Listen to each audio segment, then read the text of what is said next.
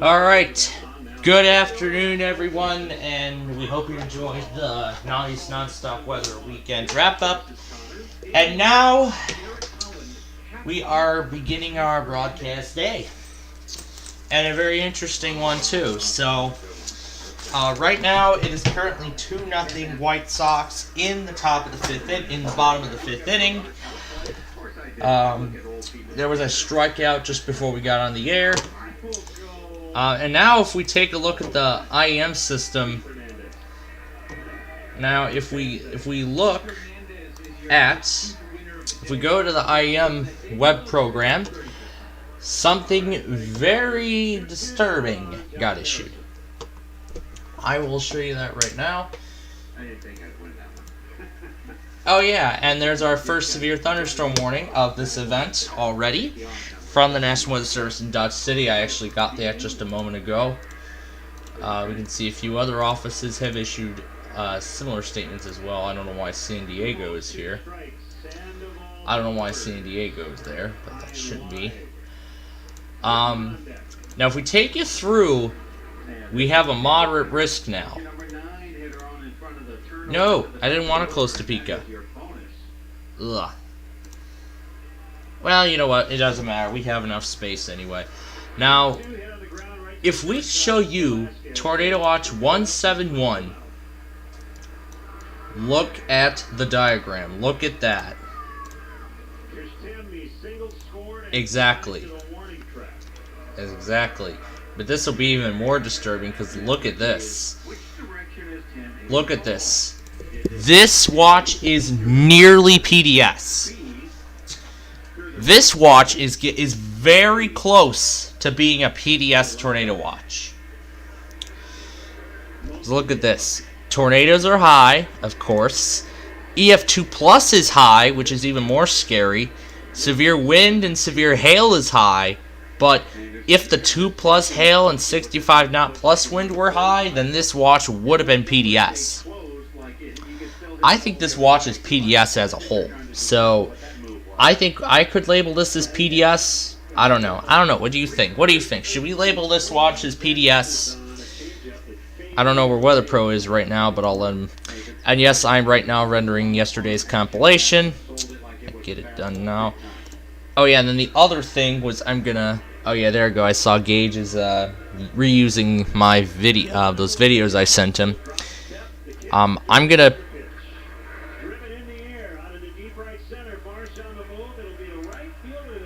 go ahead and set this for May 7th. That's a placeholder date for right now. All right, there we go. Now we shouldn't deal with it until later. I'm gonna let this compilation render first, and then I'll move on from there. So this is for all of Norman, and watch probability 5% for Memphis. So yep, we'll be watching over that as well.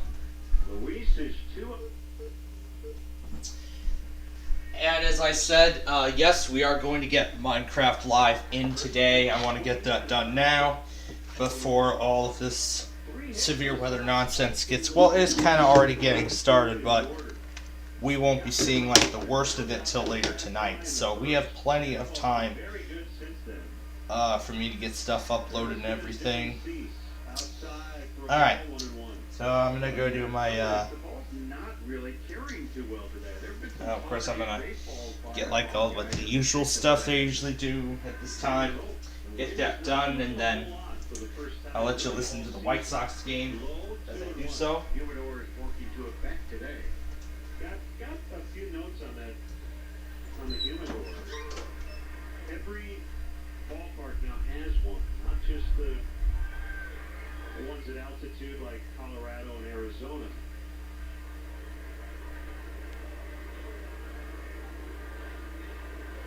The idea of the humidor is to bring the internal humidity of the baseball to the same place, which is 57%. 2-1 swing and a miss. Now April is the least humid month of the season, so the balls are a little less bouncy.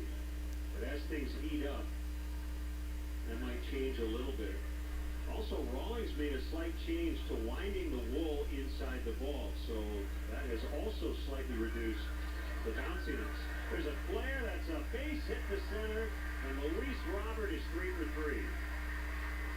Lost his bat, it shattered, but that's okay. He'll take it. Now the key is, with 2 outs in particular, is he thinking about trying to steal? We discussed it earlier. Is he still in the run mode, having come back from injury, or is he station to station? He did look like, when he's been out there on first, like he wanted to run before, but I think he was just selling it. I don't think he is. Pollock with 2 outs and a man on.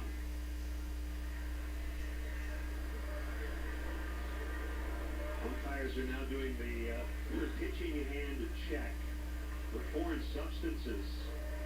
Sandoval fires to first and Luis dives back. We haven't seen an ejection yet for a foreign substance. There has been largely positive feedback on the new rosin bags. MLB controls the rosin bags. There are 2 of them on the back of the mound.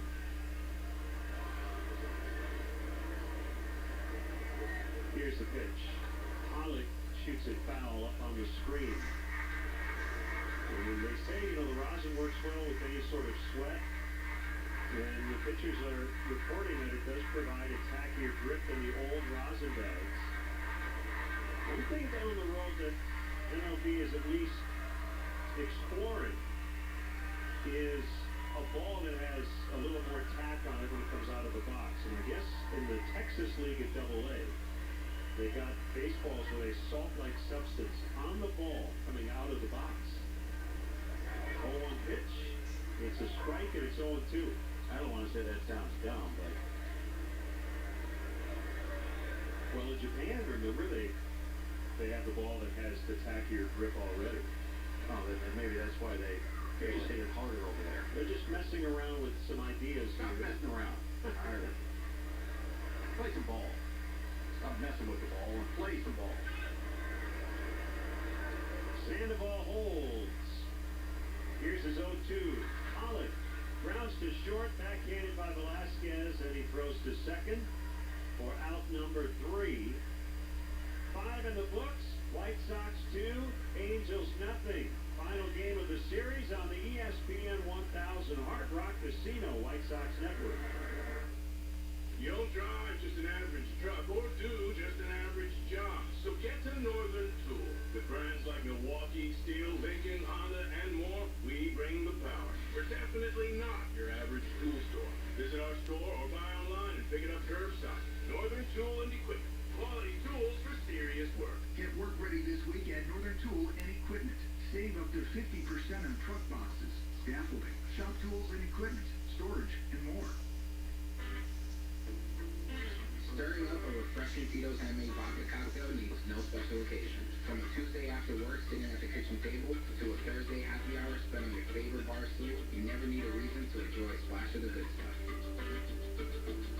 Tito's handmade vodka is distilled from corn and is naturally gluten-free. Find recipes and more at Tito'sVodka.com. Distilled and bottled in Austin, Texas, 40% alcohol by volume, mainly 80 proof, crafted to be savored responsibly. With America's best warranty and complimentary maintenance, plus available premium features like wireless device charging, the Hyundai Tucson, Santa Fe, and Kona SUVs make every street easy street. Get 2.25% APR for 60 months, or up to $500 bonus cash on the Tucson or Santa Fe. See your local Chicago and Northwest Indiana Hyundai dealer today. Offers end 5/2/22. Call 224-661-0068 for details. The White Sox Radio Network is brought to you in part by Geico. Switch to Geico today and see all the ways you could save. It's easy. Simply go to geico.com to get a rate quote and get started seeing how much you could save. Follow us on Twitter at ESPN 1000. Dylan Cease now in the 6th. He's gone into the 90s in terms of his pitch count in 3 of his 4 starts, so he's stretched out. And through 5 innings of work, 70 pitches, 50 strikes. He's got a 2-0 lead. He faces Tyler Wade to start it. 10 strikeouts for the 10th time in his Sox career. Wade checked his swing, and he went around on a peel, 0-1. And just checking the schedule, we head over to Wrigley for 2, day off, travel day, Boston. You mentioned next Sunday we have a 10:35 start. We do. No, we don't. Well, 11:35 for us. 11:35 Eastern. Or will be 35 Central. The pitch hit Wade in the foot as he was looking to bunt, and they appealed and decided he did not offer at it, so that is a hit by pitch. And Joe Madden will come out and check on Wade. He's flexing that foot. Let's see which one it got. In the back foot, the left foot. Oh yeah, he just squared around the bunt and he put his foot toward home plate, and then it hit him right on the instep of the left foot. So he'll take his base as he didn't bunt at it, and he'll walk it off and be fine. But yeah, you got my hopes. You got my hopes up. You said, hey, you know, Sunday we got a 10:35 start. I'm like, oh, that's going to be awesome. It's 11:35. That's not as awesome. 10:35 may take me back to Little League days. I'm like, this would be so much fun. Don't you stay on your central time zone clock? I do not. When I'm You in the adjust. East, I'm in the East. That's where I'm on the West. I'm in the West. Leadoff man aboard. Wade dives back. Dylan lopped over.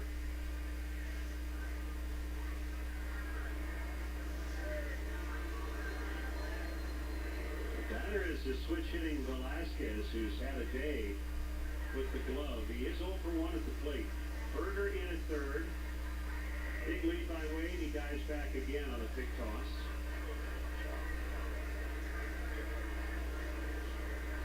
So that game will be at 8:30 Pacific AM. Okay. Nice little something. That's not what you did there. You just went full. I'm talking East. Talking that now you had to go. You're not listening to us right now, West.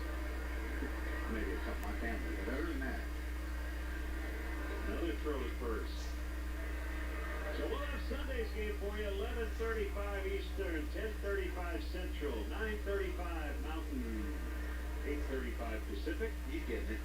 You understand. 6:35 AM if you're listening in Hawaii. It's important to be accurate.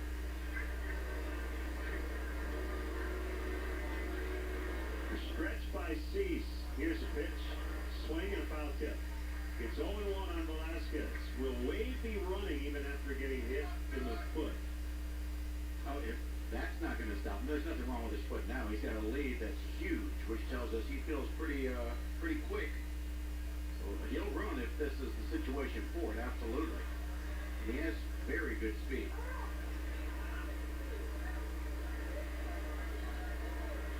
Thing is, I don't think it's a situation where you want to be running when your offense has been sputtering today.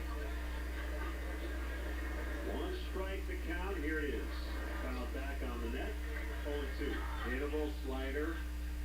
Velasquez definitely is aware he missed his pitch. Taking a little walk out of the batter's box. Now, you wouldn't be able to do it as easily if they had that time clock. I'm looking forward to that. Wander around and think about it. And say, I should have hit that. You got to get back in there and be ready to hit. 0-2 on him.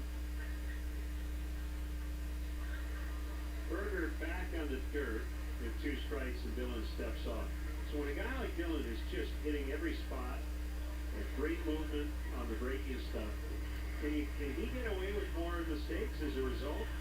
Generally, guys looking? Yes, because you're looking in his spots, in and out. High for a ball, 1-2. When a guy is locating and working out, you don't look down the middle because the pitch is never there. So if you're looking down the middle going, this guy's going to make a mistake and he never does, now you're going to have a hard time hitting the one on the corner that's away or the one that's in. So you usually pick a side of the plate.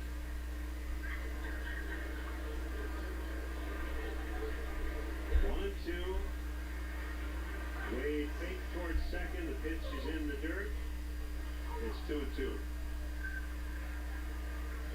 I think the guys that look down the middle and adjust to either edge of the play are the guys that are just really seeing the ball well.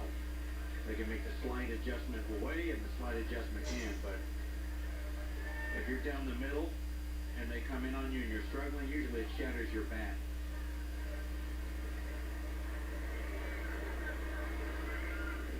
Throw to first, way back in, headlong again.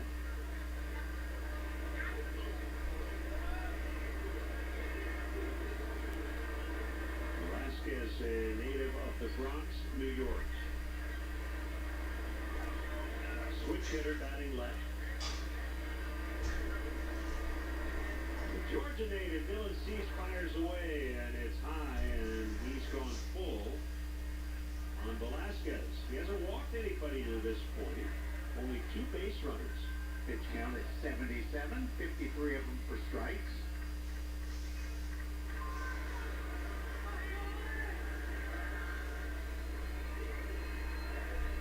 He stretches. Wade runs the pitch. Hit in the air to left. A high fly for A.J. Pollock. He's under it. He's got it. And Wade back to first. 1 away.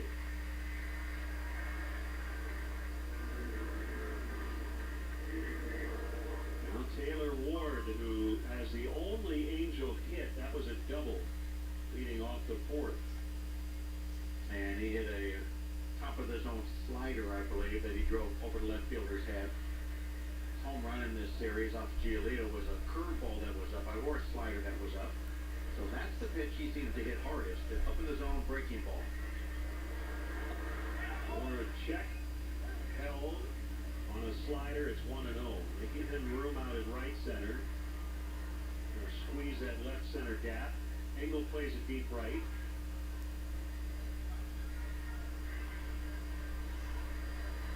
Ward hitting .404 on the year.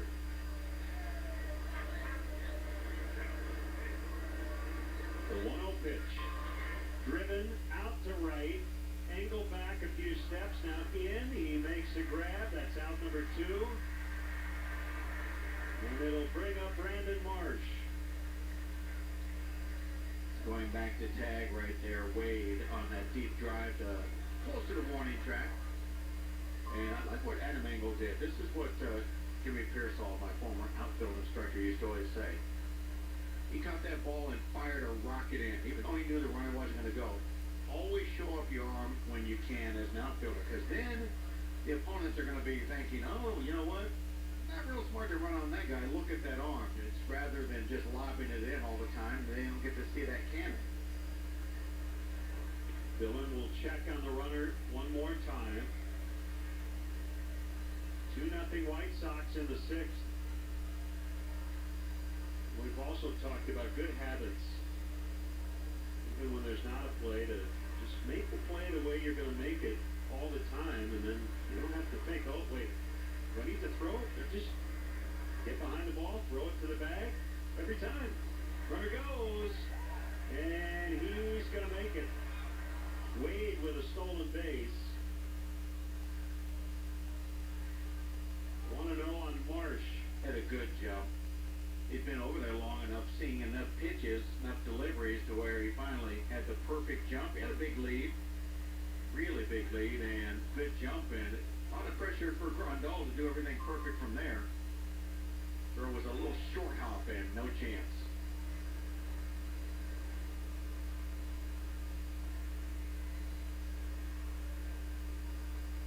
Runner at second with 2 outs. Here's the pitch. Foul on a play. We'll see Jason Hayward with the Cubs. Always like watching him play the outfield, because even on the laziest fly ball with nobody on base, he gets behind the ball. The idea is to be in that position so when there are runners on base, it's not a foreign kind of feeling for him. I think you should, you don't have to overemphasize, but yeah, it's always better to be in a good position if you can be on the routine play. It's better to practice that than the opposite. 1-1. Inside on a fastball, it's 2-1. Crazy thing about it is what we're talking about is, being fundamentally sound, practicing the right way. All of that's great. But a lot of players, they like to just have fun. There's others that would go out there in those situations where it wasn't going to affect the play at all and make a basket catch just for the fun of it. You got to have a lot of confidence to do that. Guys like to do it differently, and as long as they never make a mistake, it doesn't matter. 2-1 on Marsh. Here it comes. He fouls on the screen. 2-2. Feels like every Angel hitter has had 2 strikes today, facing Dylan Cease, who already has 10 punch-outs. No, I agree. He has definitely done a great job pitching ahead. He's at 84 pitches total as he tries to end this sixth inning, which is not bad at all. We'd like to end it right here with Mike Trout on deck. And he steps off for a 2-2.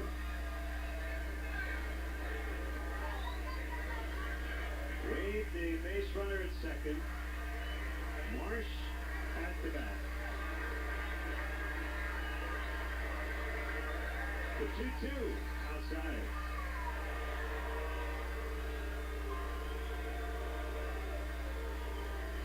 Nice job, Dylan. Just stepping back behind the mound, clearing his thoughts. Knows this is a big pitch. You already mentioned the man on deck.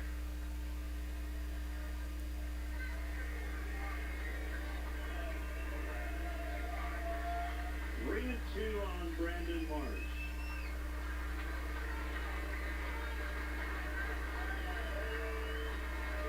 The payoff. Fly ball left center. Should be easy for Robert. He's got it. All the outs in the air here in the sixth inning. Angels strand a man at second. We head to the bottom of the sixth. 2-0 White Sox on the ESPN 1000 Hard Rock Casino Sox Network. Your heart. You'd never think to purposely stop it from pumping. I'm Tara. And when my team at Northwestern Medicine discovered a deadly malformation in my brain, my cardiologist and neurosurgeon said the only way to treat it was by stopping my heart. And that's exactly what they did. 12 times. Anchored by Northwestern Memorial Hospital, ranked top 10 in the nation for neurosurgery. All right. U.S. News and World Report. Tara's unique condition requires a unique team collaborating like never before. Her team temporarily All right. allowing the catheter to more easily travel through her veins to reach and obliterate the brain malformation. Stopping my heart saves my life. Oh yeah, the streamer mode. Don't hear that every day. Because what makes us better makes you better. Northwestern Medicine. Of the wheel of enormous proportions. Oh yeah, that was something I've been. Yep, I saw the day one moderate. We got a very scary tornado watch in effect. It's very scary. EF2 plus is high. Oh, what? You know what I'm gonna do? What are you gonna do? Out of the window. Of the wheel of enormous proportions. My current truck. Don't you dare. I like that opening. Plainfield. On ESPN 1000. Okay. Alright, so the White Sox lead 2-0 still as we go into the bottom of the sixth inning. I'm going to go ahead now. We're going to get ready for this week's presentation of Minecraft Live. So let's get it done out of the way while the Sox are playing now, so we won't have to worry about it later. Good idea to do it now, so we don't have to worry about it. So let me go ahead and load up the game. I'm going to get my, God damn it! God damn it! You just saying that again! yeah, it's a good idea to get it done now, so we don't have to worry about it. So we don't have to worry about it during the peak of all this. Guys, get used! Strong thunderstorm.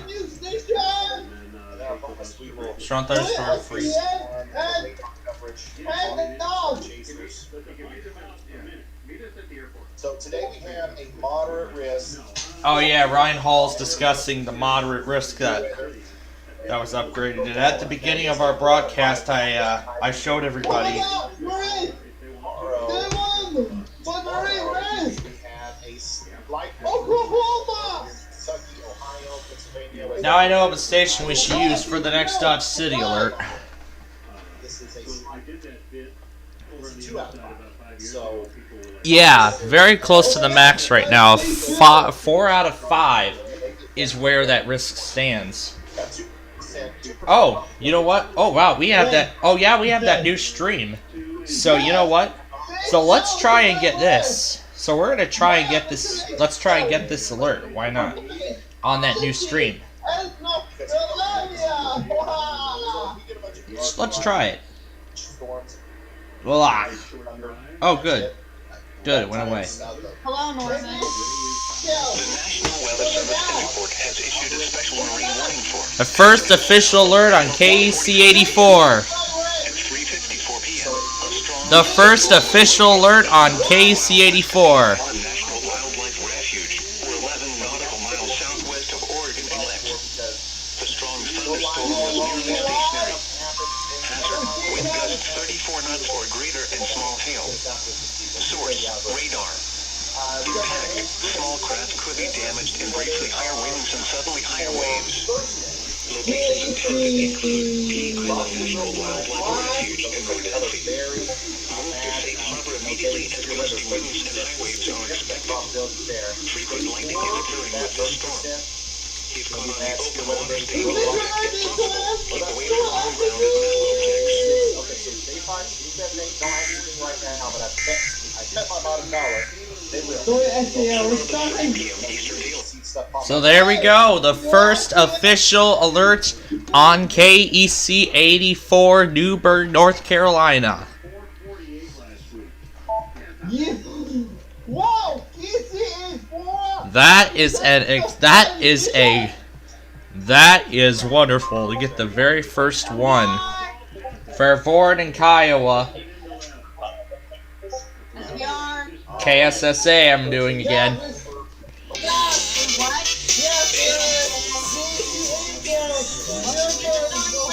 KSSA. KSSA is going to relay it.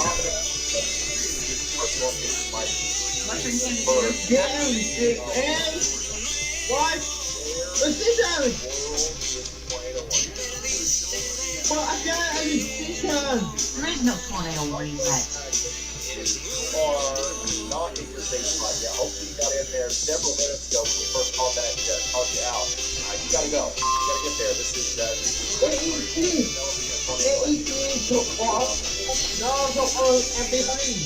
actually, let's get Radar Omega Right, that's it. I'm going to Global EAS's website instead. Send the warning! Whoa! ESPL! Trying to get that refresh. ESPL! I'm on KSSA. Buckland, Kansas. No, that's ESPL!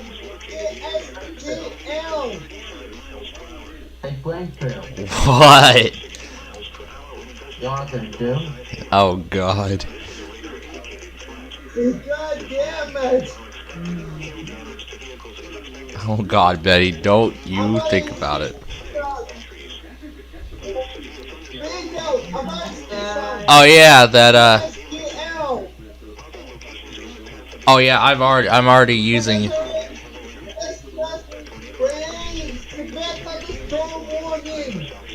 I'm on KSSA and I'm using that. Welcome to the village of Elleborg or something like that. Now we're gonna get on to 283 North. Oh God!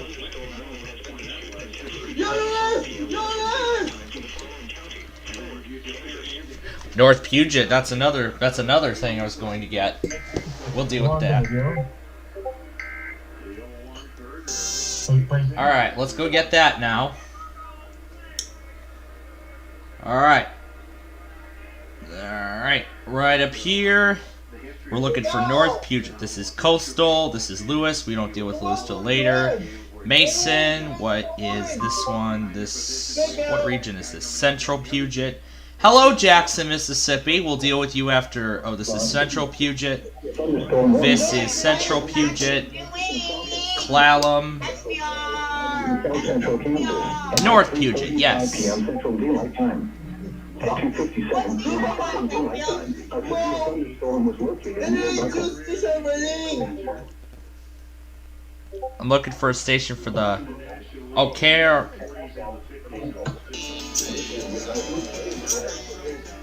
The following potential unexpected Central Daylight Time for South Central and Southwestern Kansas. A severe thunderstorm warning has been issued until 3:45 p.m. Central Daylight Time. Radio, you have to have good stuff on there. More Kansas! Tornadoes possible. Tonight's message from the emergency alert system is now concluded. What station was that? Another one!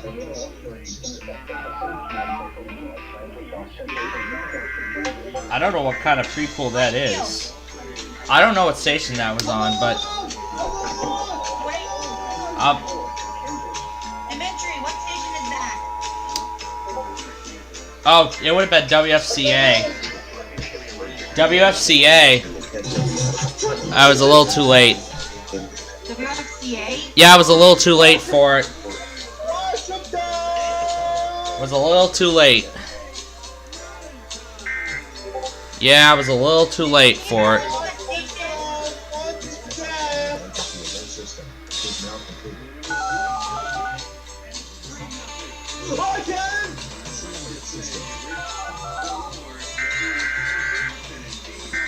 Zigzagging our way around sign trusses and everything. Dimitri! What station are you using? Here goes Norman. Oh, that's the North Puget test. Oh, that's the North Puget test I was trying to go after. That's the North Puget test I was trying to go after.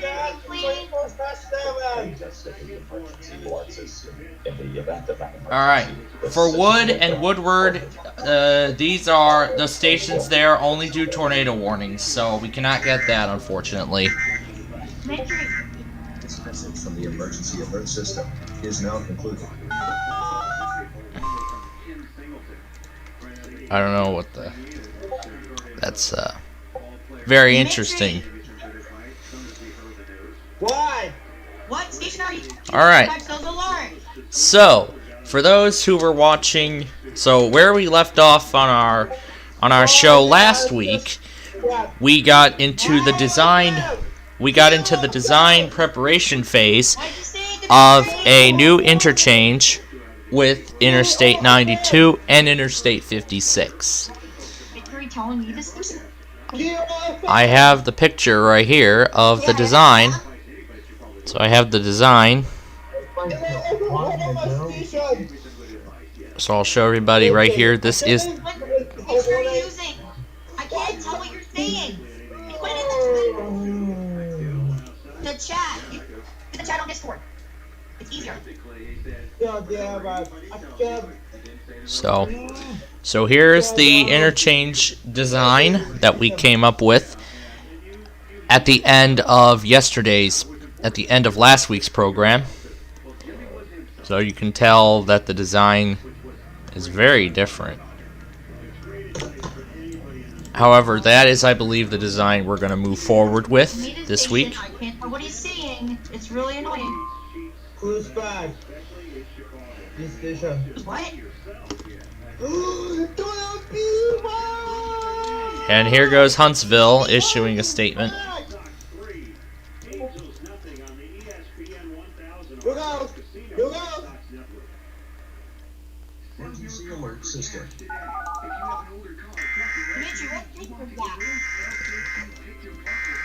I don't know what station that is either.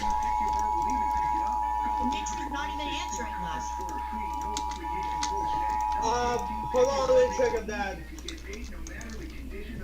The National Weather Service in Norman has issued a severe thunderstorm warning for southeastern Oklahoma? Who found that? The National Weather Service in Norman has issued a severe thunderstorm warning for southeastern Time. At 3:01 p.m. Central Daylight Time, severe thunderstorms were located along a line extending from Gwinnett County in northwestern Oklahoma until 3:45 p.m. Central Daylight Time. At 3:01 p.m. Central Daylight Time, severe Alright, what station did John use? I don't know.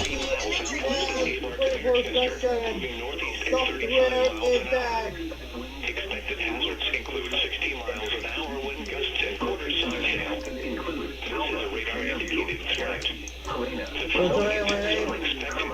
damage to vehicles is expected. Expect wind damage to roofs. I have no idea. Alright, so our Plainfield TV viewers, do you know what station Dimitri is using? Because I know a lot of us don't.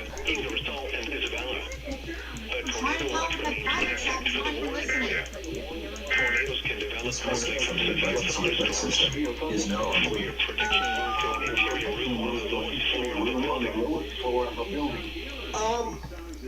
That's so bad. Oh, try the thing. Oh, good. Putting the link. Sounds like an updated. Sounds like a second feed of WJON. Yeah, it looks like WJO1's second twin. Yeah. Yeah, this Aw, he didn't type it. Second twin. Yeah, that's what Randolph EAS was telling me in during our weather scan broadcast earlier this morning. Because I saw him send a message like that. Yeah, I saw him send a message of such while we were doing weather scan. I thought he was going to send a link to us. Now he's typing. Yeah, I think he's about to. Yeah, I'm sure this is going to answer our question here.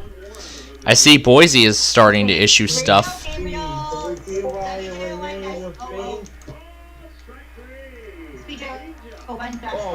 Hi, here, how you doing? Don't be like, just going. Oh, tell me, station. Wait. Wait. That's the default. That's the same streaming server that year-end cap station uses. Is that WJ1-OOF? I don't know the name. I know the link. Don't be like, okay? No, it's not Well, I raining. know what station he's using. Don't blame. He's always ready early. He's like that kid waiting for the keeper ball. Okay. Guys, Position you can. I'd like to see it actually. All right. Tonight, with the ball in the air, well hit, deep left, and it's going to be Flash. on the warning track. Wall splash and polish. And He's wondering, what in the world do I need to do to get a hit? 2 down. Mayfield's coming up at 11 strikeouts. It's his career high by the All right. So now we begin construction of the interchange.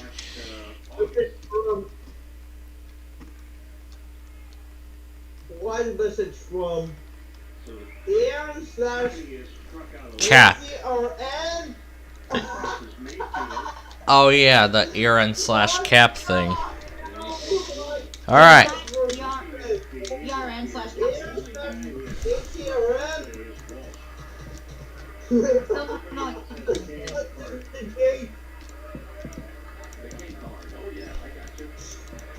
You're welcome. I just don't know what the station name is called. What the station's even named? Yeah, I don't know that either. Well, so the station is WeatherPro 24/7. Software and tag. What? What did he say? Switching and saving with Geico is easy, so you're free to auto What the- questions. Like if the word Dictionary in the dictionary. It's still a price to something like dictionary. Now, WJ1. is the words you're reading now on the pages that they were printed on. Basically, this thing you're looking at No, right now, no, you're no. holding, Oh. reading words. Damage threat considerable in Dodge City. I'm holding the dictionary in my hand. Does it go A and does yeah. Well, you understand? Look at that. S-E-N. 24 hours, 7 days. I think so. The station WACS. Oh, Northern Utah wants to join the group. Who wants to join? Get a special offer when you open now at wintrust.com/shop.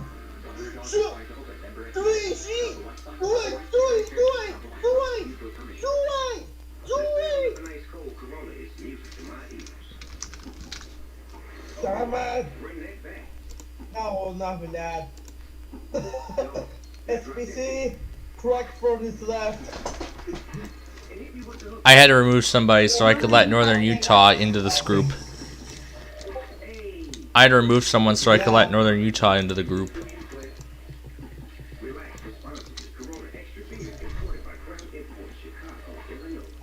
Oh well, I can't leave. 3, No wonder what the heck the station was called.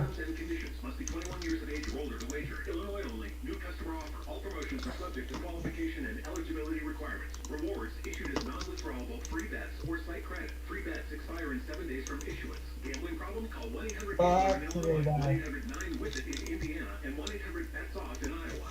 What is WDR? Emergency radio. what? Yeah, no KLT. What's only exit? Or from NYXS. Tickets on sale now at Ticketmaster.com. New pitcher for the Angels, right-hander Mike Myers, And here goes Memphis with a warning. Josh Harrison. What did Memphis issue? An SVR. Well, okay, where are these rare SVRs coming from? Where? I don't know. This is a separate risk.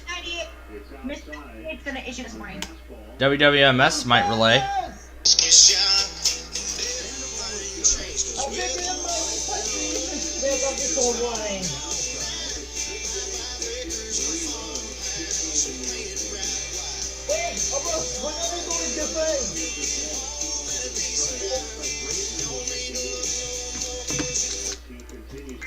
And there goes WWMS. Miss 98 fixed their EAS phone. What's the other problem? Look 98. MISS 98. Alright. That's out of picture, so bad. We do have one. Now we're waiting for 55. Actually, the rhythm is so more from Mendes to this day. Oh. Hi there, Mendes. How you doing? What the hell?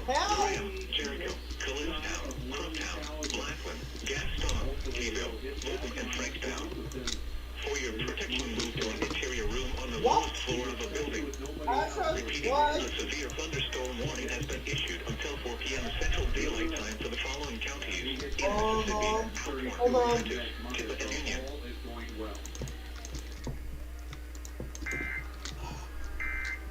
It's like a daily vitamin, right? One a day. Yeah. All right then. I wonder what other stations that WDFA has related alerts. I don't think that much. He did not let go of the pitch. Yeah, hitting a walk every day, and you're probably hitting 333 with a 400 or so on base percentage. Well, just like Hi, Mendes. How are you doing? think about it. If you were able to Have some throughout this season, croissant. 7, 8, 1 pitch raises your Hell. average close to 300. It was a slicer foul to right. What the hell? Instead of hitting like 290, you're hitting 300. I mean, because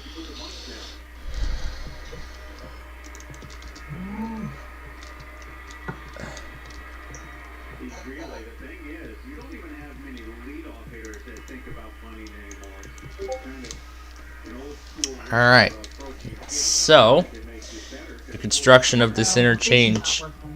What station's not working? It's the link that Dimitri sent. Whoa, whoa, whoa, I am bot. Calm down. Precipitation. Oh my lord. I don't know why it glitched. Oh god. Alright, so I wonder. Cole was hit right back to the pitcher, and he had thrown for third base. And generally, the reaction needs to be you stand your ground, make sure it gets past the pitcher, and then you can still advance. But he actually broke to third base. They're free! Here we The go! thing that Josh did there was he made sure, and the pitcher didn't do a good job, he made sure to deke the pitcher like he was going back to second, which led to a throw to second base. Now they had to run him back toward third. Pitcher should have just ran right at him. alright. So now this is pretty much where the this is pretty much now where the structure for the interchange is going to be constructed. I think this is Wednesday. Something like red. Wait, Dimitri, what station did you use to catch those random loopy tests in the thunderstorm warnings? Not Ohio. Well, I don't think you probably could ever come across a better baseball mind. He understood and reacted to things on the field that, I mean, most people don't even think about. And this will be a long entrance ramp.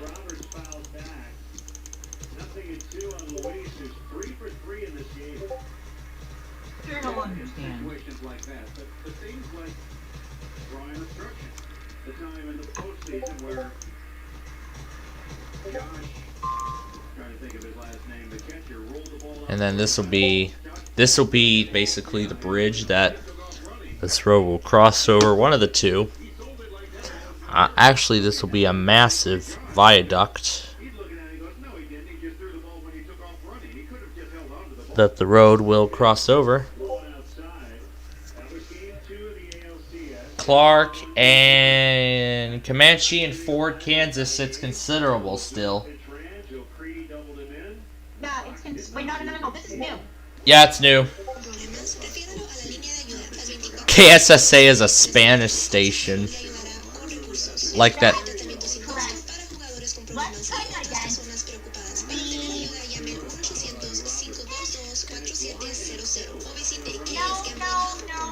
No, that's not right. Sorry about that. Let's try this again.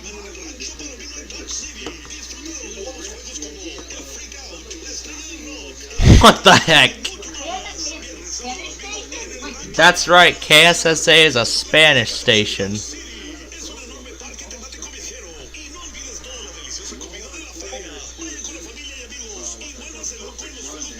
Oh my god, I don't even understand what it's saying.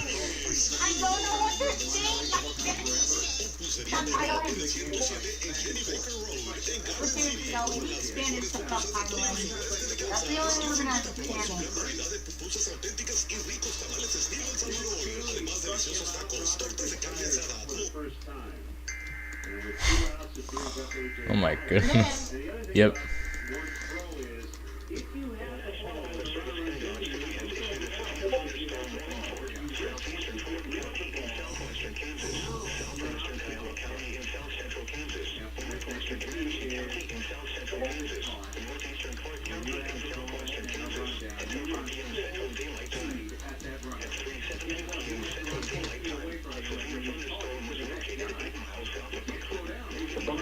Moving at 35 miles per hour. Wind hazard includes golf size hail and 70 miles per hour. What? 70 miles per hour? Usually a radar indicator.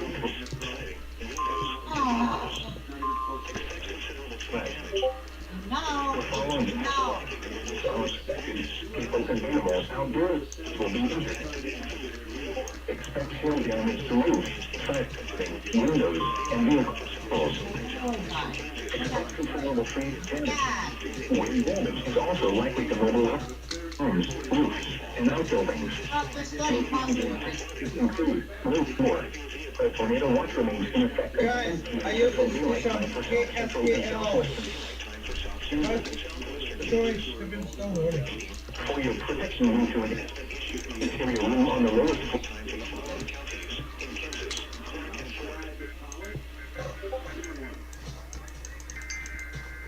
They did have that RBI in the first at bat, but you know he'd love to get a base hit here.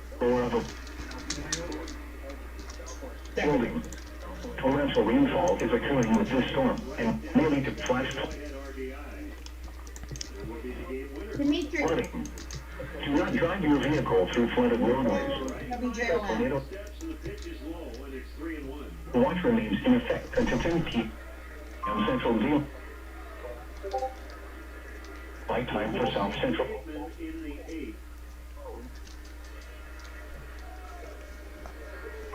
In southwestern Kansas. Repeating, a severe thunderstorm warning has been issued at 4 p.m. Central Daylight Time for the following counties in Kansas, Clark and Fort. As good as we've seen him in the big leagues. Swing and a miss, 3-2.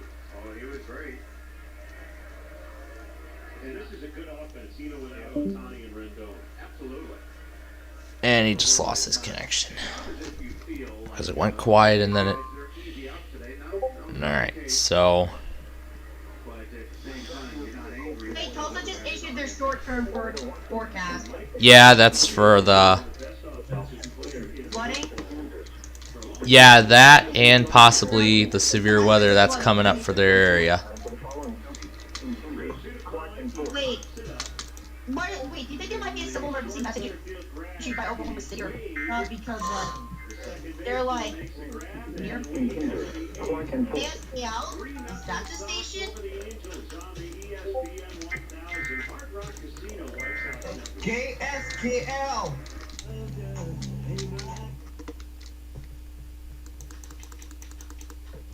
How much, like, this includes activation of the emergency alert system. I mean, that's... KSKL. Just this morning. Oh, that's the one.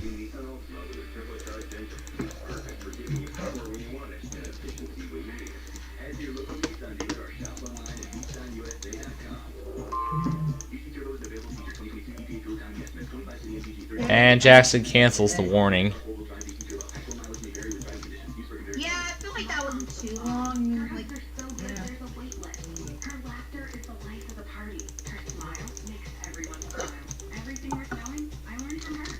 Yeah, so now I do see there's a lot of gaps in the road as the interchange is being constructed.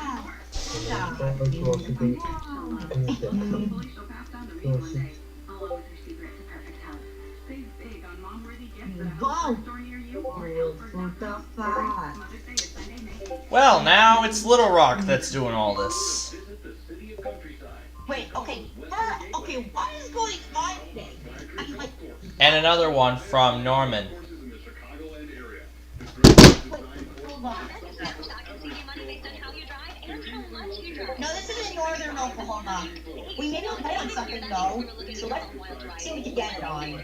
Okay, first I have to go to a different EAS page. Progressive Snapshot can save you money based on how you drive and how much you drive. The deeper you drive, the more money you can save. Now, if you didn't hear that because you're looking at your phone while driving, let me say it again. Seriously, put down your phone. This is so unsafe. If you didn't do stuff like use your phone while driving, you could save money with Progressive Snapshot. But saving or not, just put it down.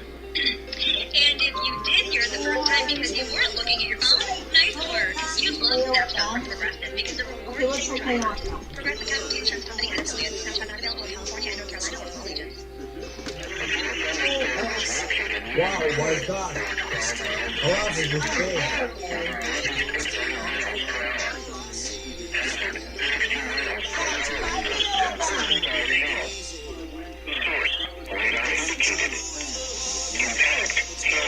Vehicles is expected. Expect minor damage to roofs, siding, and trees.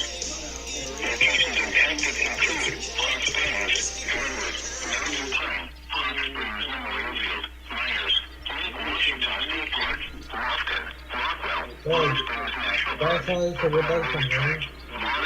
Crystal Springs Landing, Rose, Sunshine, Royal, Lima Landing Recreation Area, Delta Village, Avenue, Berkeley.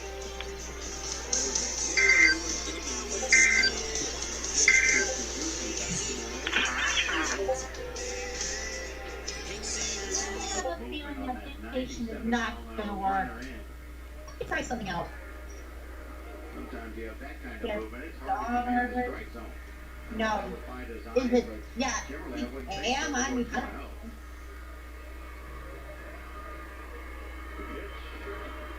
Now that station is not working. Next is KID.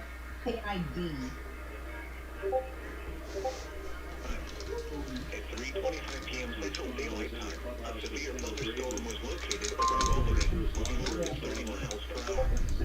Hazard, quarter-size hail. Source, radar indicated. Impact, damage to vehicles is expected. Did you see my recent message? Otherwise, there is the warning for Meadows. Remember the one that says with the message saying this concludes the calculation of the emergency alert system and the bleeping tone? Sounds like the WFA tone. Almost. Guys, this is a, I don't know how severe thunderstorm warning has to use it. For Meadows. Can I see?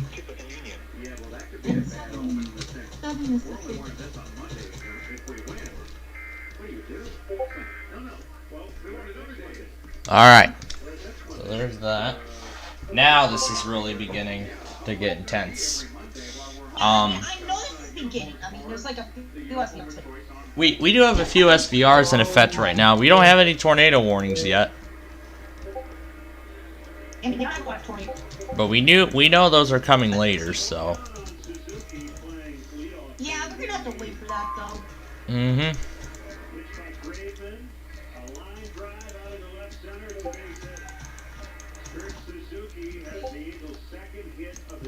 I'm still wondering. Dimitri was playing a station. I was like, this one's close to Dr. Bush. Oh yeah, and also Dimitri, the White Sox are currently playing against the Angels. I meant the tone that sounded like the one from WDFA. It sounds very similar to it. I must say it does sound very similar to it.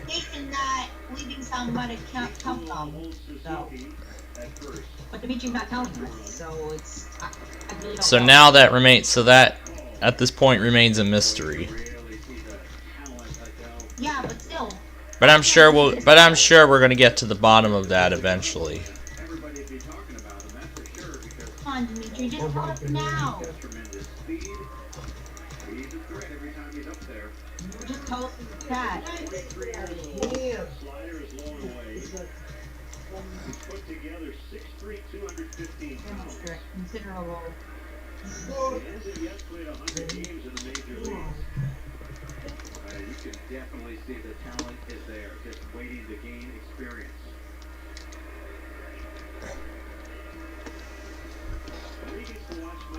So yeah, we pretty much. So pretty much we've expanded this bridge to a massive extent. It should motivate you to be better at your work, but it doesn't translate to where you play to their level. It's a hard thing. That's a placeholder for right now. So currently we have the connections to Interstate 56 from Interstate 92 east.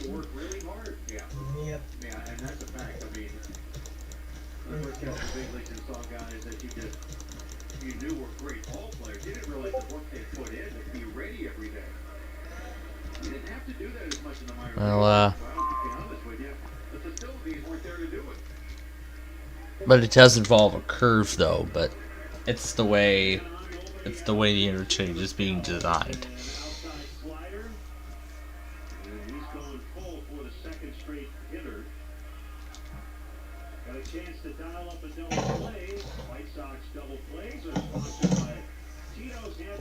The Tito's.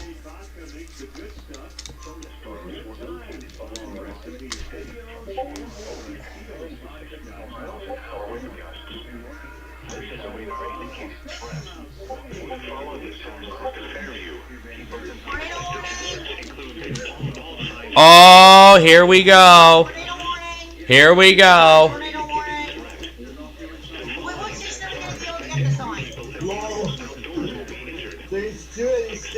Let's finish up with WJON first.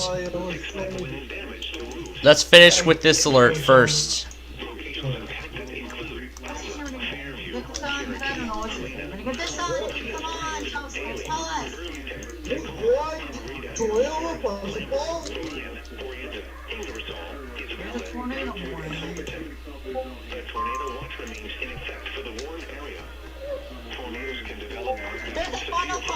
Reported with the storm. Oh my. There's that tone again. Dimitri, what station is that?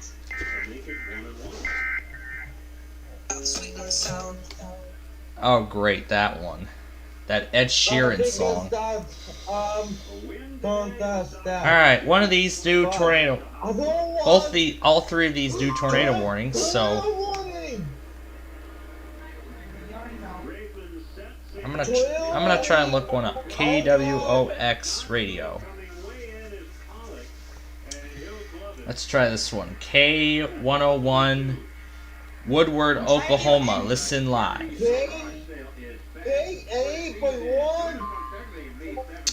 Let's see what this station does. Yeah, they do tornado warnings. That let's see, K101 should be relaying. Yep, here goes K101. KWOX is relaying now. KWOX.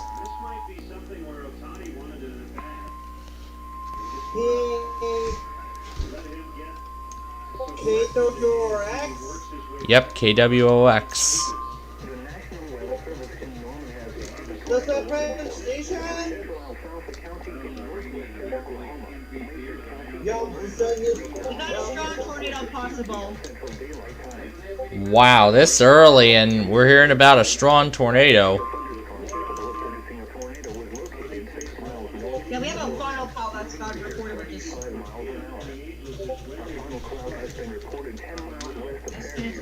Yep, and that's what it's stating. And they just sent a discussion updating the watch.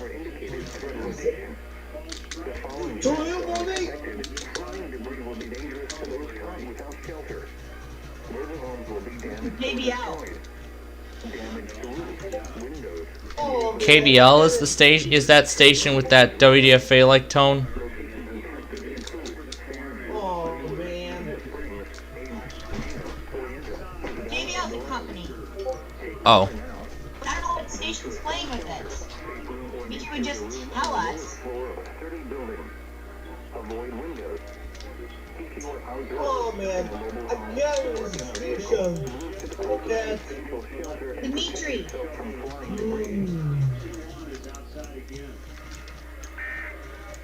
Wait. Don't be what you're doing. Oh well.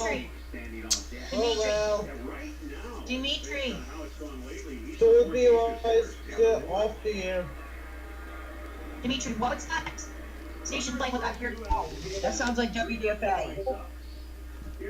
But in reality, it's not WDFA. It's something else. Yeah, if Dimitri would just tell us, it would be better. There's that tone again.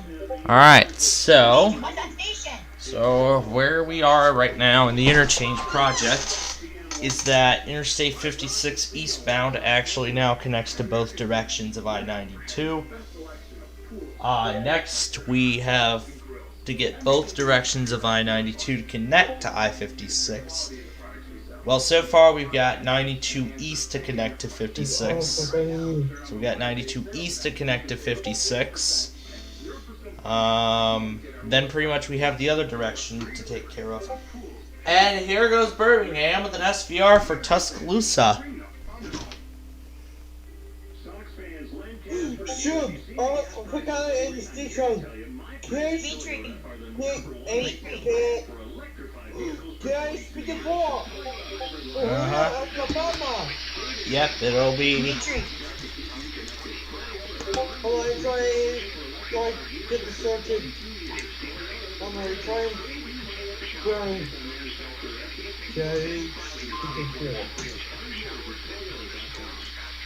Kingfisher, that's WSK 85.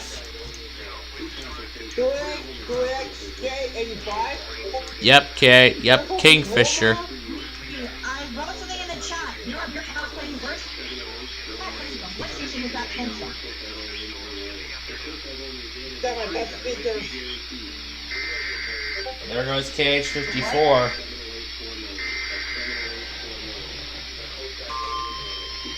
Whoa, just loud. Hold on, Continuous tornado warning, radar indicated 2-inch hail.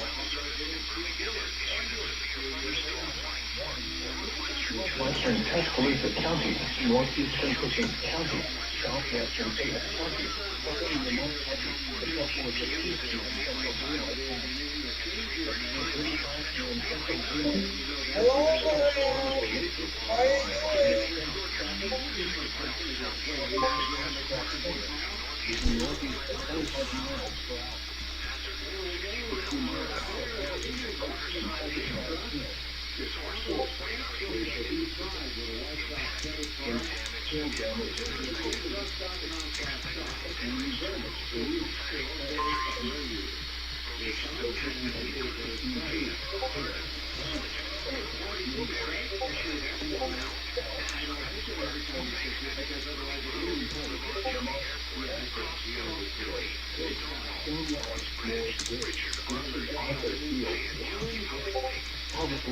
Several state college students, Jonathan Heineke,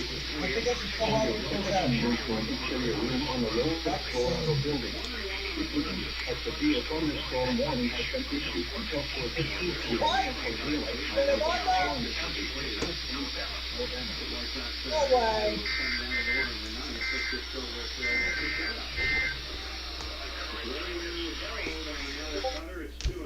If that is the case, it would be 2 shutouts in the series. Oh my God. Yes. So really for morning. And that's my point, is 2 shutouts against one of the hottest hitting teams coming into this series. Good jumping off point to get your team back together. No question. Driving across the old suspension bridge. Myers works from the third base side. And then we do it all again. The fastball is outside. It's 3-1. Mayfield. Oh yeah? I'll go ahead. I'll go ahead and get speaking for. Oh yep. Just going to visit for warning. Yep, got it on there too. So, warning from Memphis continues along with a report in Lawrence County, Alabama, that is. Yeah, it was continuous to visit for warning. And we got some things to hit watch. Gelsels, Clark, Edwards, Ford, Parchman. Yeah, it's gonna be pretty short for Dodge City, but It'll get to continue to Barker. yeah, it's gonna be pretty short for Dodge City. And Brad, Kansas. Wait. The summer till 12 p.m. This evening. Right here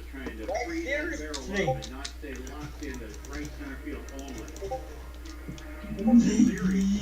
Where he's got the barrel going a little quicker, he's got some hits to the left side of the field. Doesn't mean he should just stay there. But at the same time, definitely gives him more options to hit one direction. Randall hitting left-handed. He's 0 for 2 plus a walk. Ball strike on a slider.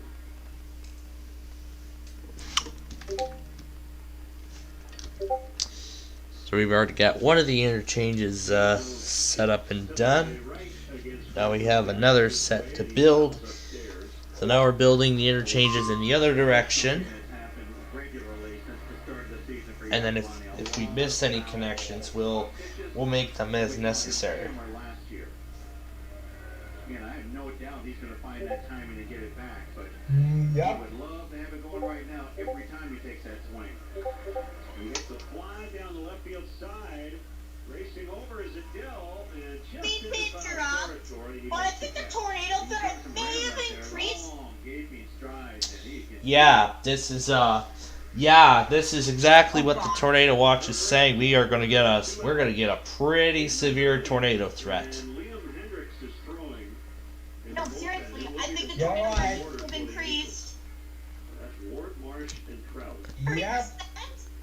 I think it has increased to a point where maybe this next tornado. It's increased. It definitely increased. Right matchup. Oh yeah, that goes to show that we're one step away from seeing a PDS. We could be seeing PDS tornado warnings very soon. Spot for Hendricks. If the score is the same, 3-0. How? And with the tornadoes and with the EF2 plus being at high, I think we're gonna see I'm pretty sure we're gonna see a December 10th like event. Straight up all the way around. This is gonna be a December 10th like event, as I would say. The December 10th event, remember the December 11th event? That one was an EF4. But remember, the more tornado, the more EF5. No, not the 10th. No. Oh. I meant the one in Iowa. No, yeah. That was a few days after. The December 10th event I'm talking about was in Mayfield, Kentucky. I meant the December 15th event. With the tornado. You're talking about the one in Iowa that was on the 15th. That was 5 days after Kentucky. You need to stop. And Dodge City decided to say hi again. So, alright, let's see which one. It's gonna be right around here. KQZQ. Hey, what station is that?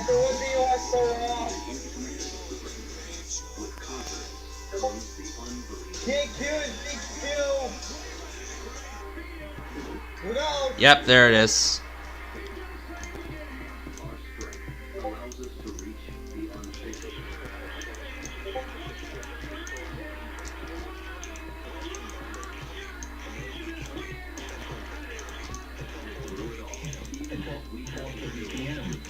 At 3:42 p.m., severe thunderstorms extending from near Wellsford to Buttermilk, moving east Tornado warning. miles per hour. You can expect 70 miles per hour wind gusts and quarter size. The warning was based on We're probably gonna get a doubleheader on this station. considerable tree damage. What station is that? KQZQ. And outgoing. Severe thunderstorms will be near, either when around 3:45 And an SVR from Norman. For Kingfisher, we could do WXK85. severe thunderstorms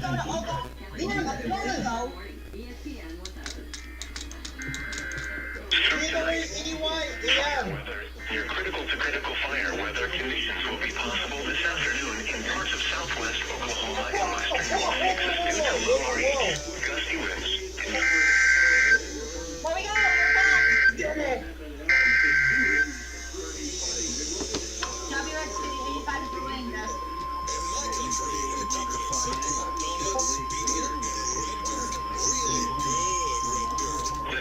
The National Weather Service has issued a severe thunderstorm warning for western Kingfisher County and central Oklahoma, central Blaine County, and northwestern Oklahoma until 4:30 p.m. Central Daylight Time.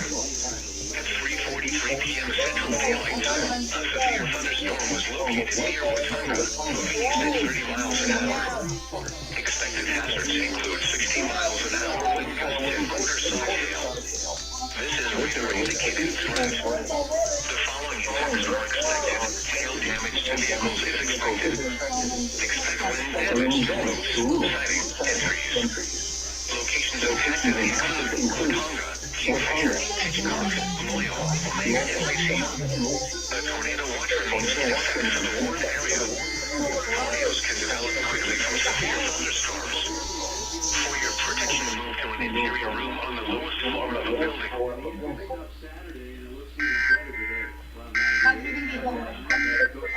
No. No, they don't serve those counties.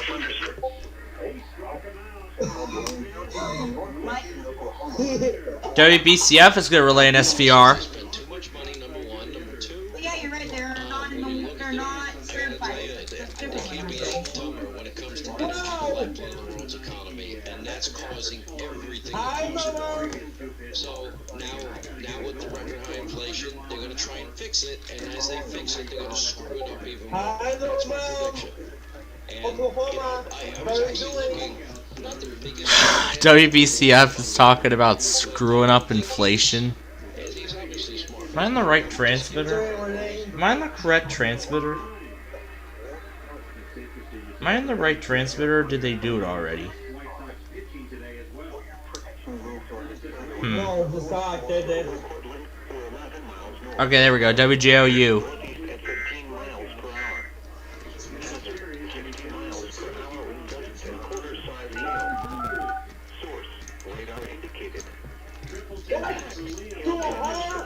Matry! No. Matry! What station is currently playing? He's getting all these warnings too. Yeah! I agree.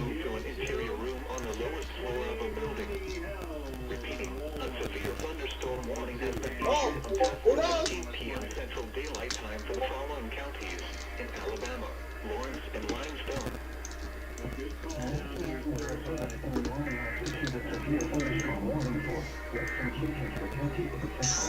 Madness! We're in for warning.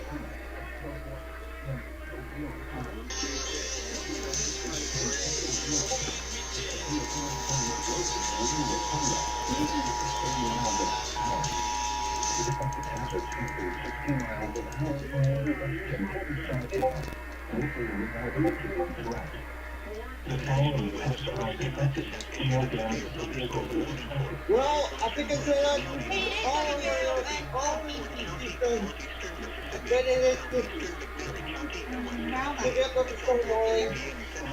GQCQ, .SPCPlainfield and PittsburghEAS.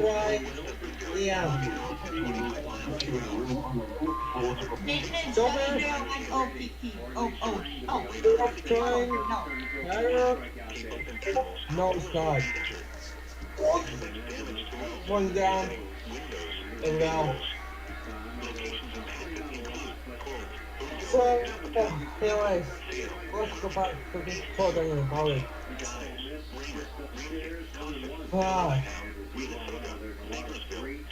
Also, so what would be like just go off to return some warning.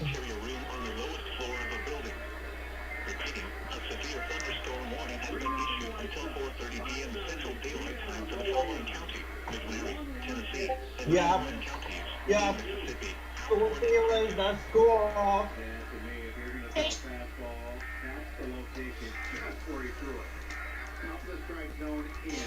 Oh, so it be like pretty awesome playing.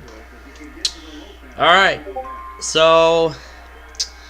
Alright, ladies and gentlemen, this severe weather event is starting to become intense, and it's actually gone intense enough for us to call it, to call off the show. So, we're ending Minecraft Live for this week, but at least we were at least able to get some of it in, so I'm glad for that. Sorry if Minecraft Live is ending early.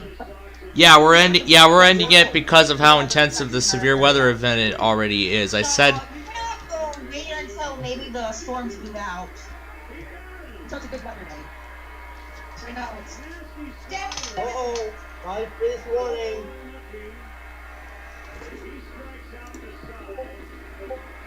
and the White Sox win it.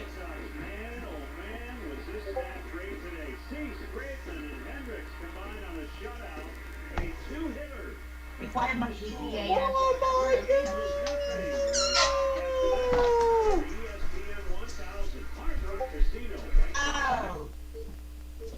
All right, the White Sox win today's ball game. And now with that done. Oh yeah. Oh yeah. Yeah, the White Sox won. So the White Sox won by a won the series finale against the Angels by a final score of 3-0. Oh my god! I'm so happy! Yep. Wow! Congratulations, White Sox! You are a winner! Yep. Alright, now that ball game is over, we will now turn our attention to the ongoing severe weather event. This is going to continue for a while here, so we're pretty much going to be in coverage for a while, essentially. Yeah, we're going to be we're going to be dealing with all this coverage stuff here for quite a while. Why? You're picking up. And you're the only one who's possibly not going to break. But right now I'm gonna wait for last night's compilation to render. I should have rendered it to the hard drive because it would have went faster, but oh well, wherever it's going to, it's alright wherever it's going to, so. At the WeatherPro EAS the front system of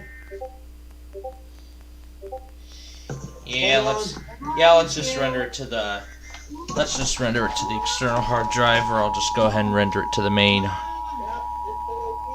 I'd rather not export it to the main hard drive. An internal system test. Disregard. What? Internal system test. Please disregard. What station was that? I don't know what that was. WBAY. WBAY? Or WPAY. Yeah, all the training on YouTube. Oh, WPY. Yeah, that one. You're streaming now? Yeah. It's a continuation. It's a continuation.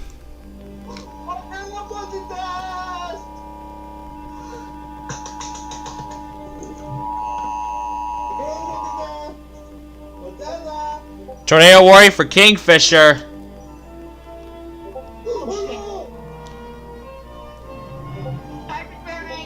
Commercial radio and television outlets or internet sources for the latest severe weather information. The National Weather Service in Norman has issued a severe thunderstorm warning for western Kingfisher County in central Oklahoma, east central Blaine County in northwestern Oklahoma, until 4. And there goes WSK 85. Oh my.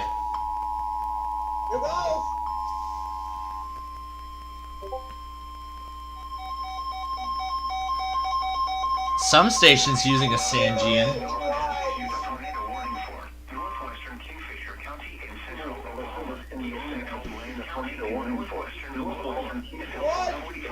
Yeah, same one.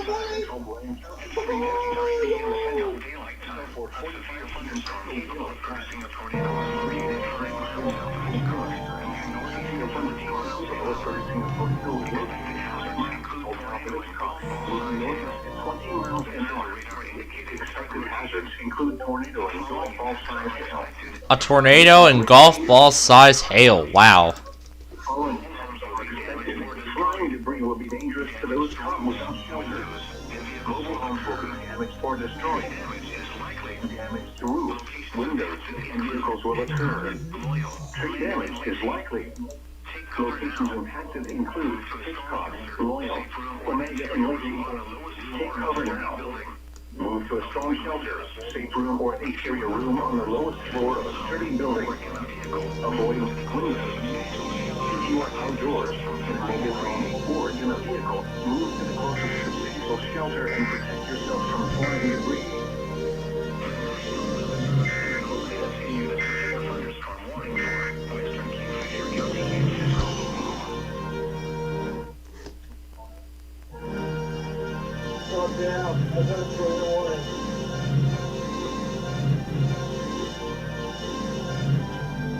turn off. Ernie's team.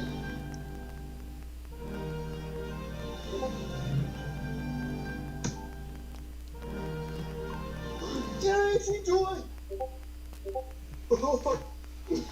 Wow. MVP, thanks for watching, and we will see you next time. On WJON-OOF.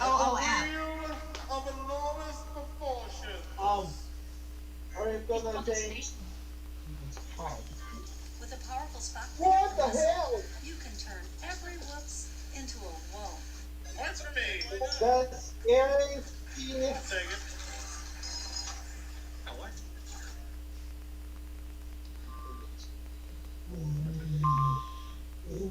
Oh boy, a strong thunderstorm for Barbara Comanche County with a land spout observed. Another one. What the heck? I have not seen that statement before. That kind of statement. You got a rare recom. I see Antonio got a rare variant of a recom.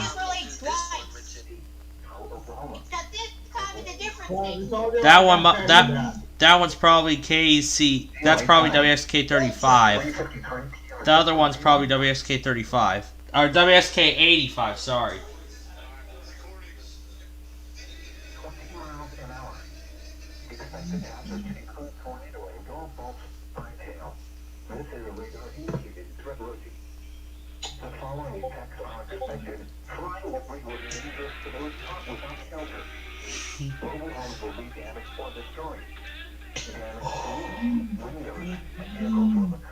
Congratulations, my son. You're a winner. First time.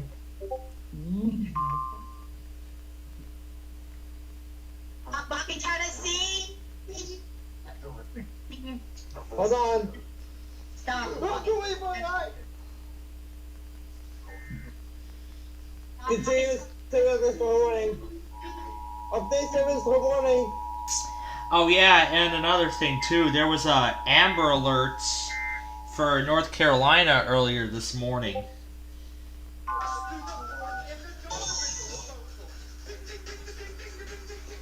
Dimitri, is the station name WJON-OOF?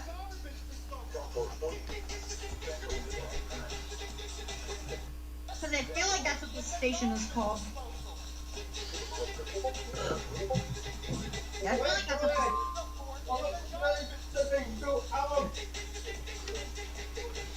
This is crazy. Hello, Tallahassee. How are you doing? They just issued a random statement. And now we're gonna get set for the Hawaii iPause test. Even though that's something we probably shouldn't be going after at this time, but we're gonna do so anyway. WJON-OOF. I like that name. Yeah. Oh, you do? WJON says, ooh.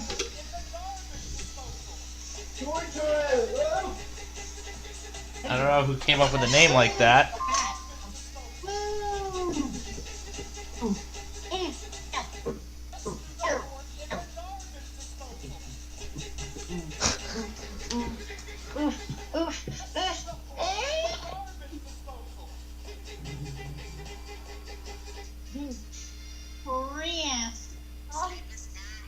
Wait, does that station Deutsche Welle?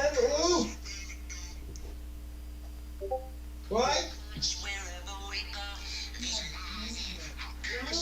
I mean, come on, it's annoying, right? It's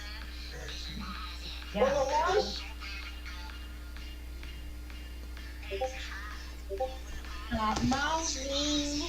Stop moaning. Stop moaning. No.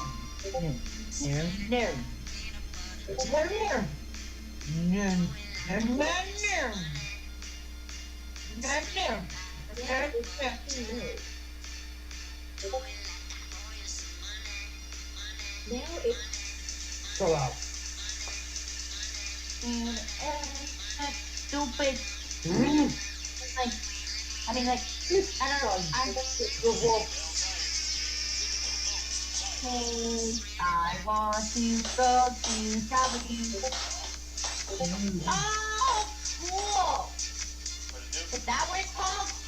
Wait, not playing WJON. I'm playing the main WJON. Shoot. What did I play?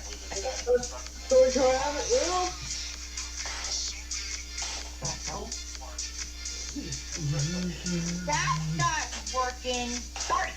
Let's try this again. I believe. Yeah. Yeah, this is WJON.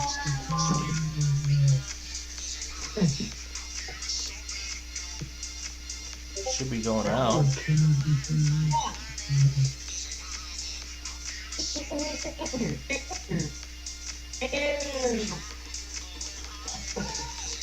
Look at that. I managed to figure it out. It's WJONOOF. It's the iPad status. Wait, guys, that's so true. Stop, it was around.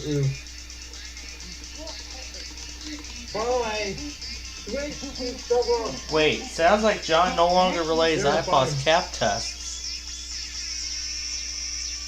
Oh wait, never mind, there it is. Oh wait, never mind, there it is. It's all in a single log now. Hawaii! The iPod test? Yep. That's Hawaii.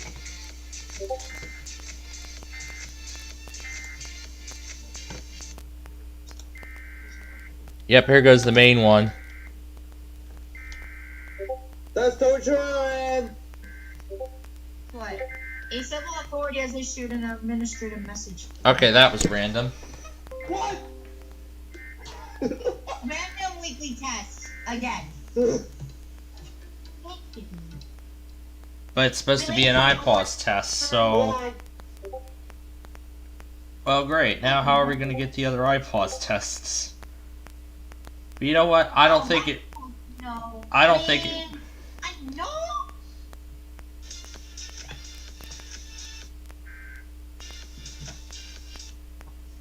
Well, it doesn't really matter because we're in the middle of severe weather coverage anyway. Kingfisher and Major, WSK85 again.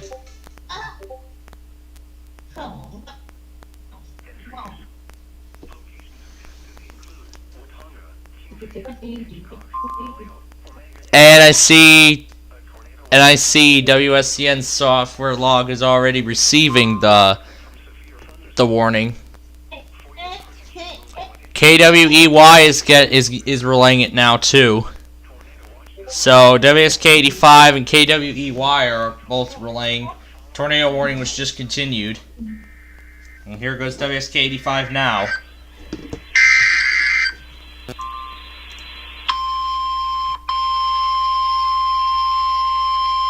Cancels tornado warning for Blaine Kingfisher. The National Weather Service in Norman has issued a severe thunderstorm warning for northwestern Kingfisher County in central Oklahoma, southeastern Alfalfa County in northwestern Oklahoma, northern Blaine County in northwestern Oklahoma, western Garfield County in northern Oklahoma, eastern Major County in northwestern Oklahoma, until 4:45 p.m. Central Daylight Time. It's 4:03 p.m. Central Daylight Time. Severe thunderstorms were located along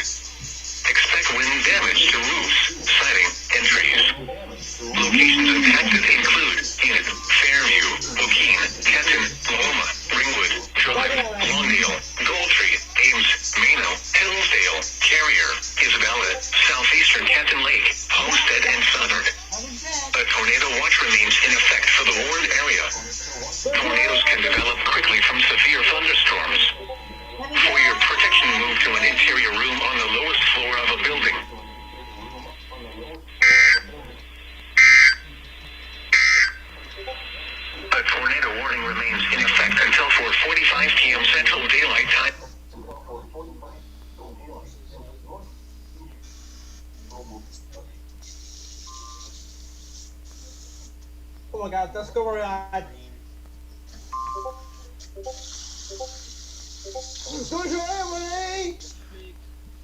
That's the one for Kingfisher. Excellent fire danger from Wichita.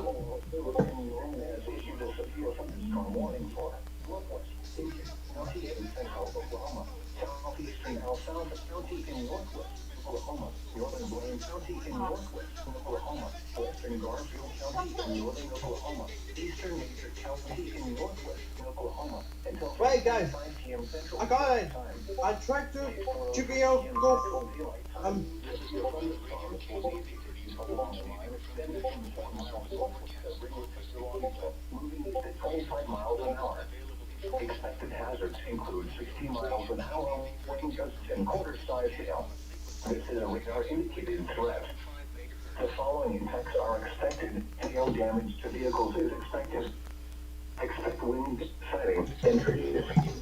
Locations affected include Phoenix, Fairview, O'Keene, Canton, Loma, Ringwood, Drummond, Not again, now what? Is it the same morning? Carrier, Isabella, South.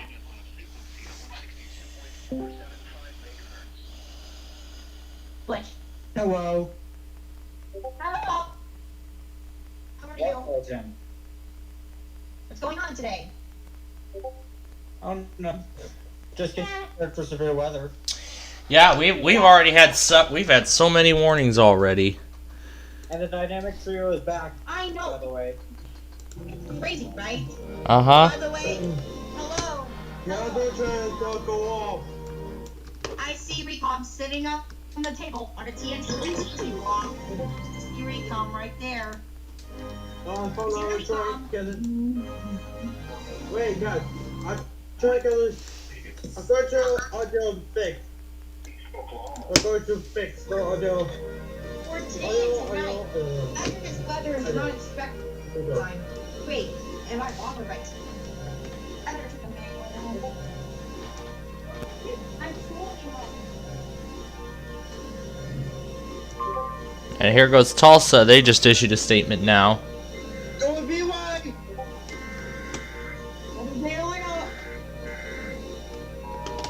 It's just a weekly test. No one cares. No, it's probably going to be that warning from Norman. No, it's the weekly test. Yep, as expected. KZHE just ran a random weekly. Yeah, I don't know why we do random weeklies every day. That's weird. Who? KZHE just ran a random weekly.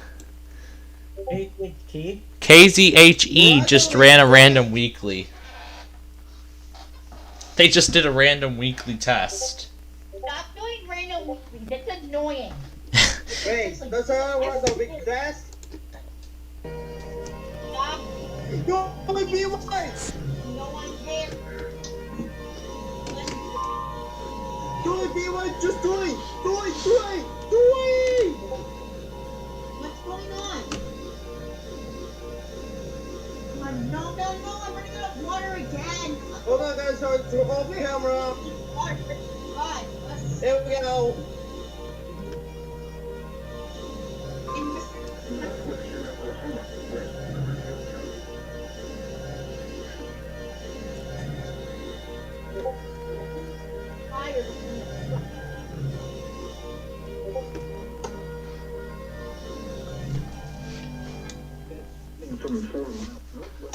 Don't be white, just go off. WPEAS is relaying the. Yeah, don't be white, just go off. Uh-huh. Hello, second X. No, line 2C, yeah. Locations include Fairview, O'Keene, Canton, Loma, Ringwood, Drummond, Longdale, Goldtree, Ames, Reno, Hillsdale, Carrier, Isabella, Southeastern Canton Lake, Homestead, and Southern.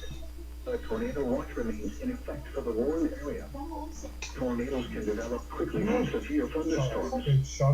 For your protection, move to an interior room on the lowest floor of the building. This.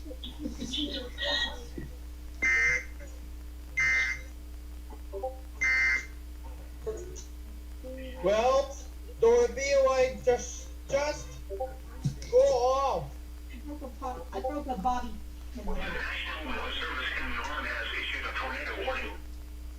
Oh yeah, it's that station, that other one.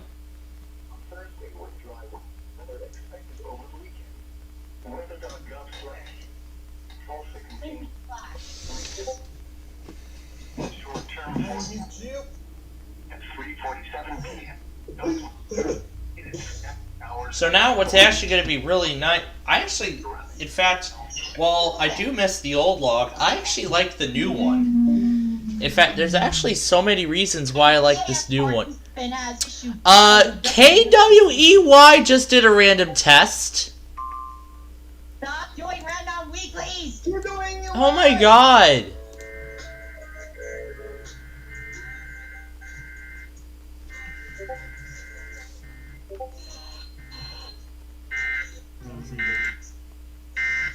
This message from the emergency alert system. You know what? That's actually good, because then I'll get to know what station's doing a weekly and which one isn't.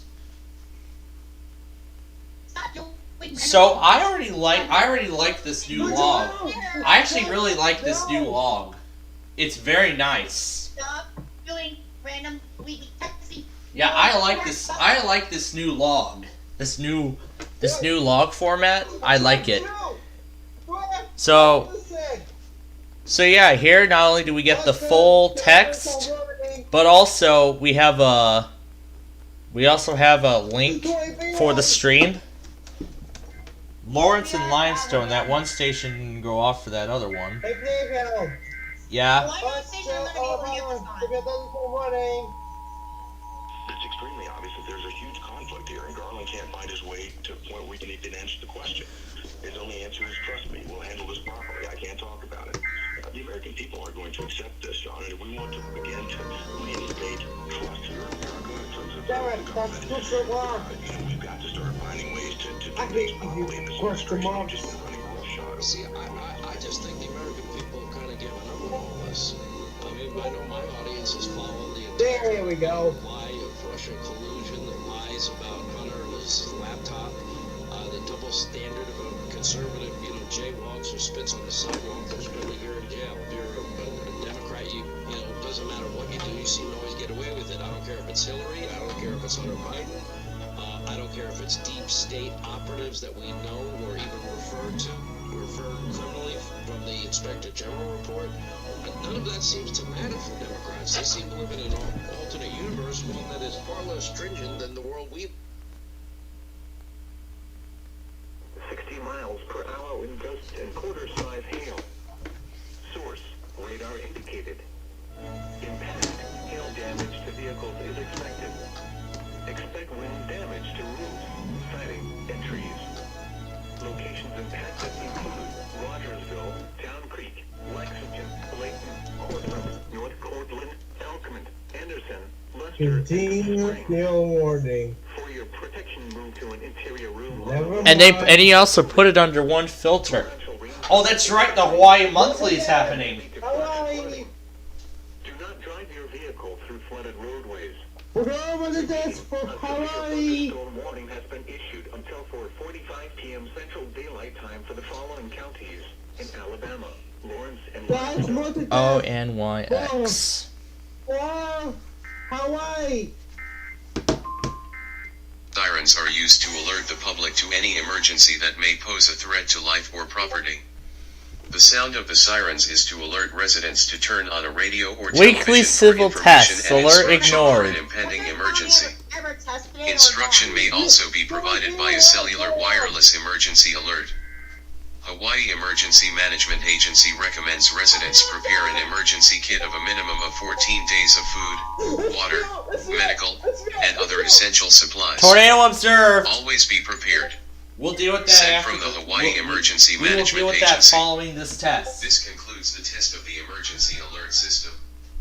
We now return you to the regular station programming. We'll deal with that right after this test message.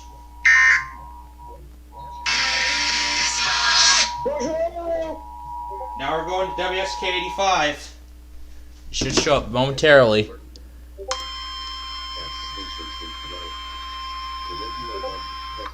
National Weather Service in Norman. We have a tornado on the ground. Tornado on the ground. County in central Oklahoma. East central Blaine County in northwestern. Tornado on the ground, confirmed by law enforcement. At 4:15 p.m. Central Daylight Time, a confirmed tornado was located 6 miles west of Will, moving northeast at 10 miles an hour. Confirmed by the public. Expected hazards included a damaging tornado and golf ball size hail. A tornado has been confirmed by train spotters. By train spotters. The following impacts are expected. Flying debris will be dangerous to those caught without shelter. Mobile homes will be damaged or destroyed. Damage to roofs, windows, and vehicles will occur. Tree damage is likely. No, it won't really be a doubleheader, so. Tennessee, Dover, Hitchcock, Loyal, and Lacey. To repeat, a tornado is on the ground. Take cover now. No, it won't be a doubleheader on Room or an interior room. WSK 85. Avoid windows. If you are outdoors, in a mobile home, or in a vehicle, move to the closest substantial shelter and protect yourself from flying debris.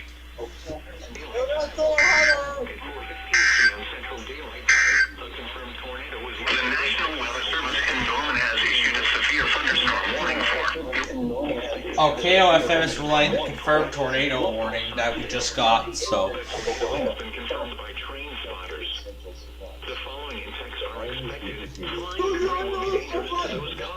KGFF, why are you running a random test?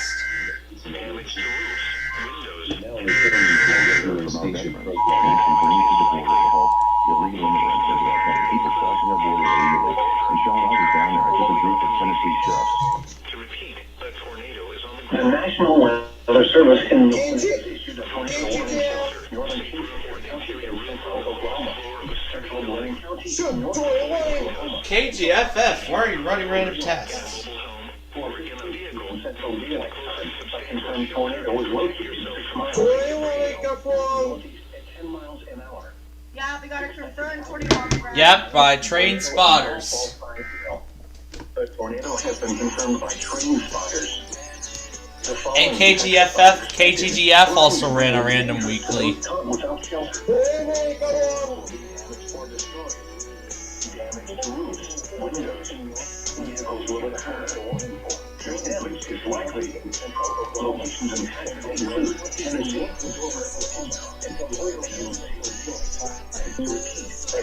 Oh, so almost forgot to online.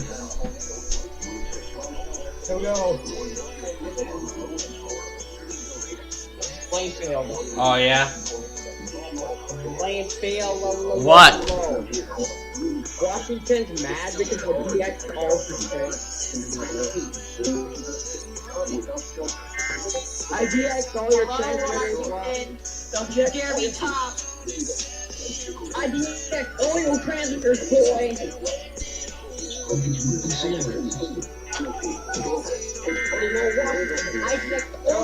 We have a tornado on the ground somewhere in Kingfisher County.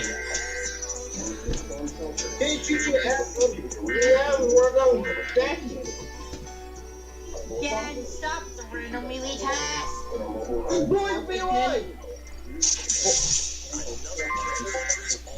Washington IDX all your transmitters. Feel. IDX all your transmitters. Nah, I got that.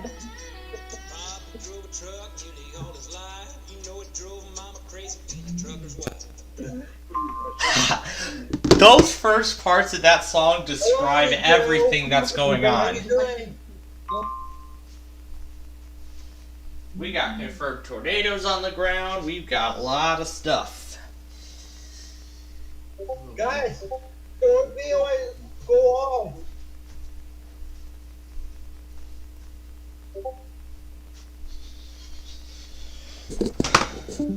I don't think this is going to. I don't think this is going to. This is. Oh yeah, that was yeah, it was. Too crazy. It is. Good.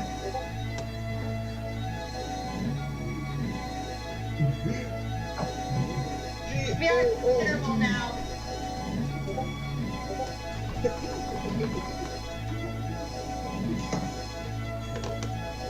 good.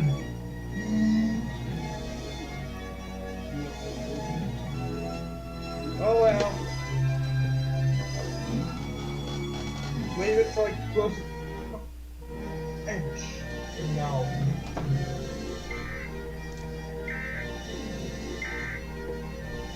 Uh-oh.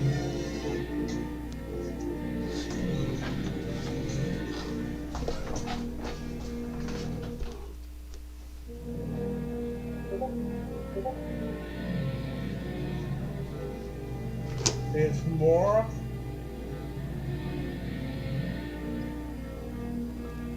Or not. Oh, that warning for Garfield County is considerable now. What? Don't yelling off!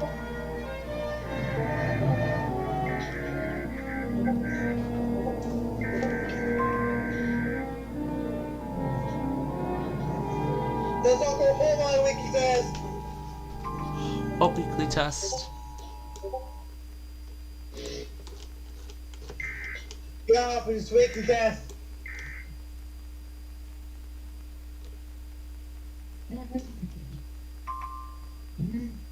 Oh god. KOFM is relaying that warning now. Risk. Oh god. Until 5 p.m. Central Daylight Time for East Central Alfalfa, Western Gwinnett, and Northern Garfield counties. At 4:20 p.m. Central Daylight Time, a severe... Alright, what the heck? Moving northeast. Okay, what the heck is going on? They were laying an update? Following is a message from the emergency alert system. There's a warning! Damn it!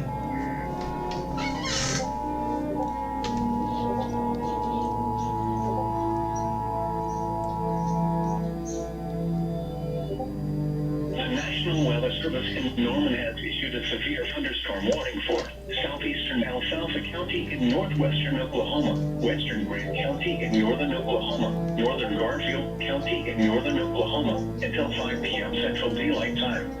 At 4:16 p.m. Central Daylight Time, a severe thunderstorm was located near Nashville, moving northeast at 30 miles an hour. It's the WBY! 60 miles an hour wind gusts and quarter-size hail. Go ahead!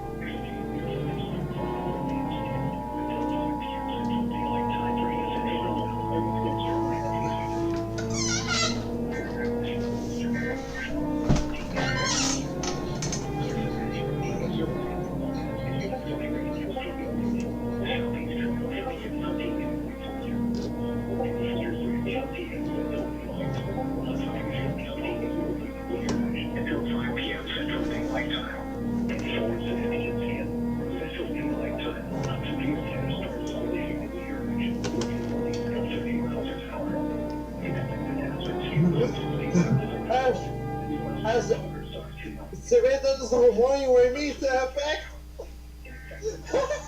Wow, it says an update. I actually like that, because now I could get the warning of what AM FM station's going before I even go and get it.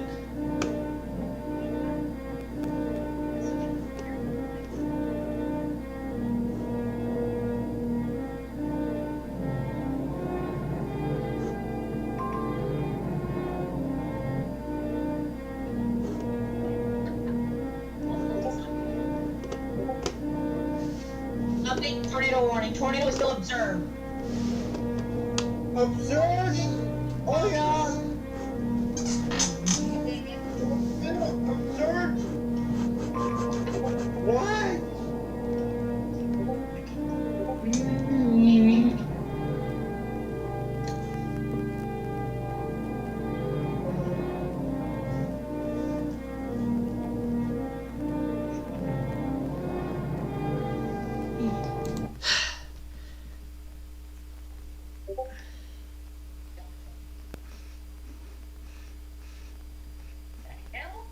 Oh yeah, and also another thing I should mention, this Wednesday is going to be very different. Because in addition to all these NWR tests we've got, Canada's Alert Ready system is testing this week. Wait, Canada's alert ready system? Yep, that's right. Canada's alert ready system is being tested this week.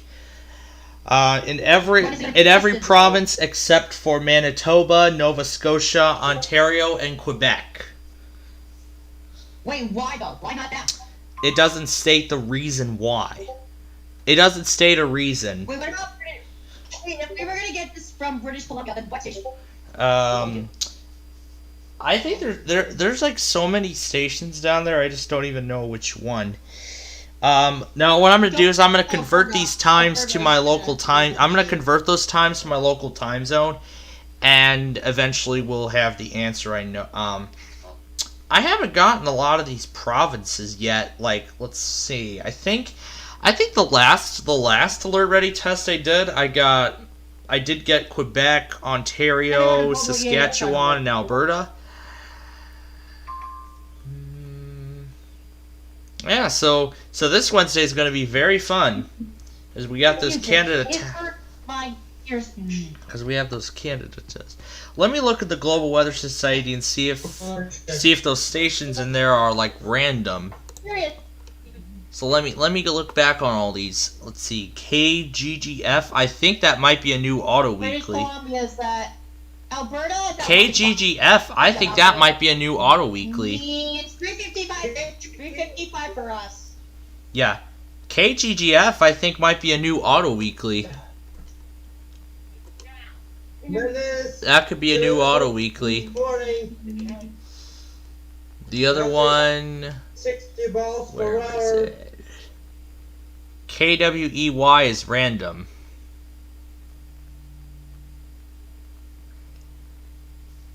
Yeah, let me see. Yeah, KWEY. Yeah, KWEY is random. KGGF is not on this list. So I think that might be a new automated weekly test. However, the GWES has yet to confirm that.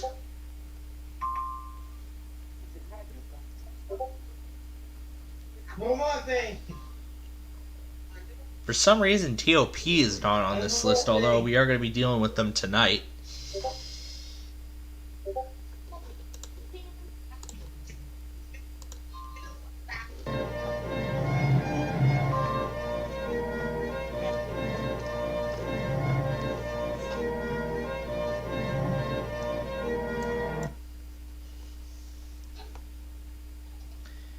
Wait, does the fuck works? Is that sound?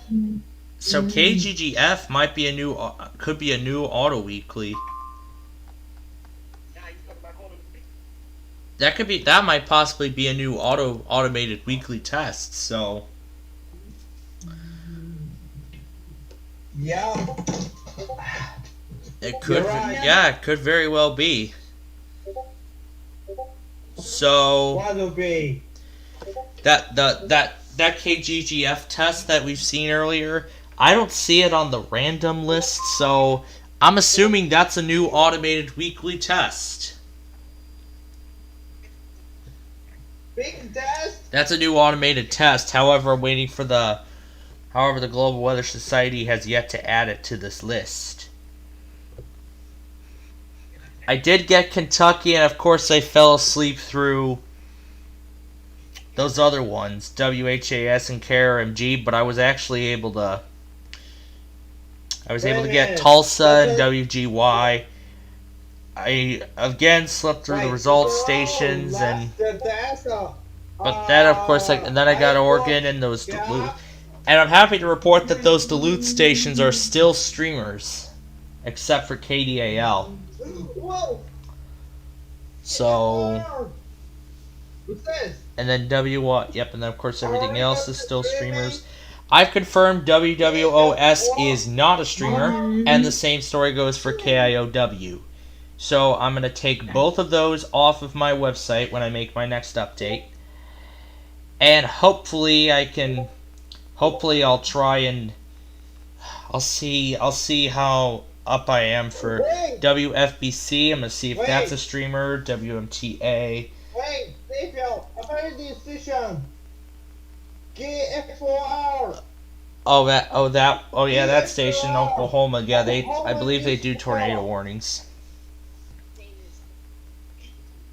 And I'm going to try and confirm those stations in North Carolina again on Wednesday, because it sounds like to me that they aren't streamers. So if I'm able to, I'll try and confirm that.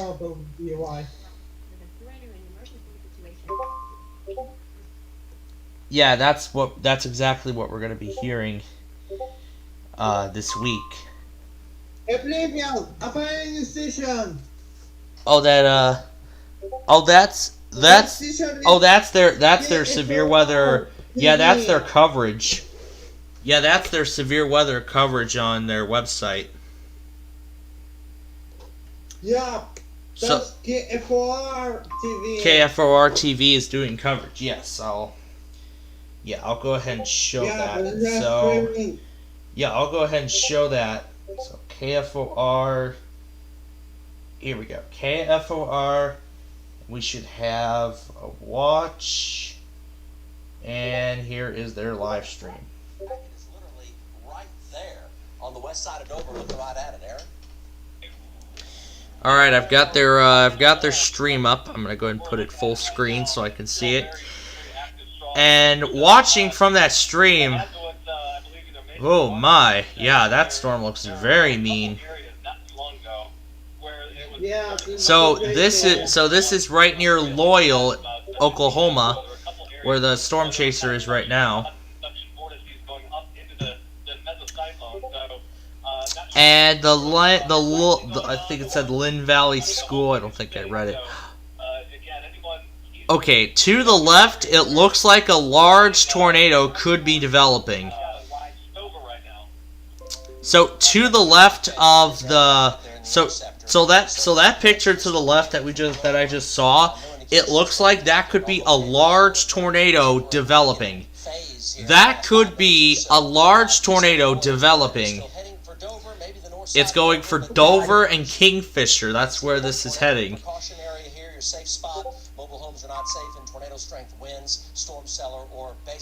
I see some pink on the map, so I think that could be a sign that it might be becoming PDS or potentially an emergency. So I'm gonna go ahead and. Do you still see any kind of tornadic activity on the ground? No, Mike, I do not. I don't see any activity, tornado on the ground or any tornado. Well, we don't see that yet, but we know that's coming later. Trying to reorganize or restructure. I have the entire mezzo. We are going to last postcard. Oh, that one's That's Oregon so. We are west of Dover on East 720 Road. 720 Road, east of Dover. That's where the storm chaser Brian Winslow is right now. 1:55 p.m. Central Standard Time. Okay, so 2:55 for tomorrow is we're going to be doing the alert. East of Loyal, there's Dover, so still pretty much red line, center line for Dover, maybe up toward Jacks and south of Hennessy, but Kingfisher County here, especially Dover, continued with that tornado warning there. Did produce a multi-vortex, fairly large tornado about 10 to 15 minutes ago. Aaron Brackett now joins us live. Aaron? Oh yeah, now we're getting a view of that same thing from the sky. And my, the storm looks pretty scary. Here come my reports. A tornado watch remains in effect for the warned area. Tornadoes can develop quickly from severe thunderstorms. For your protection, move to an interior room on the lowest floor of a building.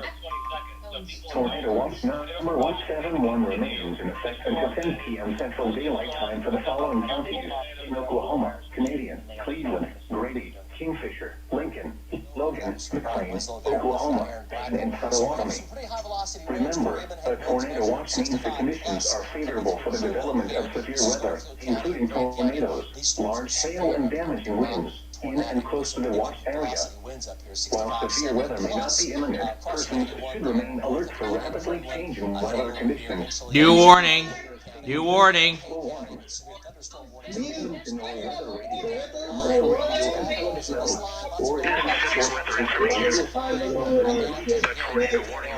And there goes WJON's log already. There's KWEY is sending it. Stillwater is relaying it. Oklahoma City's relaying it.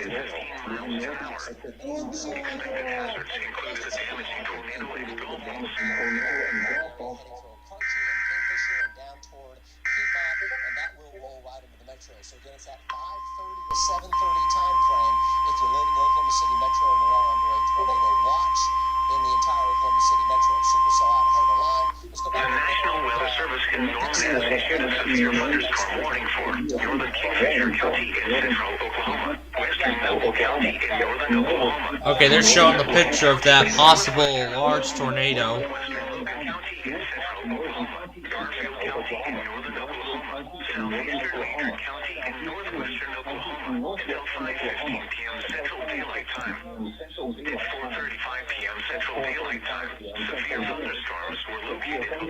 Extending from 3 miles southeast of Hillsdale to 3 miles east of Okeene, moving east at 30 miles an hour. Expected hazards include 60 miles an hour with gusts and quarter-size hail. This is radar indicated threat. The following impacts are expected. Hail damage to vehicles is expected. Expect wind damage to roofs, siding, and trees. Locations impacted include Gwinnett, Tennessee, Wilcomas, Garber, Oklahoma, Covington, Billings, Truman, Marshall, Crescent, Breckenridge, Keene, Bunker, Fairmont, Carrier, Douglas, Vance Air Force Base, Hussein, Bison, and North Enid. A tornado watch remains in effect for the warned area. Tornadoes can develop quickly from severe thunderstorms. For your protection, move to an interior room on the lowest floor of a building.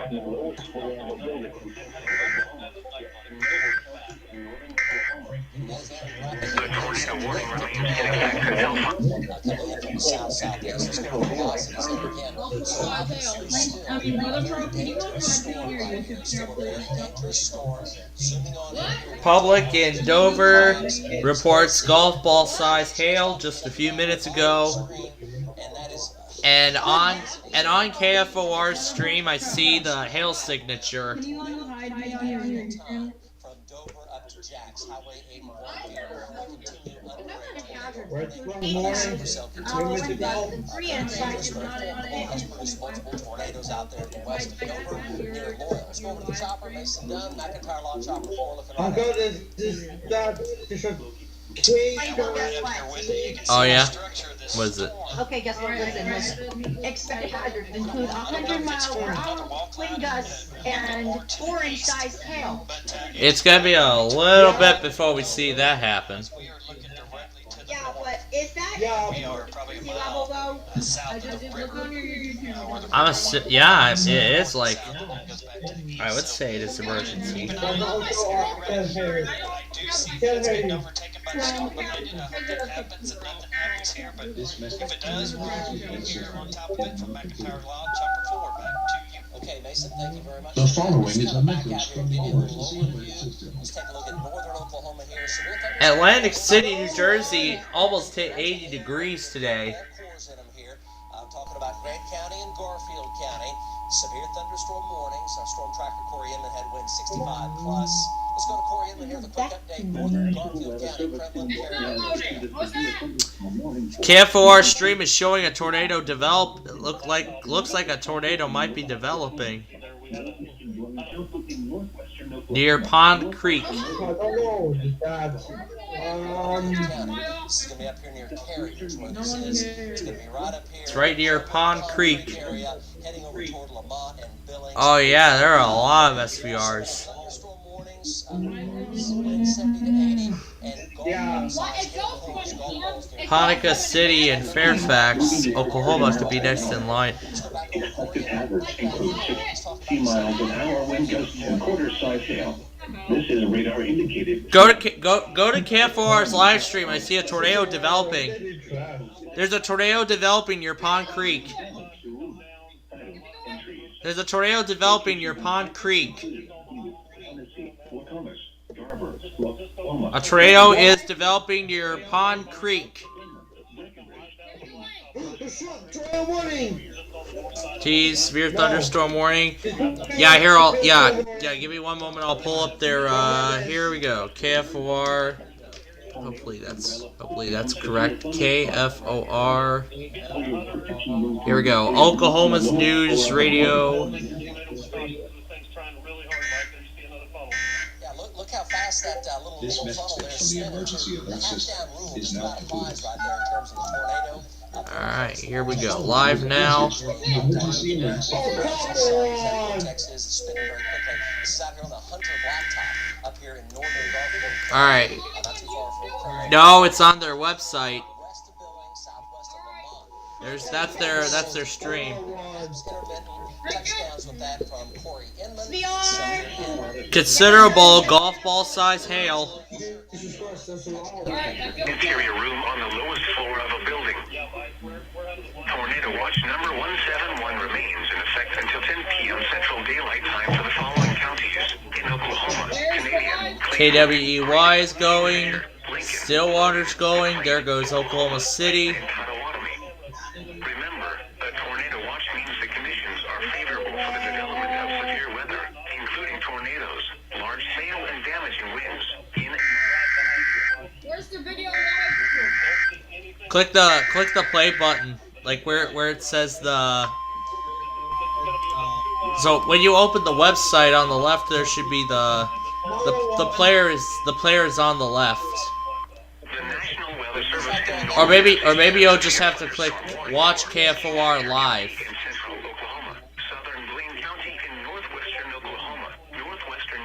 Or maybe sometimes it doesn't want to appear. Sometimes it doesn't want to appear. Oh yeah, there it is. So on the watch, once the player shows up, click the play button on the left, and then that should bring you to the live stream.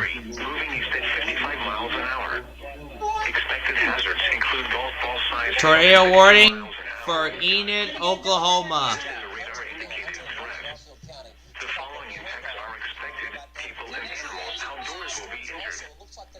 No, WSK85 does not serve Garfield.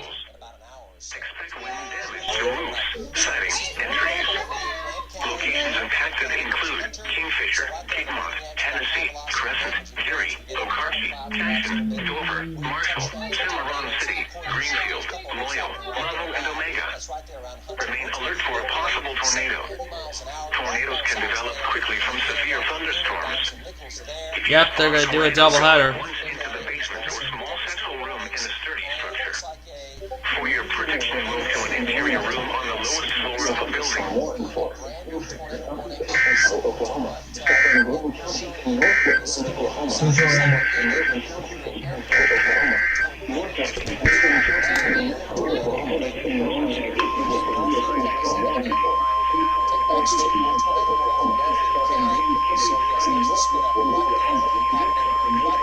The National Weather Service in Norman has issued a severe thunderstorm warning for West Central Grady County in central Oklahoma, southeastern Caddo County in southwestern Oklahoma until 5:30 p.m. Central Daylight Time. At 4:43 p.m. Central Daylight Time, a severe thunderstorm was located. Yep, baseball-size hail in Kingfisher County. Expected hazards include baseball-size hail and 60 miles an hour wind gusts. This is radar-indicated threat. The following effects are expected. People and animals outdoors will be injured. Expect hail damage to roofs, siding, windows, and vehicles. Expect wind damage to roofs, siding, and trees. Locations impacted include Chickasha, Anadarko, Apache, Trail, Verdon, Summit, George, Boomer, Lake Chickasha, Northern Lake Ellsworth, Steger, and Liberty. A tornado watch remains in effect for the warned area. Tornadoes can develop quickly from severe thunderstorms. For your protection, move to an interior room on the lowest floor of a building.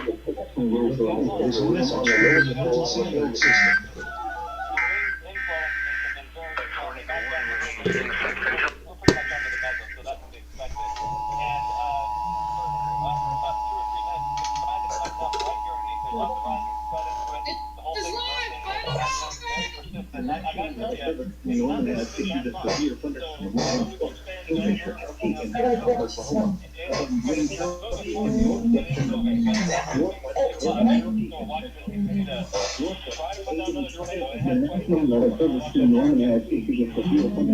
for that. Let's go back over to Max 1 here. So tornado warning. Let's see what we have Mike Bennett. Perhaps it's very close to that area. It's going to high over Mike Bennett. A tropical funnel in St. Tammany Parish. And a severe thunderstorm warning for now for Huntsville.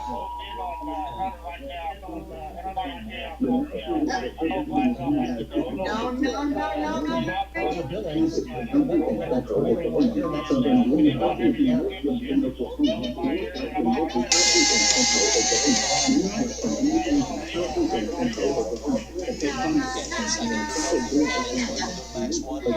So we're spinning up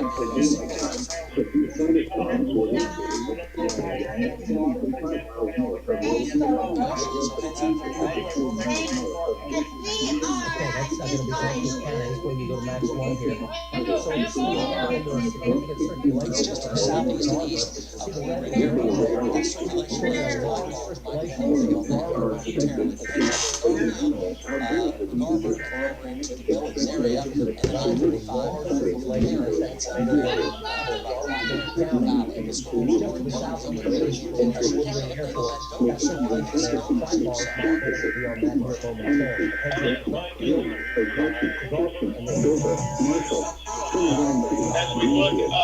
our north and to our northwest, just cross the river to the west of Dover, and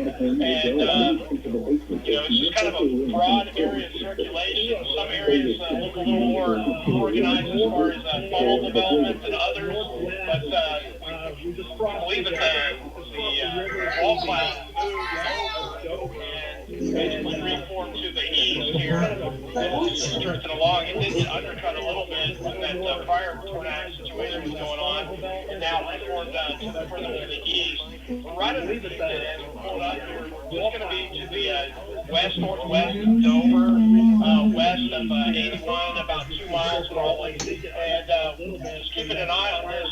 It's kind of broadened out again, so nothing as concerning as far as like it was coming all the way together to form a big funnel, but we're going to continue to track it here just off of the west-northwest of Dover, Mike. Okay, that is Mark Dillard there. So let's go ahead and give you an update here, go over the radar. So there's quite a bit going on here. Storms will continue to intensify with a lot more hail and a lot more lightning and thunder and damaging wind threat as we head through the 5 and 6 o'clock hour. And there's quite a bit now starting to head to the metro as well. We're under tornado watch here in Oklahoma City and all of the metro area. So we have tornado warnings here for southeast of Woodring Airport, southeast Enid, over toward Garber and Billings. Tornado warning there. Mesocyclone is large and very intense, and also we had persistent funnels, perhaps brief tornadoes east of Hunter from Corey Inman. So heads up here along the I-35 corridor from Sears and Red Rock and Billings on down toward Perry. So Noble County heads up for you. The storms in Garfield County are severe and potentially tornadic, especially the tornadic area there southeast of Woodring Airport, heading for Garber and Billings, and then over toward the Black Bear Creek Valley over there to the south of Billings near Sears and Red Rock and north of Perry, and not too far from 412. Zooming on in, that mesocyclone there, pretty big, not exceptionally strong in terms of a tornado vortex signature, but it's a big mesocyclone. Here's the supercell to the northwest of Dover now. It has broadened out or weakened some, but a tornado warning continues with that, and severe storms now all the way down to Cerri, west of Okarchi. These will be coming into the metro area. How big could the hail be today? Well, as they peak, as they come into the metro here, between golf ball and 3 inch. So between basically 2 inch and 3 inch will be the biggest hailstones. Potential for a little bigger than 3, but 3 appears to be about the top. We're getting a lot of hail cores. And then we have a developing supercell down here south of Anadarko and north of Elgin and Smith and Cerri. That's heading for Chickasha. It is severe. Severe thunderstorm warning. developing supercell here, and here's your time arrival. This is heading for basically the South Metro there. Norman by about 6:13. It's now 4:50.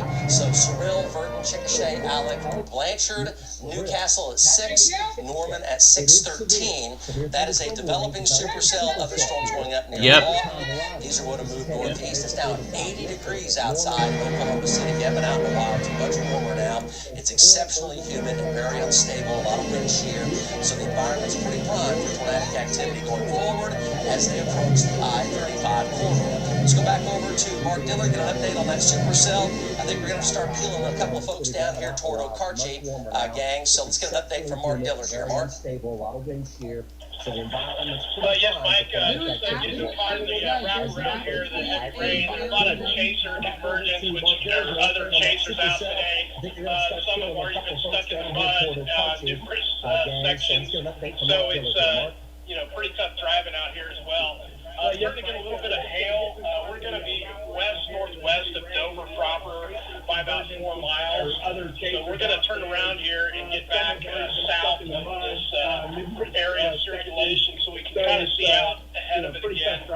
But nonetheless, Mike, real heavy rain coming in on the Dover area from the west and northwest into the 81 corridor, and we'll continue to track back to area of circulation so we can kind of see out ahead of it again. Mark Diller, thank you very much on that. Let's go back over to Max 1.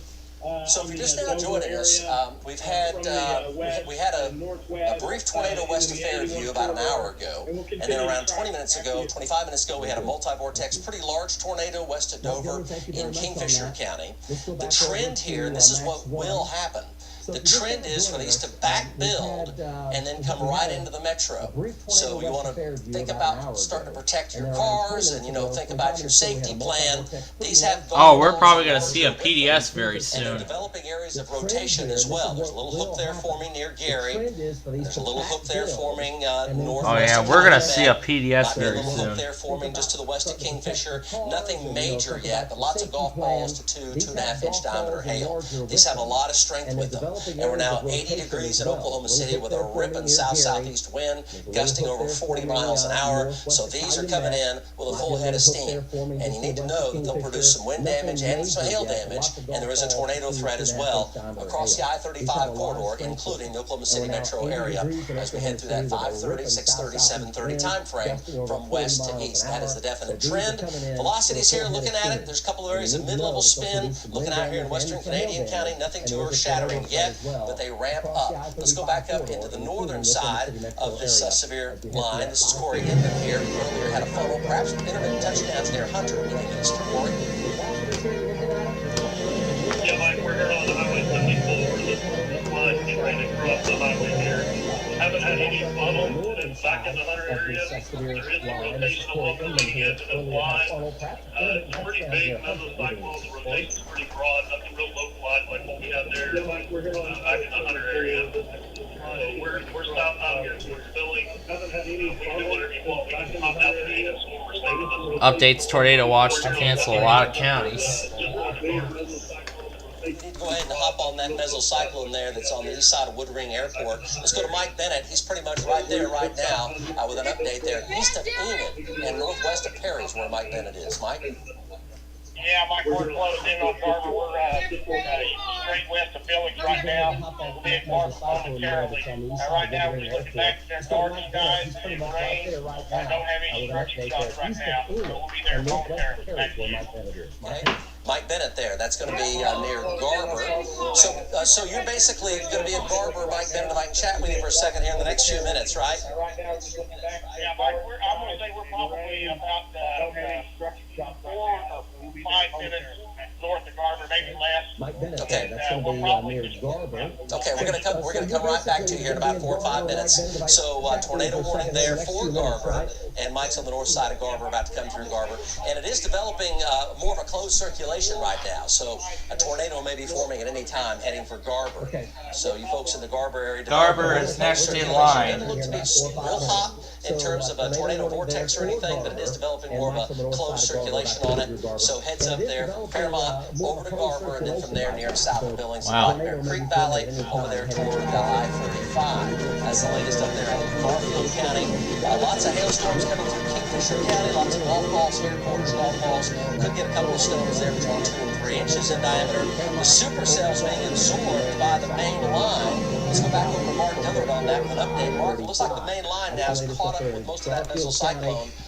Hailstorms coming through Kingfisher County. Lots of golf balls here, quarters golf balls. Yes, Mike, Could get a couple of stones there between 2 and 3 inches in diameter. The supercells being absorbed by the main line. Let's go back over to Mark Dillard on that one update. Mark, it looks like the main line now is caught up with most of that mesocyclone south of Hennessy. It's having a few issues, but that doesn't mean that they can't try to reform again. Maybe a little bit out ahead of the line, or you have eddies along the line that can cause spin ups as well. So, folks, be vigilant as these storms come to your area. You can see that storm off in the distance along the I-40 corridor down there, Mike, that we're heading to next. But right now, that storm that's basically at Dover, producing a little bit of hail and quite a bit of rain to your area. Let's take a look at the hail cores, Daniel. Let's look at the hail cores. So the main line is caught up with it. And the tornado warning is still in effect. It's still a big rotation, but there's a lot of rain coming into that lead supercell now. So that should be a weakening trend. The storms here on the line, they have rotation with them as well, but they're not ramping up, at least not right now like they did earlier. But there is some areas here of some rotation back into western Canadian County. David's going to show us the hail sizes here. Lots of dimes, nickels, quarters, and a few areas of golf balls. 2 areas of golf balls here, starting out here northwest of Billings. That's going to be to the east of Hunter and to the southeast of Medford, pretty close to Lamont. That had golf balls earlier, now it's down to about quarters. And a hail core here with that mesocyclone near Covington and Fairmont. That has quarters with it. And then Hennessy, there's quarters there, quarters west of Dover, quarter size. Nothing too gigantic here. And then hail sizes west of Okarche, quarters to a couple of golf balls to the west of Okarche. And then, David, let's head on down to that storm near Anadarko and Caddo County. Let's take a look at that. And this is going to be down here very close to Apache, and not a whole lot of big hail with that. So we're talking about nickels and dimes there, maybe a couple areas near quarters there, very close to Apache. That's the hail size right now. Let's go back over to Max 1 and show you the velocities here coming in. So the trend here will be for these storms. I see tornado watches in effect. Hail potentially as big as 3 inches in diameter. Sebastian, Arkansas, and LaFleur, Oklahoma. And the velocities here still show a pretty good area of spin southeast of Hennessy, but it is winding down, definitely winding down southeast of Hennessy right now. The tornado warning does continue. Big mesocyclone that produced the tornado earlier, and a small area there of moderate spin crossing over Hennessy right now. Velocities back here in the west, and the velocities on down here in Kingfisher County, a little bit of spin there, but nothing too major. So it's kind of in an intermediate period right now where there's definitely only progress. The line is heading over into eastern Albany County and already cleared the Eagan, Lahoma area right now. Well, the cold front coming in, Fairview's temperatures are dropping very quickly now, and we'll be in the 50s here in Oklahoma City by 10 o'clock tonight. We're 80 out there right now, so this line represents the big transition zone between warm and unstable and windy and sharply chillier air. The cold front's going to come running into this fairly soon, which may make some effort to limit some of the tornado potential. That'd be really good news. And over here to the east, the line continues to track toward the I-35 corridor, and things are totally cleared out in northwestern Oklahoma altogether. It's turning sharply chillier right now. Lightning rates are really intense, lots and lots of lightning, and that driving northwest wind is really moving on in, and skies are clearing up in northwest Oklahoma with the cold front, and here is the severe line of storms tracking over to the east. Let's go back over to Mark Dillard, get an update. Mark, it looks like that mesocyclone continues to gradually wind down the produced all the tornadoes a short while ago. And that driving northwest wind is really moving on in. Yes, Mike, unfortunately, it didn't come down just a huge second spot or large tornado. Very, very lucky for the folks up there in Doyle and to the west of Dover, for sure. Had most of the characteristics that we've seen as indicative of a large tornadic event. So that's a victory as well. Fairly kind of dodgeable earlier today, and I think Doyle and Dover did as well. So far, good news as far as that goes. We're going to continue to track this line down to the south, Mike. Okay, very good. Let's go over to Weekly civil test alert ignored. bracket now is Kingfisher Okarche area, tracking these pretty big storms now west of Okarche area. I'm gonna go ahead and let David do the honors. Really? Test messaging, pause open cap EAS feed configuration test message. So we continue into our tornado watch for the metro here ahead of this line, but right now we're kind of in an intermediate period. There are no tornadoes on the ground right now, and it looks like the tornado watch is just going to continue in effect as this line approaches Oklahoma City in this 5:30 to 7:30 time frame. That's exactly what the computer models here show. That this comes on in from the west-northwest, and this will continue to move on in. So there's definite hail threat, damaging wind threat with this, and we are under that tornado watch as well. Let's go back over to Corey Inman. Corey Inman's up here in Garfield County, and also maybe Mike Bennett might be here to go to. He's near Garber right now, east of Inman. Mike? Hey, Mike, I'm at 412 out of Garber right now, and I really can't see any structure. We're looking back in there, looking at the rotation. I believe that little inflow notch is going to be just to my south west. And we're going to get south on 74 and south of 412 and see if we can get a look at some structure in here and see what's back in there. But right now, Mike, all we can see is darkness and a heavy rain. Back to you. Okay, let's show you the current watches and warnings, and then we'll go over to Corey Inman, check in with him. So here are the current watches and warnings. Just now joining us here, it's 5:01 on this Monday. We have a tornado watch in effect until 10 p.m. tonight. A lot of severe thunderstorm warnings. We have one tornado warning near Garber and Billings. And Blackbird Creek Valley over there, south of Billings, heading toward I-35. There's a tornado watches, and that continues till 10 o'clock tonight, and it does until the entire Oklahoma City metro. Behind this line, a tornado watch basically is over because the cold front's coming in. It's a strong front. We'll be in the 50s here by 9 and 10 o'clock this evening in Oklahoma City. We're at 80 right now. So we're over behind this line again. One tornado warning there east of Garfield County. There's Oklahoma County. Severe thunderstorm warnings to our west and to our northwest. We're in Canadian, far eastern Blaine, all of Kingfisher, western Mobile County. So approaching Guthrie and approaching Piedmont and approaching Okarche right now. And a severe thunderstorm warning down here by Chickasha to the west of Verdon and to the northeast of Garber. Severe thunderstorm warning there. That storm is heading up toward Purcell and Norman. So we have the storms tracking right there. Here's the broad view. The storm's down southwest. The main line is from Okarche up to about Tonkawa Blackwell Airport up here near the Kansas border, moving to the east at 35 to 40 miles an hour, and the metro timeline is from 5:30 to 7:30 this evening. Large hail damaging winds. There is a tornado threat. We are under a tornado watch. Let's go back over to Corey Inman, northern Oklahoma, with an update. Corey? Yeah, Mike, on Highway 15 here, coming into the west side of Billings, had to go through the rain here as we were navigating the roads. The area of rotation that we've been watching, the produce the funnel back in the Hunter area, is just off to my northeast. We're getting ready to come in on the back side of it. Still have some broad rotation in there. There's no local areas that spin like we had back in the Hunter area, but still some areas that need to be watched as this thing tracks from Billings over towards I-35 and south of Tulsa. Mike, back to you. And what's the strongest wind, Corey, you've had here lately? The strongest we had, Mike, was the 65 back in the Kremlin area. Haven't really had much wind at all since we got there in the Hunter area and points onto the east.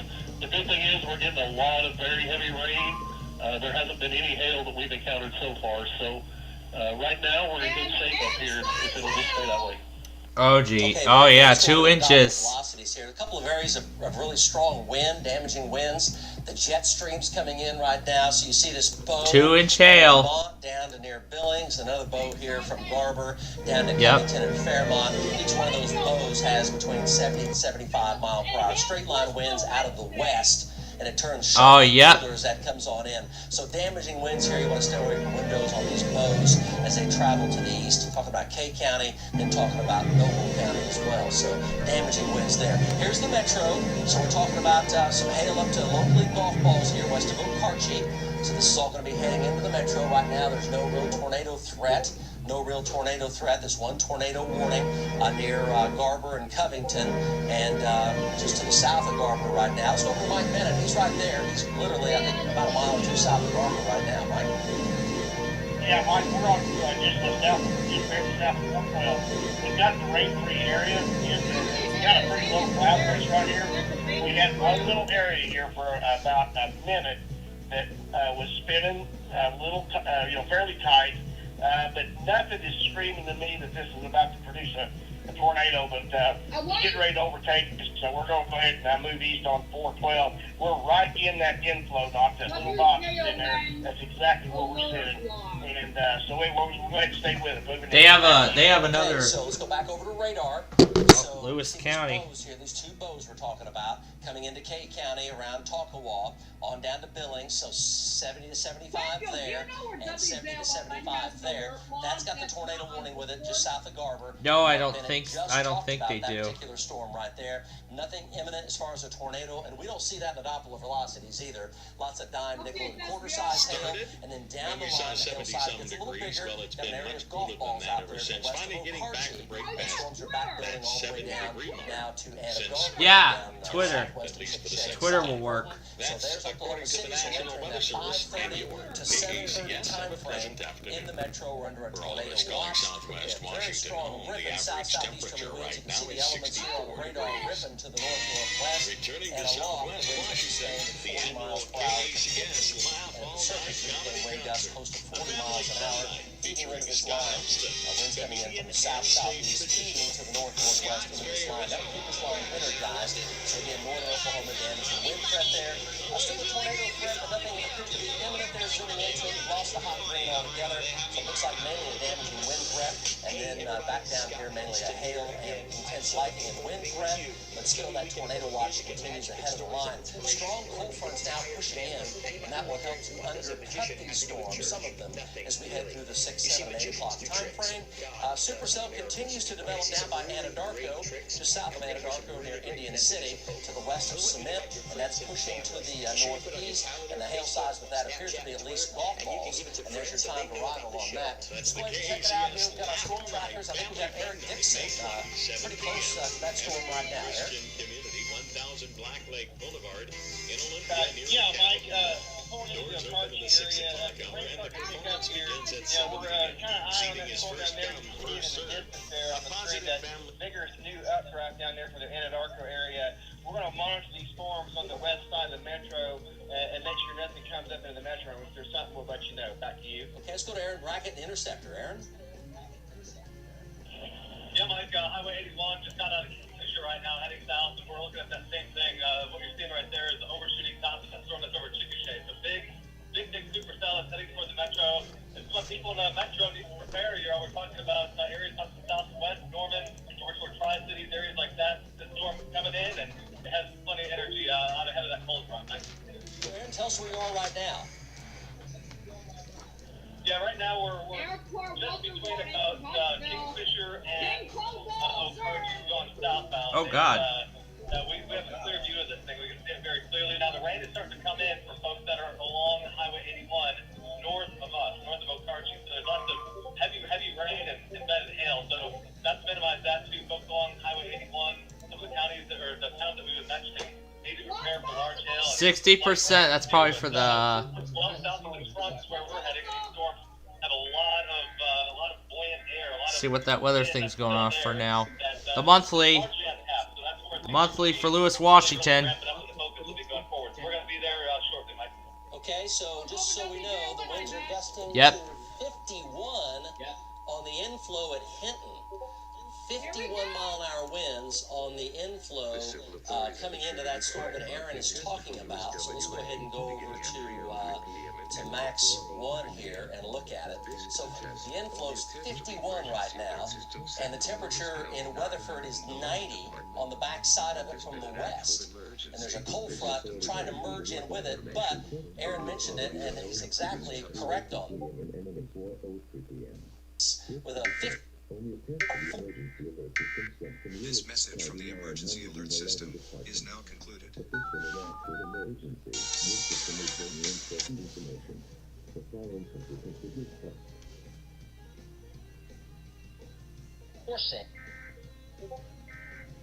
Cell too. It is a supercell, just doesn't have a closed circulation with it, but it's got a lot going for it in terms of big hail, lots of lightning, and damaging winds, but there's also a tornado threat potentially, and that's why we're under a tornado watch ahead of that storm. Let's go back over to Aaron Brackett again, talk about that. This is going to be heading right into Oklahoma City. Aaron?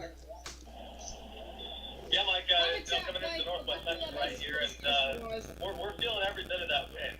We really are. It's concerning when you talk about inflow of 51 miles per hour into a supercell. I mean, when we had the tornado blow a little bit earlier near Alpha and Omega, we felt those winds ramp up, and that made it that out. It really helped the storm to just really mature and set down that multi-vortex. Yeah, there's an SVR for Sebastian County. Environment that we're talking about today, and then you have inflow like that, like you're seeing on the method that back there, and it's concerning. Hello, Nashville. How are you doing This is kind of a heads up here, a bit of a heads up. Let's go back over to the Doppler velocity. So we're getting a bit of a circulation here tightening up pretty fast, and it's up here to the north of Calumet and to the west of Okarche. So we'll zoom on in. It's right here. You can see the spin for yourself. Look at the velocity. See how it's all spinning counterclockwise. Everything's spinning counterclockwise. There's a tight circulation now forming west of Okarche, and it's tracking toward Okarche and then down Northwest Highway is where that's going to be going. That circulation has gone from like a 1 to about a 4 or 5 in about a 5-minute period of time. It's coming up very, very fast. 51 mile per hour. Look, see the red and the green right there together. That is you may see a tornado warning come out. Not impossible here, because that's exactly where that's heading. Let's go back over to Aaron Brackett. It's a supercell. Aaron, tight spin forming very quickly now, due west of Okarche. Yeah, we're in Okarche right now, so we're watching that very carefully here.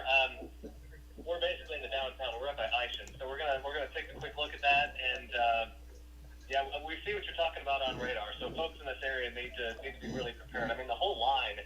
There's parts of the line that want to jut out and start to spin, and just because they're lining out doesn't mean the threat is done. That's for sure. And let's do a storm projection on that, and we're going to take that east-southeasterly. So this is a heads up for the metro. So if you're concerned about large hail and things like that, we're under a tornado watch. So this is a heads up here for the metro. This storm is going nowhere but up. Okarche, Yukon, Bethany, 5:57, so it's just before 6 at Bethany. Downtown at 6:08, Midwest City at about 6:15, Choctaw at about 6:25. So that's your time of arrival. That storm's heading up in a very, very big hurry. 51 mile an hour inflow, and the temperatures on the west side, 90 degrees with a strong west wind gusting to over 40. So this storm's going up in a really, really big hurry. Let's go back over to Aaron Brackett. He's looking right at it, and we might also talk to another tracker or two who are looking at that. That's going to come right down Northwest Highway. Aaron?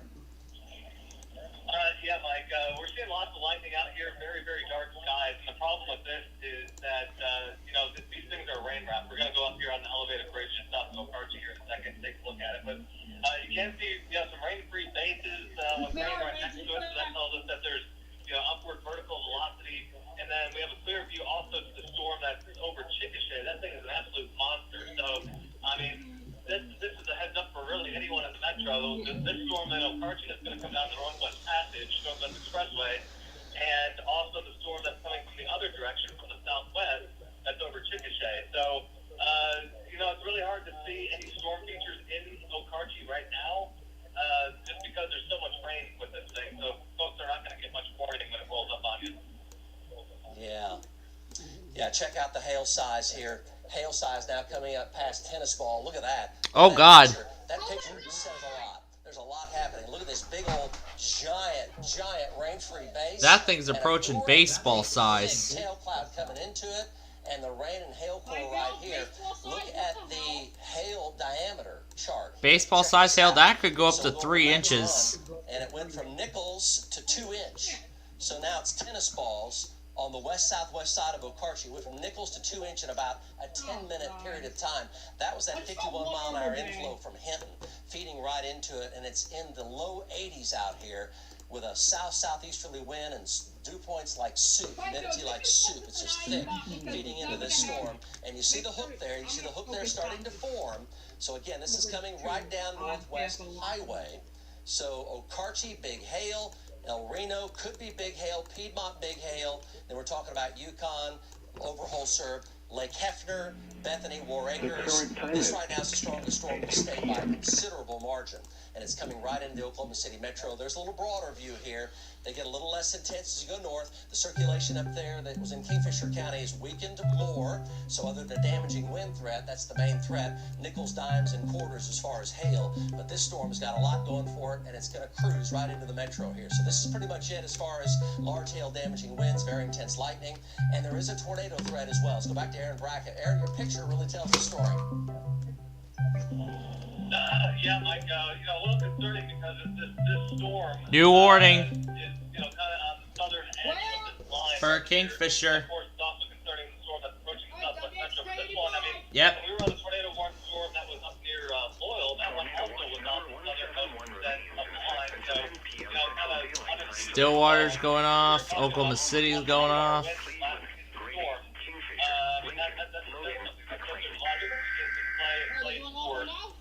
Yep. To happen and for things to tornadoes to step down. So definitely a heads up for places like Piedmont, or Okarche proper, for eventually the northwest Oklahoma City metro, and maybe even definitely Piedmont. There's a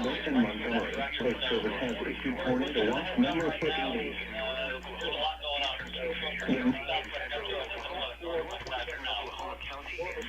Severe thunderstorm warning in effect now for northwest Oklahoma City.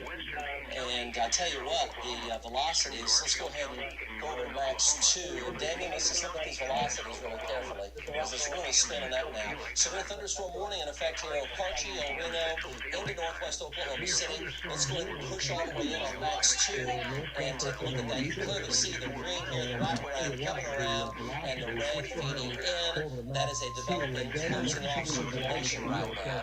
That's why the hail is 52 inches in diameter, about tennis balls, so coming right into Okarche. So at this very moment, not a tornado warning, but you can see it clearly has the complete wraparound signature of a closed circulation. We're looking at Doppler velocities. They're getting higher and higher here, literally about a minute. So right into Okarche, those are damaging winds there, 60, 70 miles an hour plus, maybe locally they're 80, locally close to 80 miles an hour now, Canadian County, Okarche, and El Reno. Martin's looking right at that. That's the strongest storm in the state. Yes, Mike, Higher and higher here, literally about a minute. So right into Okarche, there's the damaging winds there, 60, 70 miles an hour. the water tower here for Okarche is pulled into downtown here. 80 miles an hour. Don't have a whole lot of structure to the fight through the rain here on the north side here. But we're going to pop out to the south side. Give us a little bit of structure as far as the base to the south of Okarche. And I'm sure there's a ton of hail packs back in there. And maybe even developing tornadoes, you said, from radar. So we're going to pop out here, just beat it out of downtown Okarche. But folks in Okarche proper, and of course to the south and to the west, to the east, over toward Piedmont, go ahead and start getting prepared here, because we've got some pretty good sized hail and maybe even rotation coming down on you. Back to you. Okay, Mark Dillard, thank you so much. Let's go back over to Max 1 and take a look here at that severe storm. So severe storm, a thunderstorm warning here, Okarche, down to El Reno, and then over into northwest Oklahoma City, including places like Mercy Hospital, Deer Creek, Edmond, up through Piedmont, Four Corners, severe thunderstorm warning, and zooming on into the rotation there. It looks like it's more, it's outflow, somewhat outflow dominant, inflow maybe a little bit weaker to it, but that circulation does have a lot going for it, so it's at least going to increase the potential of damaging winds. So we want to stay away from windows with this. It's going to come right into the metro. Hail size right now is tennis ball size hail. See the big hail core there in purple, and again, that's going to be coming right down Northwest Highway. Aaron Brackett had the best view we've seen so far of that storm. Let's go back to him, Aaron. Of damaging winds. Yeah, Mike, we're on the Northwest Expressway heading back toward Okarche, kind of circling around and covering our bases. Mark Dillard and Christian here from the other side, so we got it pretty well surrounded here. I got to tell you, the base is really high. The base is really high, except for what could be in the rain, and that would be on the right-hand side of our shot right here. Definitely just a ton of rain and hail. That's a big threat. That's going to be a problem for folks in the northwestern Oklahoma City metro. Big time rain, big time hail. the part that we can see that we're showing you, I know it might not look like it, but the base is pretty high, especially when you compare it to what we had earlier. So that is a bit of good news I can bring to you, but definitely it's still a very, very weak storm for the year. Let's go to Max 2 and check out the hail sizes here on 2. So it went from nickels to tennis balls, and it's still basically tennis ball size, 1 3/4 to 2 inch diameter hail. See the hail core is getting larger as well. So a lot really in the up direction on this storm. Severe thunderstorm warning, doesn't have a tornado warning with it, but we're under a tornado watch ahead of this line, and there may be a real potential of some high velocity damaging winds, 70 to 80 miles an hour. That's the hail core right Kato Grady on the west and southwest sides of Carter. Back over to Max 1. So Max right here. Yep. The Anadarko storm, severe. It's standing here on the south side of Virgil, just southwest of Chickasha, heading up toward Norman and Purcell. There's your time of arrival. Severe thunderstorm warning there to the southwest of the metro. Caddo County coming into Grady County right now. And there's a closer look at it. Cerri, very close to the Bailey Turnpike. Severe thunderstorm warning there. No immediate signs of any tornadic activity. A little rotation, but not a whole lot. This storm is by far the most intense one now coming right into the Oklahoma City metro. So this is all to the west and to the northwest and to the southwest of the metro. Let's go back over to Aaron Brackett here, get an update on that storm there on the west side of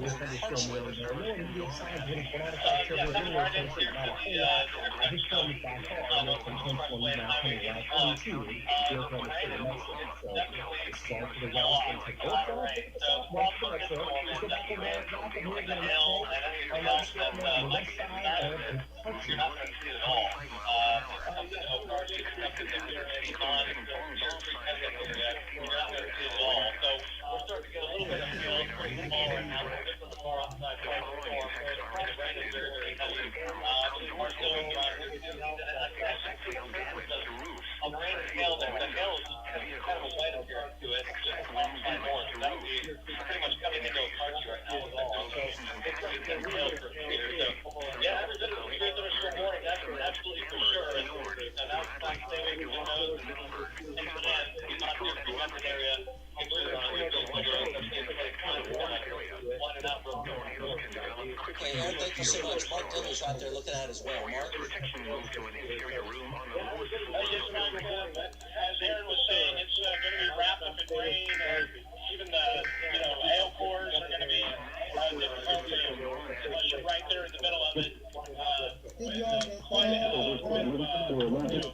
wind with this as well. So prepared for damaging winds, damaging west winds coming at you. Carchi proper and to the south.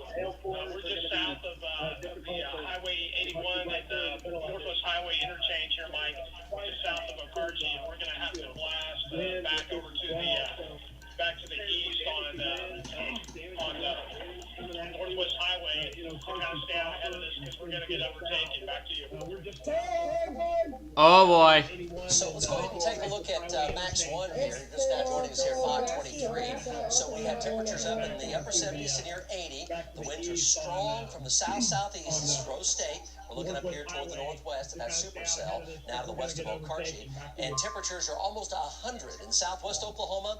And here comes a strong front now sweeping through northwest Oh Oklahoma. my. We'll be in the mid-50s That's a lot of fluctuation in temperatures. That's how much weather changes. 100 degrees toward Texas. Severe thunderstorm warnings as of this very moment in time. There are no tornado warnings for our viewing area. Tornado warning just to the east of Poto, over there near and south of Sallisaw. KSR is relaying. The tornado watch until 10, and severe thunderstorm warnings. Large hail, damaging winds, lots and lots of lightning. Strongest storm in the state is now coming into the metro from the northwest. It's near Okarchi right now, and storms get a little bit less intense as you head up toward the Kansas border. Lots of dime, nickel, and quarter-size hail. Even local wind gusts here of 70 miles an hour plus. We're seeing the lightning rates are quite intense from near 95 in Oklahoma City down to just west of Guthrie. Lots of lightning there, and numerous severe thunderstorm warnings. Damaging winds really the main threat here in these zones that come on out with this severe Tornado Watch 172.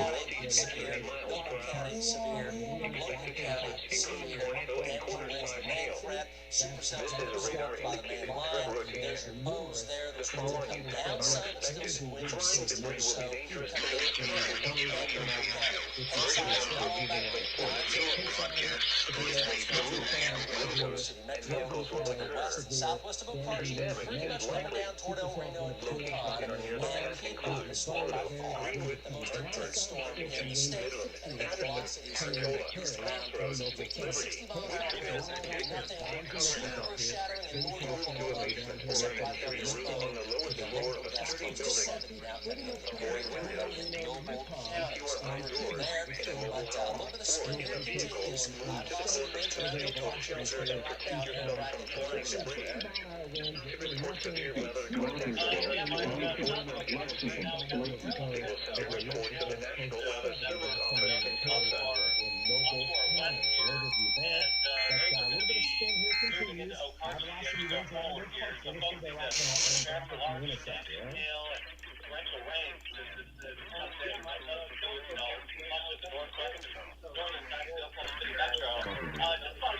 The sirens. We were going south on Highway 81 and very intense west winds were blasting into us. So that tells us that at least from the location that we were very Tornado warning for Cato and Grady.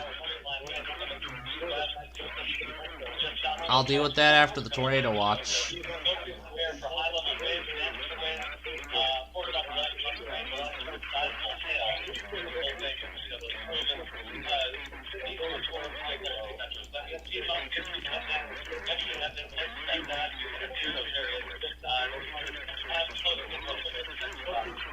Thank you very much. Let's go back over to Max. Tornado observed. We have the two strongest storms in the state are the one over Okarchi and the one down by Cement and Cerri. A lot of velocity, a lot of velocities going up on that one down there in southwest Oklahoma. We'll show that to you coming up. So 2-inch diameter hail here.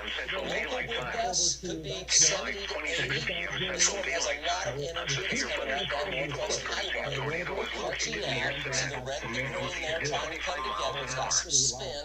It's got a muzzle cyclone with it. Hail more golf ball 2-inch diameter. And again, coming right down Northwest Highway. So severe thunderstorm warnings are in effect on this train. Okay, Noble.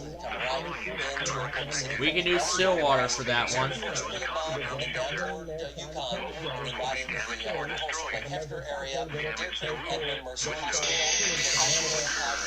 Bethany, parts of MontCoEAS, and then on down toward the downtown Oklahoma City.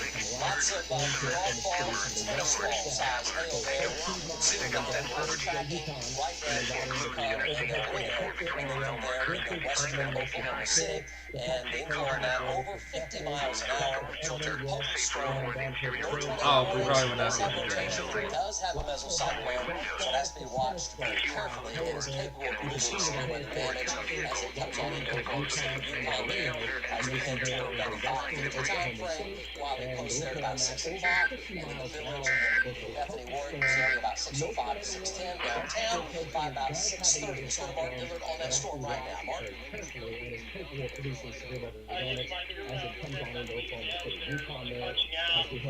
Gusty winds here. It's right over the Grady County, tornado warning for Grady County and eastern Caddo County. Let's go over the radar. Tornado warnings, the only tornado warning we have in the state. Brand new tornado warning here coming out of Caddo County into Grady County. The Verdon Chickasha area north of Rush Springs, Minnecaw, out of Cement Cerri right now. Cement Cerri, Verdon, tornado warning here. Let's go to Eric Dixon. He's not too far away from that storm right now. Eric Dixon. The following is a message from the emergency alert system. On the dry line back there, so we'll be over there here shortly and get a good report on that for you as it heads into the South Metro. The updraft on it, Eric, looks like it's got a lot of energy. Yeah, Mike, I'm going to be closing in on it here shortly. I'm heading Oh, definitely. You know, that view we had earlier, you can definitely tell that updraft in the viewfinder there down the highway. It was just a vigorous updraft, mixed like it exploded and blew the top off of that cap. So we're going to keep an eye on it out here. A lot of energy coming into it, like you were saying, 51-mile inflow on that. So it's got a lot to feed on down there. That storm that's just down there by itself. Really got to worry about that storm right there as it heads into the South Metro. You know, the Norman area, the Purcell area, you know, it's crossing the Chickasha. So it's a big concern that we're going to focus on. Back to you. Okay, let's go back over to radar here, so we'll zoom in on that. So this is going to be out of Caddo County into Grady County. So in particular, you're talking about really Verdon on down toward the Bailey Turnpike.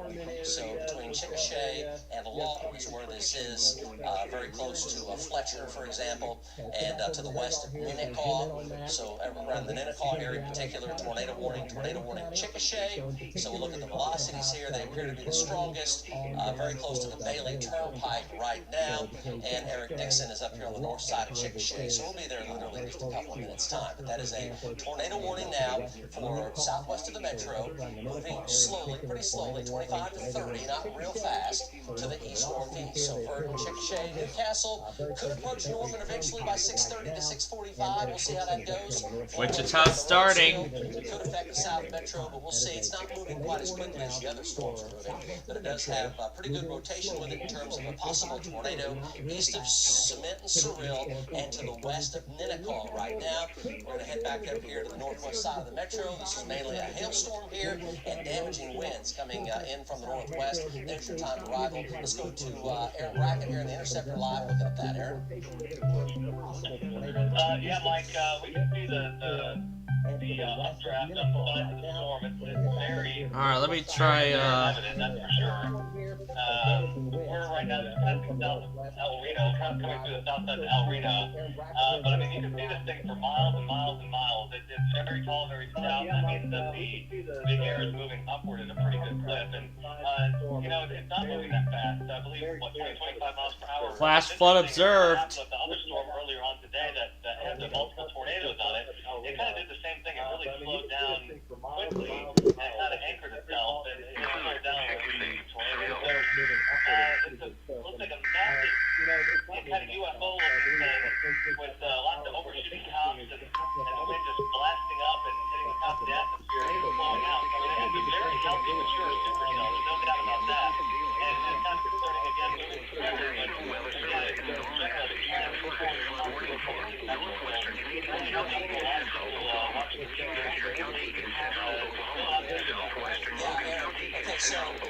So you folks at home, you know, you're looking out the window, say out around Piedmont and it's that windy.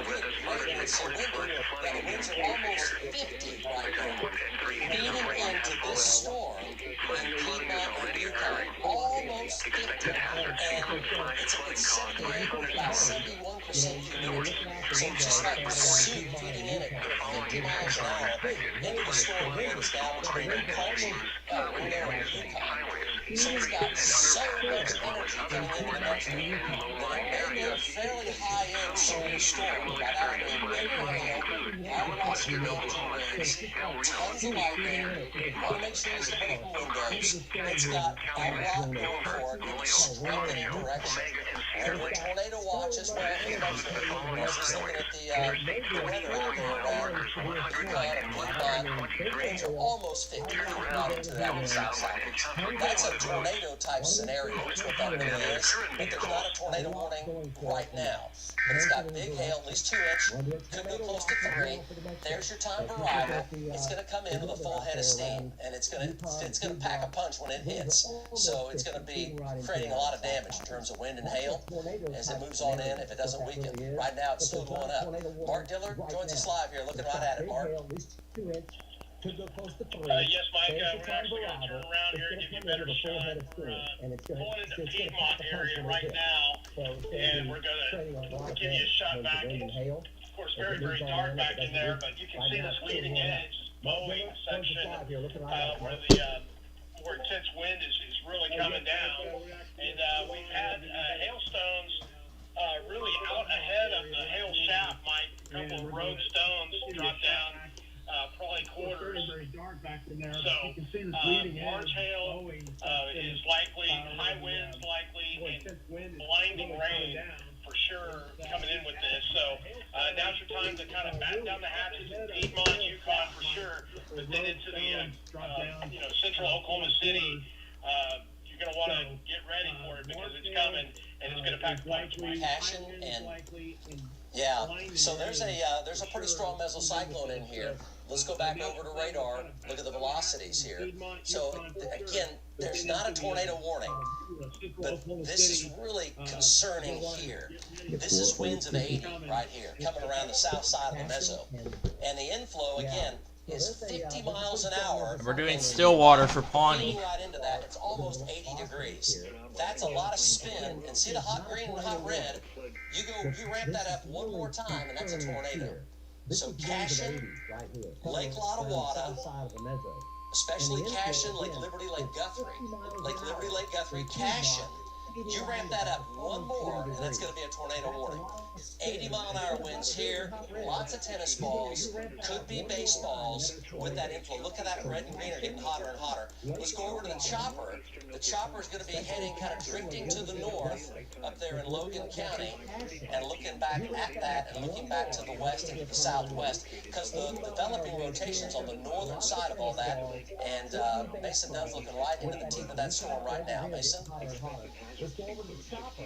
The chopper's going to be heading kind of drifting to the north up there in Logan. So Mason Dunn is pretty close to Deer Creek Edmond right now, looking at it. Mason, are you with us? Developing rotations on the northern side of all that. That's a live chopper view. You see the soup out here. See how thick all that is? It's all hazy, and it's close to 80. Humidity's running about 72%. Really thick weather out there. Let's go back over to yeah, that is definitely a favorable environment for storms like this. Got 3 that's approaching Guthrie right now, so it's going to take us a couple minutes to get there. We'll call you when we get there, and covered it from McIntyre Law, Chopper 4 back to you.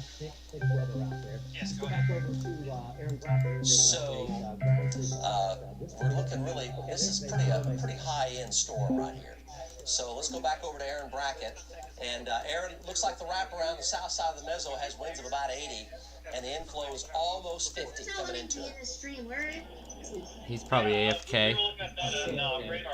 I believe Mark Miller's really close to that. We are actually just south of I-40 here looking at the tornado warning. Damage threat considerable. Another thing to give you last night is to the right of it, looks like there's some wind blowing into it. Pretty healthy. So, I mean, this thing's really healthy, and we're going to watch that.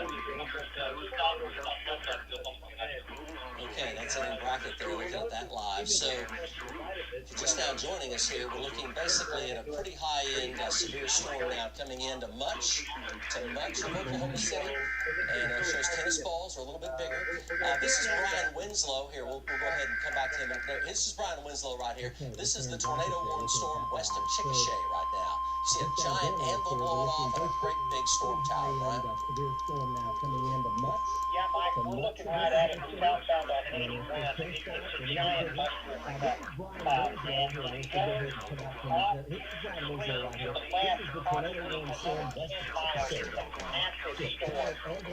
Very healthy. Warm, moist environment with a lot of humidity, a lot of experiments to work with. We're heading toward that tracking back. Back to you, Mike. Okay, let's go back over to the storm arrival time for the storm now coming into Oklahoma City. So it's definitely peaking, or is about to peak, or is remaining at peak. 2-inch hail, yeah, it is definitely considerable. There going to white. It's going to be between 2 and 3 inch diameter hail right there. So really big hail. So here's your time arrival on that storm coming on in. And it's really virtually everybody here in the west and central metros in this time arrival.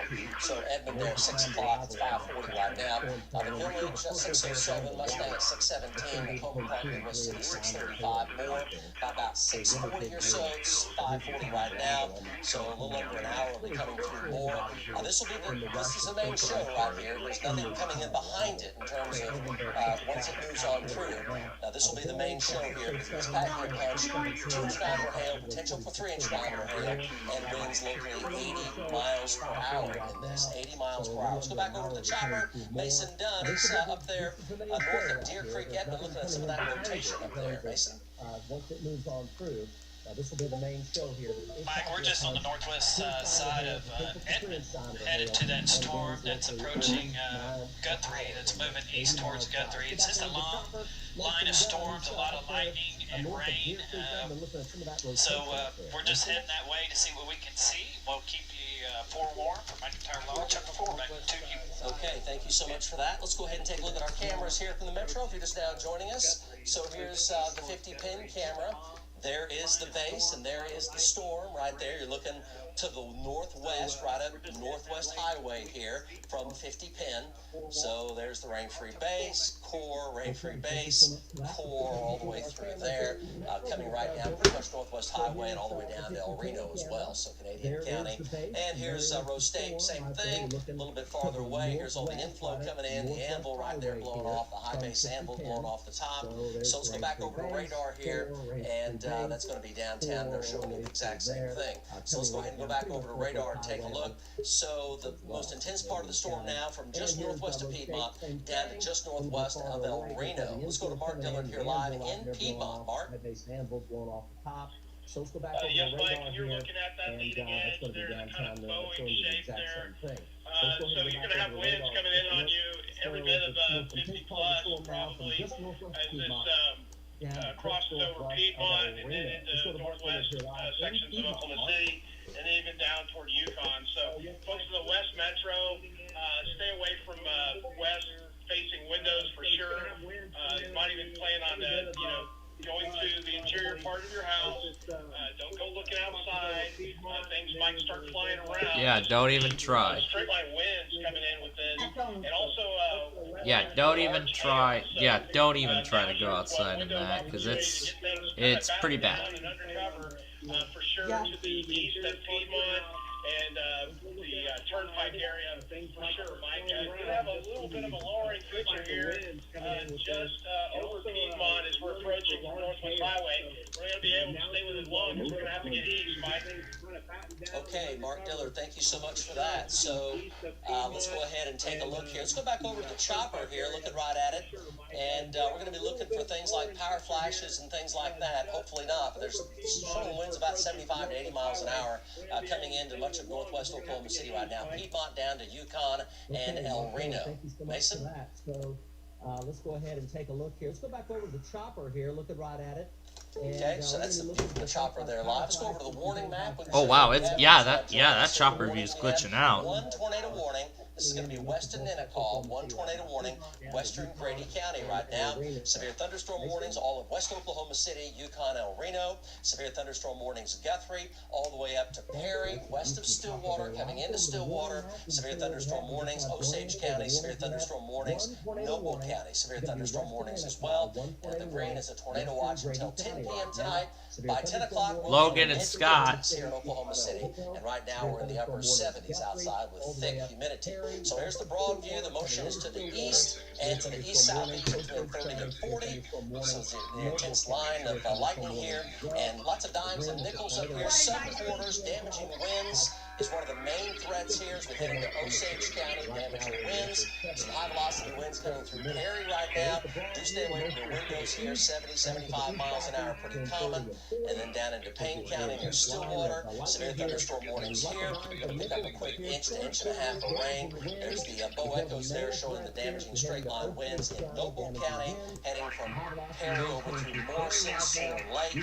And then the hail gets a lot larger as you head down to El Reno. The biggest hail there's about 2 inches in diameter, and that's the most intense storm in the state coming right into Oklahoma City. So Yukon down to Mustang over into southwest Oklahoma City, down to Newcastle and Moore, and the downtown Oklahoma City, the most intense part of that storm is heading that direction. So that circulation there has weakened some. That's good. It's over the Passion area right now. Not as strong as it was, but clearly still some rotation. But this is 80 mile-an-hour winds coming in right here. So let's go back over to the chopper with Mason. So Mason, I think the plan here is going to be to probably look for any damaging winds and power flashes due to damaging straight-line winds. The main theme here is to stay away from windows, go toward the middle part of your house, and that's all coming right into Piedmont, and from there right into the Lake Hefner, Lake Overholser area. So really high velocity, damaging winds coming on in, so enough to blow out windows. That's kind of what we're talking about. Mason Dunn joins us live. The main theme here is to stay away from Yeah, this is the area you're talking. the middle part of your house. Green that you see on the radar that Josephine is showing you. We're sitting just north of Edmond, looking directly to the west. Right. Looking for any power flashes, damaging winds as these winds move through, as they're moving through Piedmont right now. We'll keep you forewarned from McIntyre Law Chapter 4 back to you. Okay, that is Mason Dunn right there. Here, take a closer look here at that damaging wind. So this is about 80. This is about 80 right here. So Piedmont, 80. Right here on the west side of Piedmont, 80. You can see where it's heading. The Village, Nichols Hills, Lake Hefner, Lake Overholser, Yukon. So all that's 70, and that's 80 right there, 80 mile-an-hour winds. Let's go back over to Mark Dillard, who was in Piedmont just a few short minutes ago. Wow. Now coming into the western side of Piedmont there, high-velocity damaging winds. Mark? Hey! Yes, Mike, we're just barely out ahead of the leading edge of the high winds. We've got guys probably going to 40 right here. As we're at Piedmont. Oh yeah, I'm gonna get to uploading that later. But right now we're trying to deal with all this severe weather madness.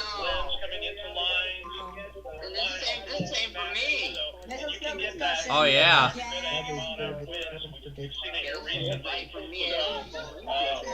Just a blasting west wind coming in. Oh yeah, tornado watch number 172 for Little Rock. Okay, let's go on back down to the Chickasha storm. So we haven't had there hasn't been any large tornadoes in Oklahoma yet. I'm surprised. We're gonna go to Brian Winslow here coming up. So the area of rotation in a couple of minutes. So you folks in Chickasha, those are gonna be I don't. Tornado warning in effect. Well, this whole severe weather event is distracting me from such. So. By Fairmount, just to the west of Chickasha. So that is a tornado warning continuing for Chickasha, and that rotation there is right there on the western side of town. Let's go to Brian Winslow here and get an update on that storm. Brian? Yeah, Mike. Tornado warning in effect. That rotation is right there just to the west of Chickasha, east of Verdon by Fairmount. 70 degrees, and it's the further south we've got, it's back up to 80 degrees. But yeah, I've also got KFOR's live coverage of the storm going. Very healthy looking. It's still got the much VA's monthly? They sent it 6 minutes early, and WRVA relayed it at the exact moment I didn't know they went early until I saw. Yeah, KFOR is doing this. Yeah, I'm going into the cafeteria right now. Yeah, KOKC's doing it, KFOR's doing it. A lot of stations are. Essentially all the television and radio stations. Back in there, so gotta get a little closer here to get out of that haze. But I think there is one back in there, so we're This is bad. I knew this was gonna be a good system. Okay, so what we have going on now is we've got a very severe storm now coming into the metro from the west and northwest, and we have a possible tornado coming into the Chickasha area right now. Those are the two main themes. extremes. There is some damaging wind up east of Perry near Sooner Lake and Morrison in northern Oklahoma, but the two main storms are those two I just talked about. Now let's go ahead and take a look. We're going to go to radar here on Max 1. So the metro winds are gusting to 51 now on the inflow down there on the ridge line at Mingo and Tuttle. 51 on inflow leading into this. That's why it's not going away. And there's going to be some 2 and maybe 3-inch diameter hail. Show a large swath here of tennis balls from the west side of Piedmont to the to El Reno to north of Union City. Lots of tennis balls in there.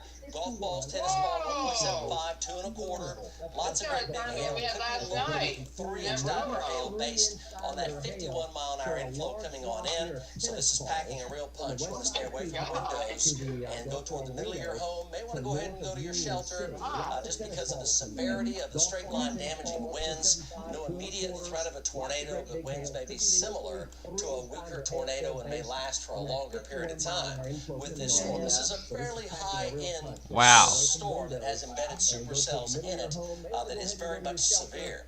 So, and you see it's heading from El Reno right down to Yukon, right down to Mustang, right down to Union City, and there's your time of arrival. It's going to go through South Oklahoma City down to Moore. So pick out your town where you live there. There's your time of arrival. Yukon there at 6 o'clock. It's 5:50 right now, so 10 minutes. Wiley Post, Bethany, War Acres, on down to downtown Oklahoma City, Midwest City at 6:30, Tinker at 6:34, Del City at 6:30 as well. So take it seriously. Stay away from windows, maybe some flying glass and things like that. This is a big time severe storm coming on in with embedded supercell structure inside of it. And then down here in the Pocasset area, Chickasha area, tornado warning continues. Rotation literally near Chickasha. Now I think that Eric Dixon was between Chickasha and Pocasset. Let's talk to him. I think he had a lowering. Eric? This is a big time. Yeah, I thought I had a little bit of a lowering back there. It kind of went back up. It's kind of on that feeder tail back into that big tall cloud there, that tower. But some vigorous updraft here on the back side here with that backside of that gecko. So we're kind of a little bit hazy back in there still. We're still pulling into that north side of that storm, but I don't see anything that's ominous as of yet. I don't see a lowering that's pronounced. So maybe that could in that rain, but we're getting a little closer here to get a better view here. On that here in just a moment. Okay, very good. Let's go back over to Mark Dillard here in Piedmont. Then we'll go to Aaron Brackett here next. Mark? Yes, Mike, actually in 164th and Council, and you can see the driving wind and rain coming across Council right now, being northwest Oklahoma City. I'm going to head down to the turnpike and catch it and then go east with it, but I have to warn folks, it's already coming into the northwest side, so you're going to want to hunker down. It's very, very high winds, driving rain, and hail mixed in there, Mike. It's going to be slamming in from the west, northwest. So, stay away from windows. Go to your interior closet area or bathroom. Get away from windows because it can, of course, straight line wind damage, can be equivalent to a low-wind tornado as well. So just be very, very careful and stay away from windows for sure, Mike. Mark, thank you. Let's go over to Mason Dunn, the chopper here, as it comes in now to western Oklahoma City. Mason? Mike, we're directly over Edmond, looking to the west. As you can see, this gust front coming. Oh yeah, Edmond. That's where this storm is right now. Green that you see on the radar, that is coming in on the west sides of the metro and Edmond. We are right over Edmond, looking to the west. Haven't seen any power flashes. Haven't just seen a lot of rain and lightning. No power flashes yet, but that could change. The winds will die down, but we'll stay on top of it. McIntyre Law, chopper 4. Okay, let's go ahead and check out the velocities here. These are 80. These are every bit of 80. So go over the velocities here. Every bit of 80 and through. I'm hearing a lot of stuff about 80 miles per hour. Might be a little pocket there potentially to 80 plus. So these are like bigger than hurricane. They're hurricane force winds, and they're going to go over a little while too. So we're talking about Bethany and War Acres and Yukon and Overholser and Lake Hefner. So there's 2 pockets there of 80. So 80 is now coming into Lake Hefner, just north of Overholser, and 80 is now coming into Yukon. So those are high velocities. velocity damaging straight line winds now moving on in. They'll be from the west, so winds of 80 miles per hour. Out there to the west side of Yukon, east side of El Reno, that's at least 80. Might be approaching 90-mile-an-hour winds on I-40 on the western sides of Yukon right now. Hail sizes are golf balls to tennis balls, and quite a bit of it as well. Let's go to Aaron Brackett in the Interceptor. Aaron? Winds of 80 miles per hour. Yeah, Mike, we're right now near the tunnel area, and we're closing in on that supercell that has the tornado warning. We're just getting reports here near Nitica. There's a funnel, so there's a funnel near Nitica.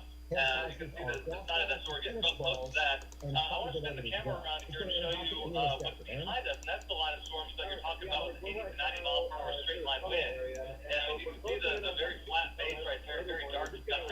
That is a huge threat, just as you've been saying, and just our dealer has been saying. Even if there's not a tornado there, straight line winds are going to be equivalent to that of a weaker tornado over a bigger area, and they're going to last longer. So this is a really, really big problem for the I-40 corridor, for the Oklahoma City Metro, and we're heading toward that tornado warning storm. We're closing in on it. That is going to be a problem for the South Metro. It looks like they're continuing that warning, and the report of the funnel near Nitica also pretty concerning. Okay, very good. Let's go to the chopper here. The chopper is going to kind of backtrack because Sumner, Kansas. Kansas. Helicopter when you have 80-mile-an-hour winds. And Mason knows that as well, or better than anybody. So he's going to kind of backtrack as he comes back toward the studio and Safe Haven. KQAM is offline. Let's try a different Canadian Logan. Oh wow, that is massive. Gonna be a doubleheader. Let's see. Yep, a doubleheader. This will be a doubleheader. So Mason is basically over the west side of Edmond right now. This works. Northwest Oklahoma City. Mason, are you with us? See if we can get Kevin and Mason on the phone there. Yeah, right near Oklahoma City. That's where this is. Mark Dillon, yeah. Mark, so Piedmont still, Piedmont still. Actually, Mike, I'm on council he's backstage right now. He wants us to be whoa, look at that chopper, coming in here. New York City. I can't really make out anything.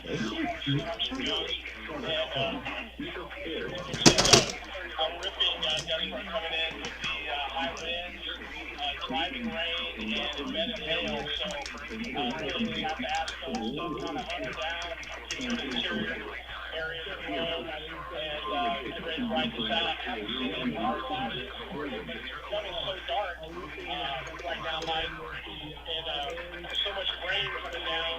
It's going to be difficult to see, but I'm not surprised. I won't be surprised if we have wind damage reports in the West Metro here for the next couple of minutes. Okay, let's go to velocities here real fast. What's that picture? A lot of high wind coming in. There's going to be power outages here. There's going to be at least tree limbs down. Might be putting the trees down. But the highest winds appear to be gravitating basically toward the Overholser area, Yukon area, the very highest of those winds. But plenty of high winds now, Deer Creek, Edmond, about to come into Lake Hefner, Nichols Hills, the Village, West Edmond, Northwest Oklahoma City, Bethany, Warriors. The highest winds appear to be Yukon, heading on down toward Mustang and Southwest Oklahoma City. Let's go to Mason down here in the chopper, looking right at it. Mason. Now for the doubleheader, tornado warning. Yeah, Mike, we're at basically on the north side where the station is. You're going to see an antenna coming near shot here just now. We're still looking off to the west where this Guffs front is coming through. We've seen lightning and rain, have not seen any power flashes. Just saw a good lightning strike right then. So we're going to stay ahead of the storm here and keep you full from McIntyre Log, Chopper 4, Mason, thank you so much. Let's go to the Max 2 here to get an update for the Stillwater area. So you folks still under a severe thunderstorm warning. There's a lot of wind shear up here, and the wind shear is increasing in the Stillwater area. See that red and green there coming together, and it's trying to come around. So there's a little bit of wind shear increasing. Mike Bennett is near Stillwater right now. He's been on this all the way across. So Mike Bennett, definitely wind shear increasing southwest side of Stillwater right now. Not a tornado, but it is a little bit concerning. Severe thunderstorm warning very much continues.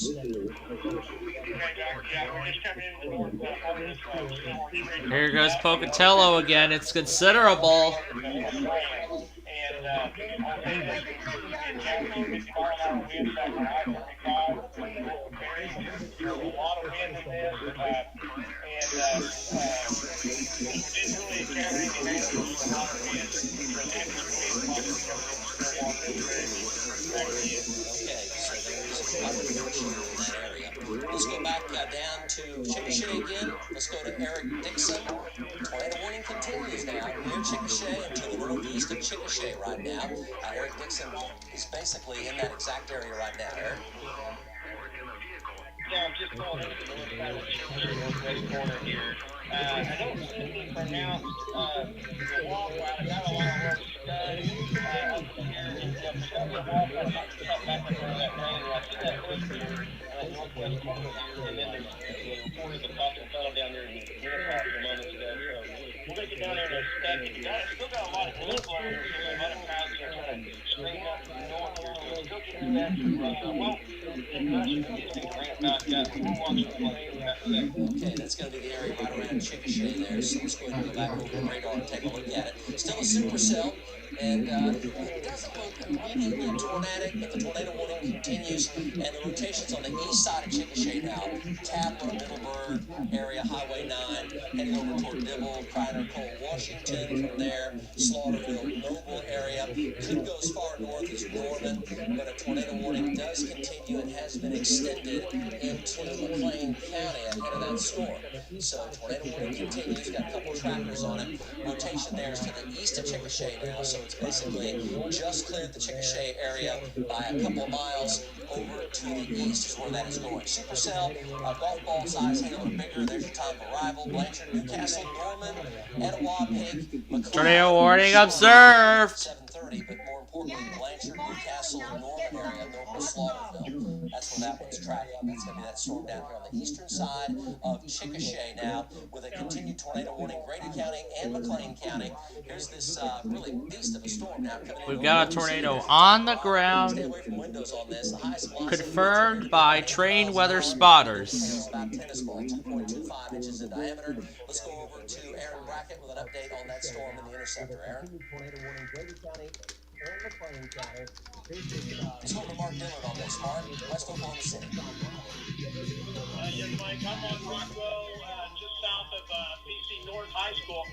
Immense amount of wind and rain coming in on this. Also have a kind of a lowering fold feature with rapid movement at the cloud base there. But it's ripping right now, Mike. Just absolutely ripping winds.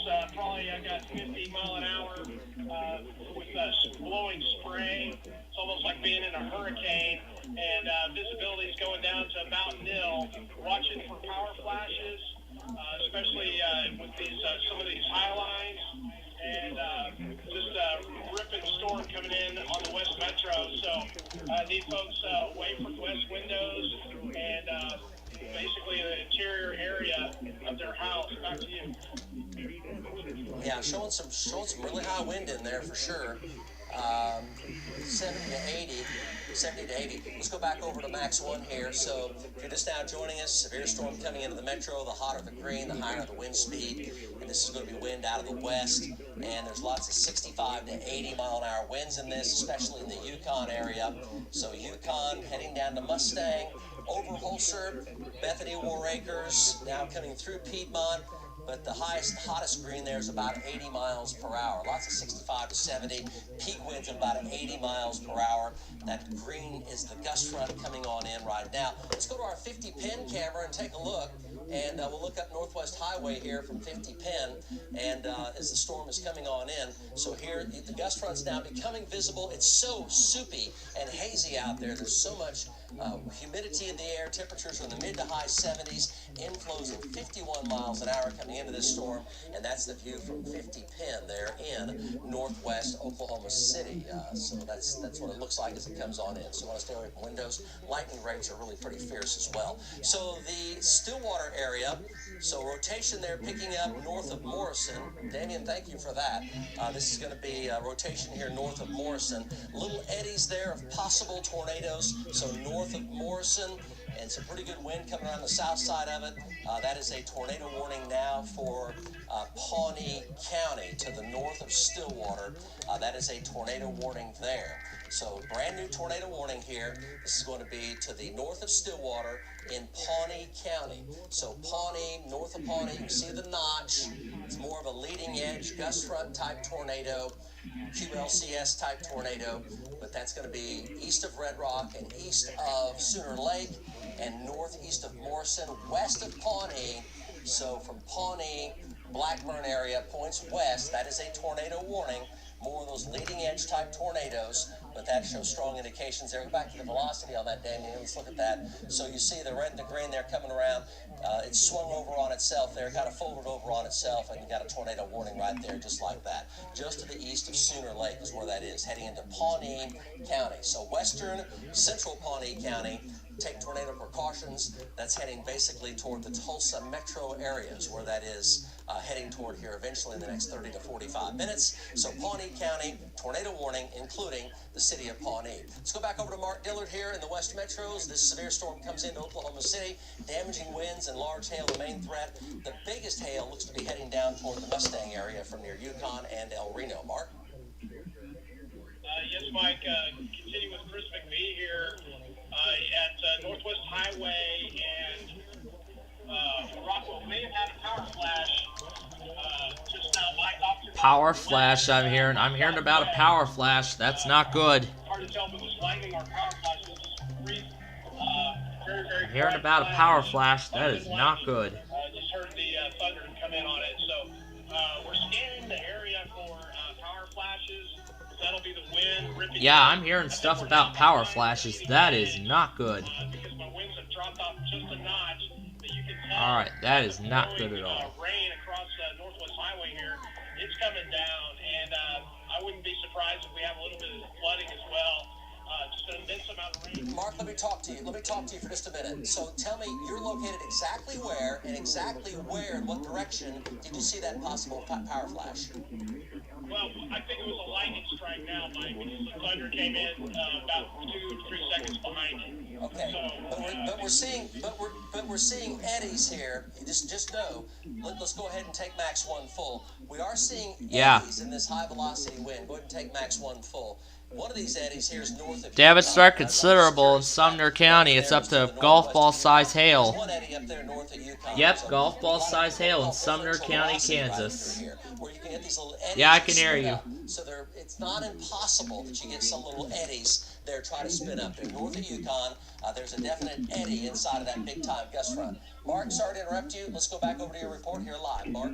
Yeah, just still with blowing spray, Mike. It's literally like being in a hurricane, and you can tell by it's starting to get dark anyway, but some of these street lights have been affected by the lighting because they're just not on. So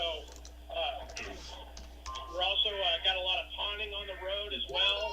So it's getting to the point where it's somewhat dangerous to be out and about. Ponding on the road. Turn right in front of me here. But got ponding on the curves and blowing spray. I'm on the north east side of Wiley Post at Wilshire and Rockwell. Just kind of working my way through this front here, Mike. Okay, Mark, thank you so much. Let's go back over to radar here and the velocities. And so the highest winds are not really so much in Edmond. Let's go ahead and go back over to 1. The highest winds are not so much in the Edmond area here, but they're 40, 50 miles an hour in the Edmond area right now. The higher winds are down here toward Bethany and then on down toward Yukon and then on down between Mustang and Union City. That's where the highest winds are. And embedded inside that gust front, there's little swirls where the wind is swirling a bit. So you get these little eddy effects where the wind kind of swirls a little bit. It's the hot green next to the dark green. And the effect was very much there just north of Yukon about 3 or 4 minutes ago on Highway 4, and then it kind of went away. But that hot green there is 65 to 80 mile an hour winds coming on in. So a lot of damaging winds here coming in. It'll be from the west. The wind will be from the west and the northwest. There's also for Sedgwick County.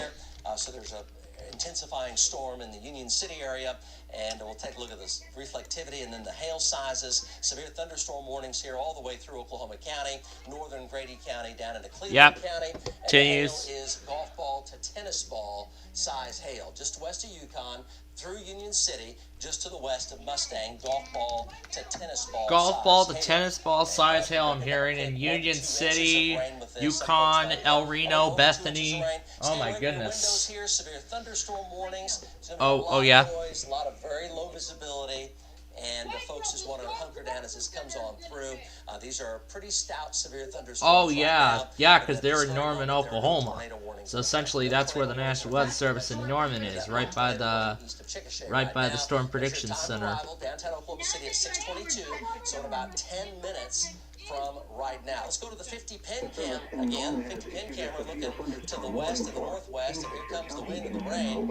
And yeah, the rain just now starting, and the wind just now starting to pick up at 50 pins. So the wind from the west and the northwest. Well, that's why I was turning it down. That was why I was turning down my speaker. Northwest windows, stay away from those as these storms come on in. Let's go back to Mark Dillard live, get an update here from the west side of the metro. Mark? Then now I can hear you.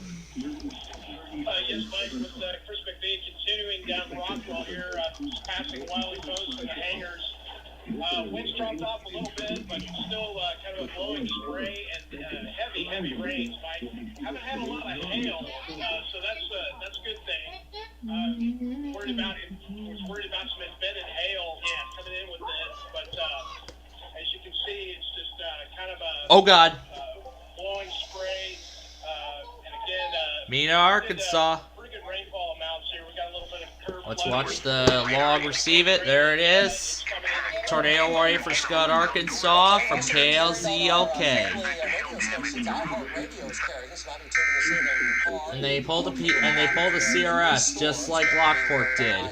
Radio as well. So look for that on the FM and AM dial iHeartRadio. So let's go back over to radar here. Oh, they're talking about, yeah, I think they're talking about that tornado warning that's likely going over. They're going over the stations that are simulcasting coverage of this. So these are all of our radio stations that carry us when severe weather especially comes through the metro area. Wow. Or if there's a tornado threat for the part of central Oklahoma that carry us. So this is what we have right now on the radio stations, including AM 1000 KTOK.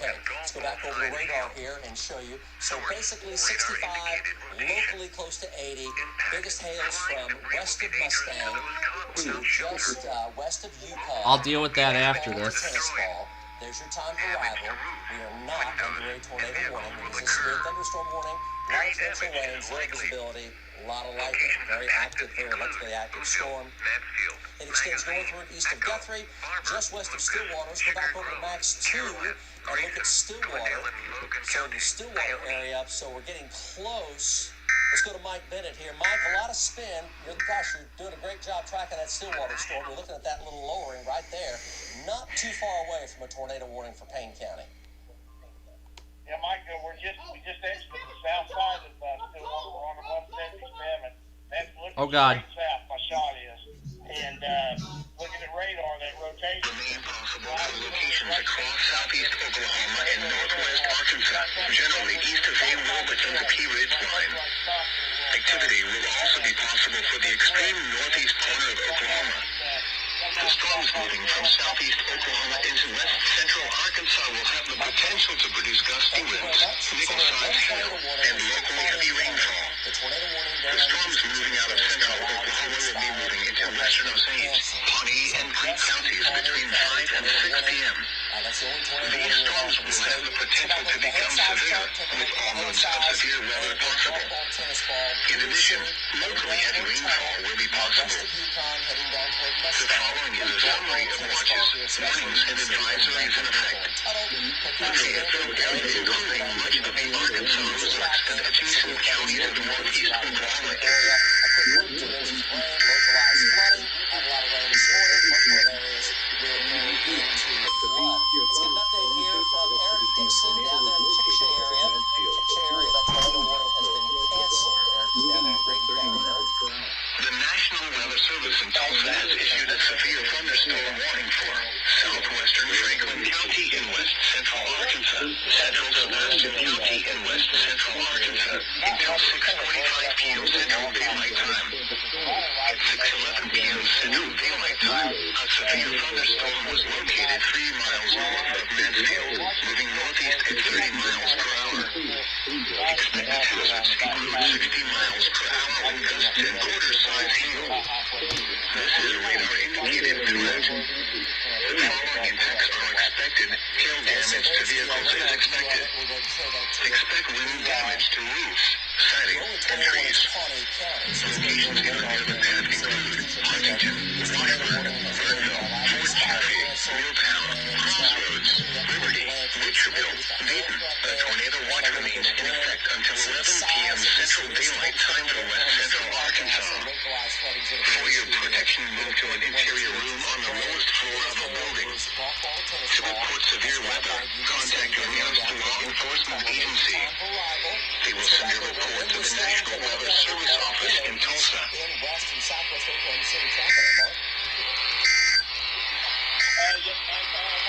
The current time is 6. Expressway, Old 66. Wow. Heading over toward the turnpike, and it's affected some of the traffic lights are on flash here at Council. I know who he is. Yeah, he was under one of these. Maybe intermittent power faults. Yeah, he is in the line. Rain. My wind's got down a little bit since we're basically embedded with it now and not along the leading edge, but it's packing a punch. We're going to zip down toward Mustang and come around, curl around on the south side, Mike, to get back ahead of this a little bit. Back to you. Okay, let's go back over to Max 1 here and take a look. So here's some of the velocities again. It's looking at the wind here. Brighter the green, the higher the wind. The strongest winds are definitely southwest Oklahoma City, heading down toward the airport. Warning has been corrected. There's also a little bit of a spin developing there near Meridian, east of Guthrie. The severe thunderstorm warning for Oklahoma County has been corrected. Check out Stillwater again, and we're going to check out the Stillwater area and look at that with Mike Bennett. Mike Bennett's got a wall cloud there, and there's some localized spin there. Severe thunderstorm warning, not a tornado warning, but severe Localized thunderstorm warning. spinning. Oh, yep, we have a tornado possible. Okay, yeah, Mike, we're... That's a tornado possible right there. driving right. We lost that vehicle. Heavy rain. Oh yeah, that's what's causing that flash flooding in Oklahoma City. If I remember correctly, that's where that flash flooding is ongoing. 50 mile an hour gust. I think I had maybe a couple of gusts there while ago. National Weather Service in Memphis has issued a severe thunderstorm warning. Can't see anything but driving rain. Back to you. Okay, so let's go back over to radar. Oh, God. Kind of take a look here at this Pawnee County storm. Still a tornado warning there. So tornado warning still near Pawnee, and a little bit of a spin there trying to develop on the east side of Stillwater, but Mike Bennett's kind of lost that feature. You see there's wind shear there, and then there's some wind shear here where the winds are going in opposite directions. So damaging winds, the main threat here, but there's a little wind shear on both of those. Still a tornado warning north and east of Pawnee. Pawnee getting a fair amount of wind now coming out of the west. And there's quite a bit of wind shear there north of Perkins, southeast of Stillwater, Ingalls area heading over toward Yale and Cushing, Yale in particular. So heads up for eastern Payne County. These are going to head over toward the Tulsa metro area with a continued tornado threat. Notice tornado warnings all the way over to almost Cleveland there on Keystone Lake. So tornado warnings up here on the Arkansas River Valley to the northwest of Tulsa. So those tornado warnings there. So here's the hail size, a lot of dimes, nickels there. Nothing really too big as far as giant hail. Maybe bigger than nickels, almost quarters between Perkins and Stillwater. Uh-oh. Let's see, where is it for? Yep, damage struck considerable. Kind of gone away, but a lot of golf balls now. 1.75 down around Union City, Minco, and Tuttle. And quite a bit of wind here, especially west central Oklahoma City. Sideways rain. That's right. Stillwater is going off. Oklahoma City's going off. I'm watching I'm on WJO1's weather scan log right now. I see it receiving Stillwater and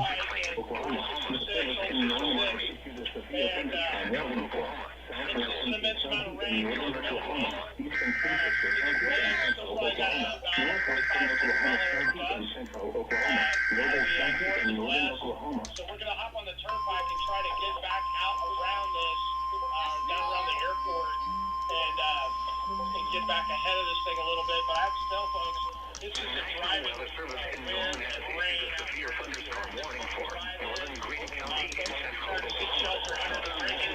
That's never a good idea. Oklahoma County and central It's really coming down in County. Okay, tornado warning has been reissued near Dibble. Brian Winslow's there right now. This is going to be Dibble. Brian Winslow's there right now. This is going to be Dibble. This is McLean County. Dibble, Kreiner, Cole, Washington, Noble, Slaughterville. Brian Winslow's there looking at it. That's a severe thunderstorm warning they're talking about, not a...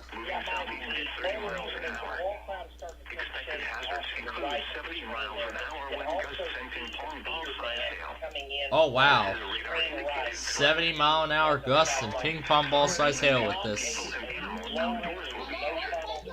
Yeah. Don't make jokes, please. We're trying to deal with severe weather here. And Nashville just issued something random.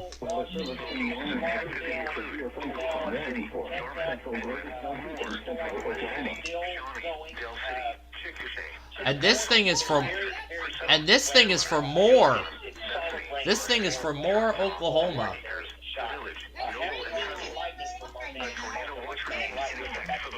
Okay, so it's a small circulation there, very, very close to Dibble right now. Let's go back over Max 1. I can show it to you.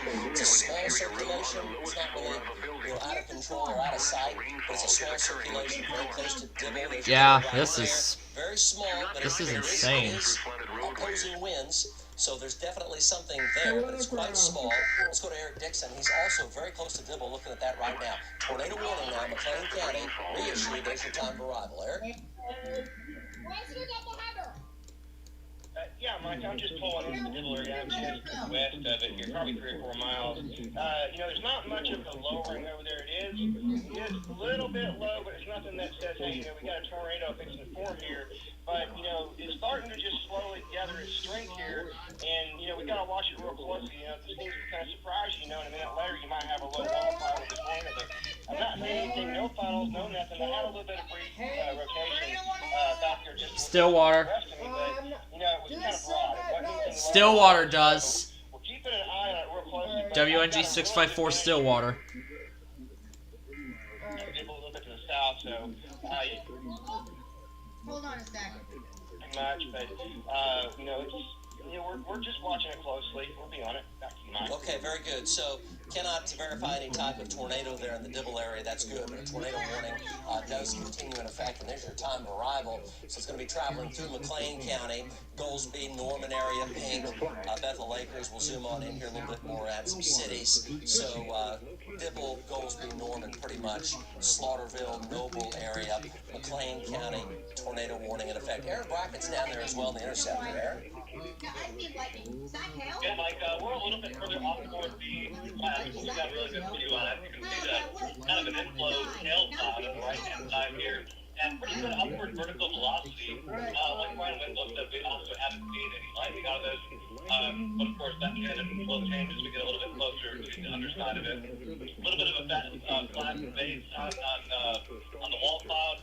But again, no penetrates out of it. Can't really see any stud right now. But again, it's probably a good idea that we monitor this very carefully. It's still out ahead of the front. So anything out ahead of the front has a little bit better chance of being tornadic. So pretty good vantage point of it. Definitely very, very tall, spiking well up into the atmosphere. A lot of upward vertical velocity. Of course, we'll watch all these folks out ahead of it. Keep the heads up in Plain County. Things can change that time. They have today, and it's still very good. Very well could.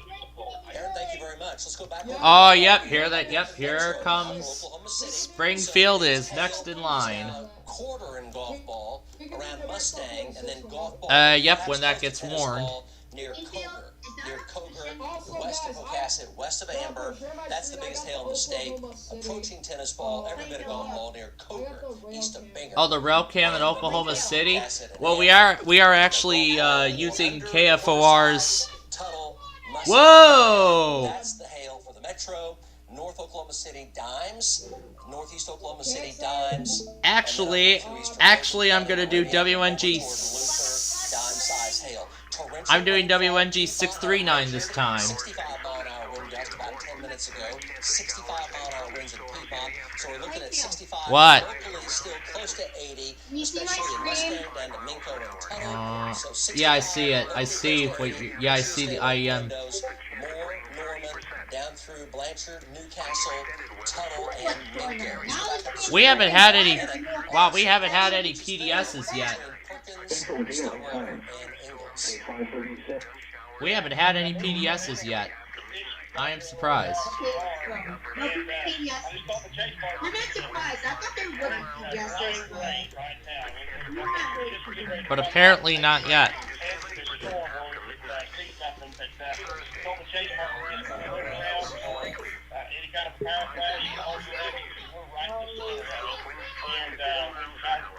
Stillwater again.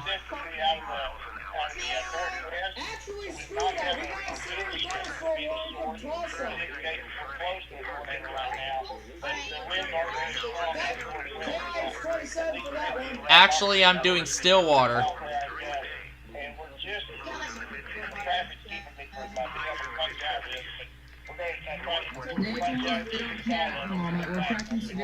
So, Mike, where are you right now? Yep, there goes the Cherokee Village. 4 to 5 miles east of Perkins. Okay, you're pretty much right there. So let's go ahead and spend some time on this because this is dangerous. So let's go over to 1. So you folks in Cushing. Wow. You folks in Cushing, including Bob Long. Heads up over here by Cushing. I'm sure Bob's on top of it. He works in the fire department over there and keeps folks straight over here in the Cushing area. Tornado warning, Ripley over to Cushing. So you see Cushing is where that tornadic cell is heading. The green and the red there coming together. There's some high velocity winds there and a big inflow notch near Ripley. And Mike Bennett is just still heading for the Tulsa area. Yep. It's really right there about to break out. But it's heading right still heading for the Tulsa area. Heads up for Cushing. Tornado warning. From there, it's going to be heading into Creek County on the west side of the Tulsa metro area. Wow. All right, Tulsa metro area. There's Manford, Keystone Lake right there. Bristow's just off the bottom of the screen. There's Drumright. So heads up for Cushing. It's in the Ripley area right now. Mike Bennett, let's come back to you. This is probably, tornado-wise, the most dangerous storm in the entire state right now. Ripley heading directly for Cushing. You're in spray on the wraparound of that mesocyclone. Yeah, Mike, it's intense. Because the wind is not, we have not had any wind shift wow. So far. I hope that's I've been in this kind of situation before where you have winds and stuff that change direction. And then it's workout time right there. Just kind of looking around the power plant, getting that pretty calm like Stillwater yet again. I'm doing Stillwater again.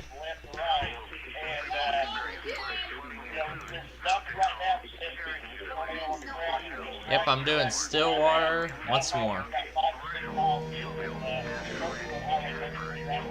Mike, let's go ahead and go back to radar here and check it out. So Mike, be careful out there. He's in wraparound spray on the backside of the mesocyclone.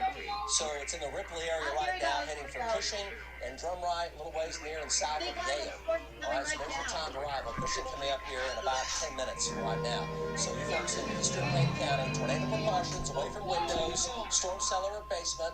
The velocity here, clearly the red and the green there coming together, very close to Ripley, northeast of Ripley. Possible tornado there heading for Drumright and Oilton, near and north of Cushing. Cushing's going to have some wraparound like what Mike Bennett's in right now, but that is a possible developing tornado to the northwest of Cushing. Let's go to the bank camera, take a look at the bank camera. This is downtown Oklahoma City. And we're looking at this storm coming on in. Measured 65. Oh wow! Yeah, all the lights are on. The rain's coming down. The storm is moving into Oklahoma City now. Yeah, KFOR is showing us the camera in Oklahoma City, not the rail cam by VRF, but their camera in downtown Oklahoma City. For Payne County, confirmed tornado, confirmed by trained spotters.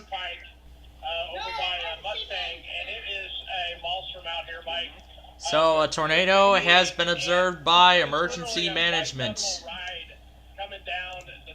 So Payne County, we have a tornado on the ground. Down here to the spur to Mustang. Yeah, I swear they're gonna get placed brutal on winds out here. We probably estimated. And I'm sure I know that thing is going to get upgraded to a PDS at some point. Difficult to hang on to the car. What is that? Be surprised. Yep, and the emergency management has reported a tornado. Yep, the Oklahoma Turnpike. So, Oklahoma Turnpike. They're on the Storm Chaser is on the Oklahoma Turnpike right now. They just went through the toll booth, and now, well, not really a toll booth anymore because they went all electronic. So, and Yoshi Fan got the tornado watch from Tulsa. Northwest of Cushing. Back over to Mike Bennett. Let's go to Max 1. So northwest of Cushing. So they're back to the radar. On the ground here, very close wow, to it is. Just past Ripley, northwest of Cushing. So Cushing, Drumright, Oilton. Real deal here. Real deal. Real deal. Very intense mesocyclone here. It's got a tornado vortex signature. Looks like a tornado on the ground here. There's your time of arrival. May go just north of Cushing, damaging winds in Cushing. And then over here towards Silver City, that's on the river. Not too far from the upper reaches of Keystone Lake. So there's your time of arrival. Real deal. Tornado warning here. And we'll zoom on in and show you the velocities. The hot green, hot red, right next to each other, east of Ripley. There's Cushing, there's Gano. So it's going to be to the north of Cushing, up toward Yale, and over toward Oilton. Eastern Payne County. That looks serious. That looks like a developing big tornado. Mike Bennett. Okay, yeah, Mike, we're about. Yeah, I'm already hearing about a tornado developing. They're not talking about the one in Payne County yet. Near Cole, that was the one from. Look to the north. Look to the north, east of where we are, which would be where the possible tornado is, and don't see anything up in there but black. But we're going to try to get to Cushing, and we'll go north out of Cushing, maybe possibly even the Drumright, and see what we can get out. Okay, maybe I will be able to get out ahead of it now. Traffic's clearing out in front of me. So we'll get up here to Cushing and see what we got. Yeah, you're on that wraparound spray. So that was lightning there. Didn't look too far away from a power flash right there. You just saw that. That looked a little power flashy. So he's in this wraparound spray. The tornado is going to be right up here. That also kind of looked a little bit power flashy right there. Right up in through here to the left of the road from where Mike Bennett is. To the northwest of Cushing. This is the real deal up here. So for the record, there's tornado warnings now approaching the northwest Tulsa metro, and we've got tornado warnings right now in the far southwest Oklahoma City metro. So both major cities in the state have tornado warnings nearby. Let's go back to Mike Bennett. Mike Bennett, that looked a little bit like power flashes to your northeast. Oh yeah, we're starting to see reports of power outages. Oh yeah, we're starting to see reports of power outages in Oklahoma City. That is not good at all. Alright, so if we take a look at the power outage map here, looks like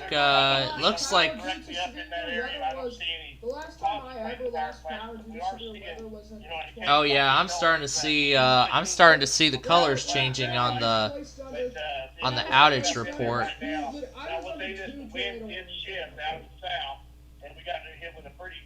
There's 1,000 people in LaFleur County without power at this time. There are currently 1,000. Yeah, there are currently 1,000 people in LaFleur County without power.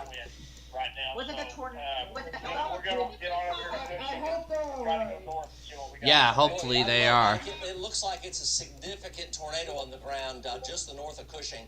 Cushing has the size. Oh yeah, that's PDS right there. That is PDS.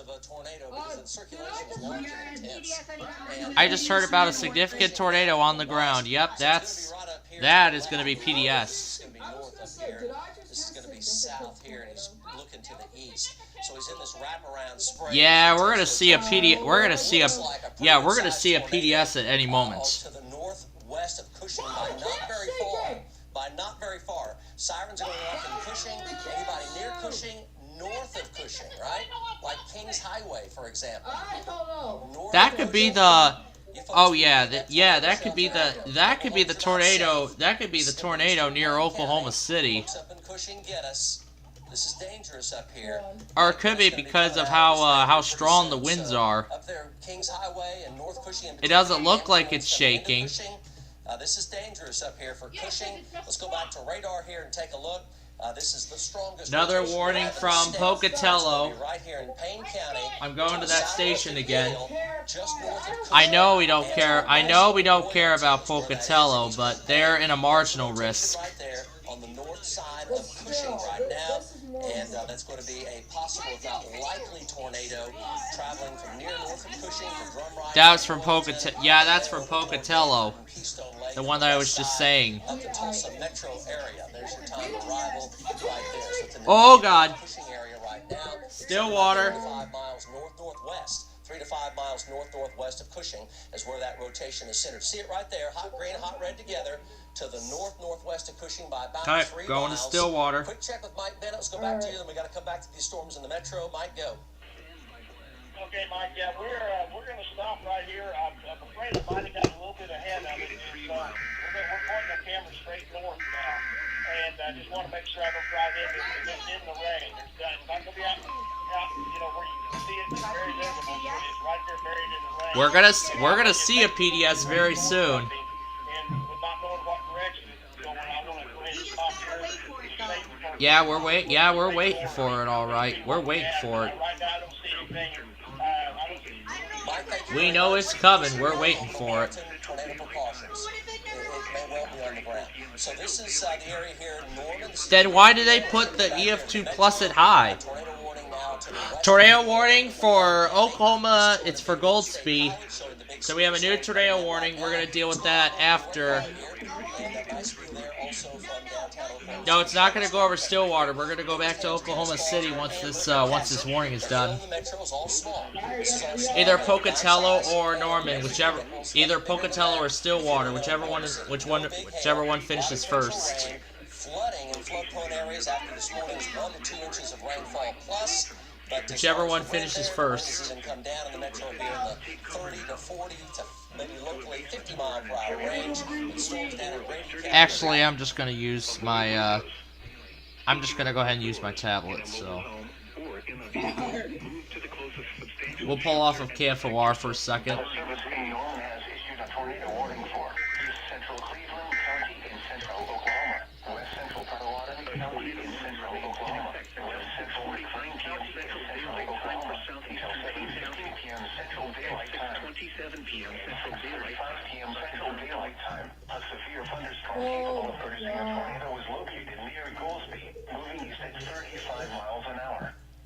Expected hazards include tornado and quarter-size hail.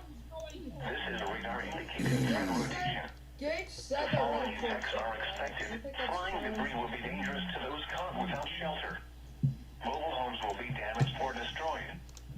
Damage to roofs, windows, Alright. vehicles will occur. Please Damage is likely. Yeah, because that's distracting us from this coverage here. Southeastern Norman, Purcell, Noble, Slaughterville. This is for the south. This is for the southeast portion of Norman.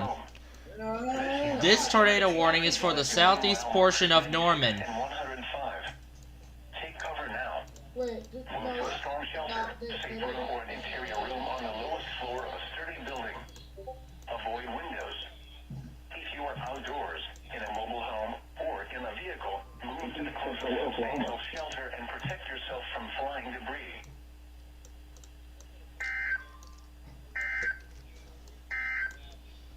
no, The National Weather Service in Norman has issued.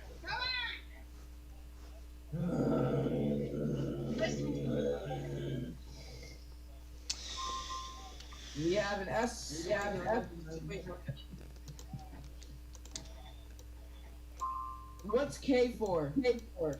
That's the weather radio. That's a station, news station from Oklahoma City, tracking severe weather. Yeah, KFOR is covering this. A whole lot of stations are. Alright, we'll go ahead and rejoin their live coverage. We'll go ahead and rejoin KFOR's live coverage. Still a tornado warning. Still some significant. We'll go ahead and rejoin their coverage. Slaughterville and Noble from the Goldsby area.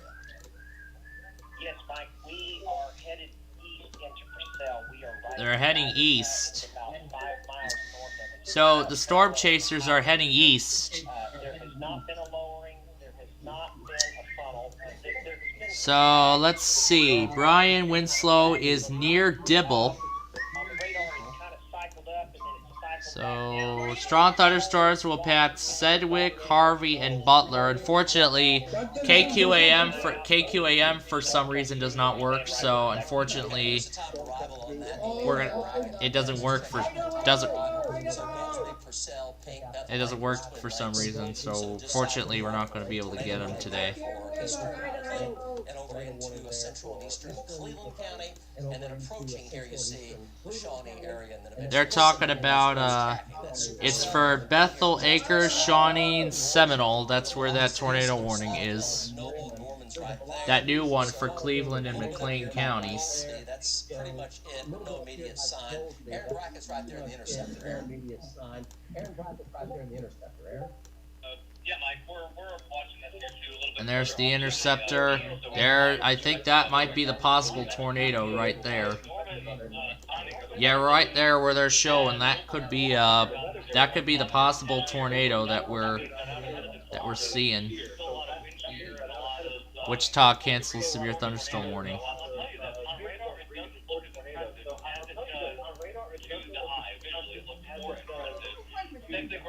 Updates, tornado warning to cancel Scott County. But I really think that's why we're continuing to watch this one very carefully, and we are, because it's not ahead of that cold front, where things are still very favorable for a lot of the state.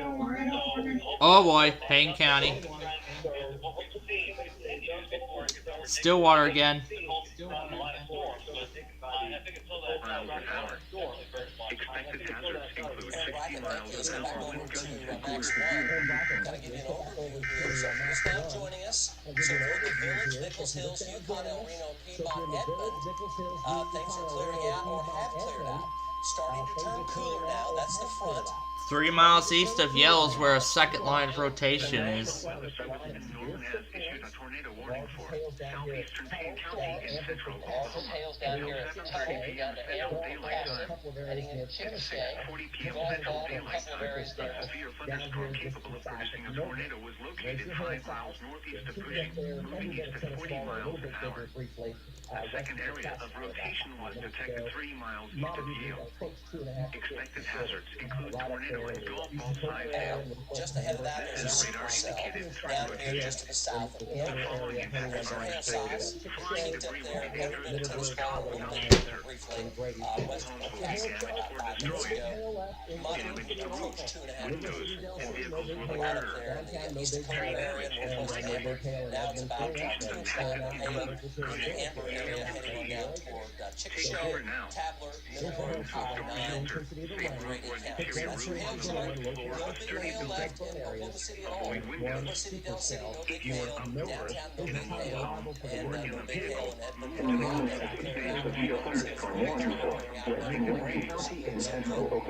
Here's the hail size and the intensity of the rain. Quick 1 to 2 inches of rain. Localized flooding in one areas.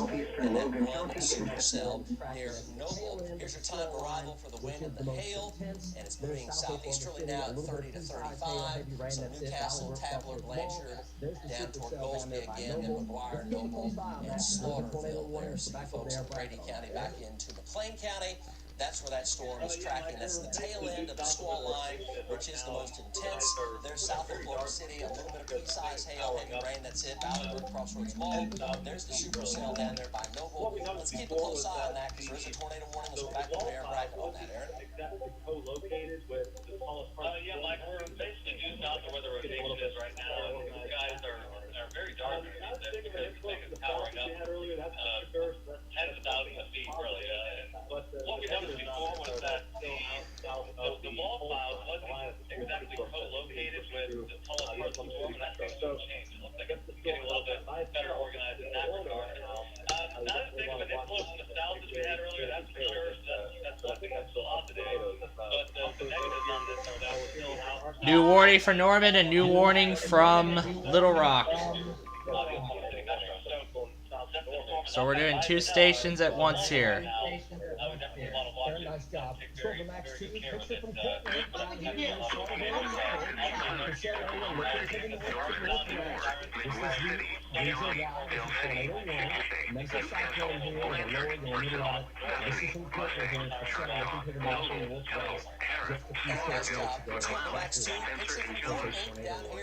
Tornado watch remains in effect for the warned area.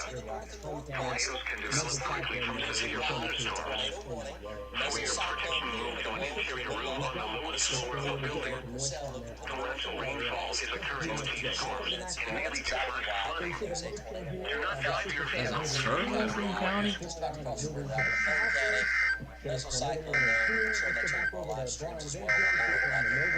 I don't think it serves Logan County.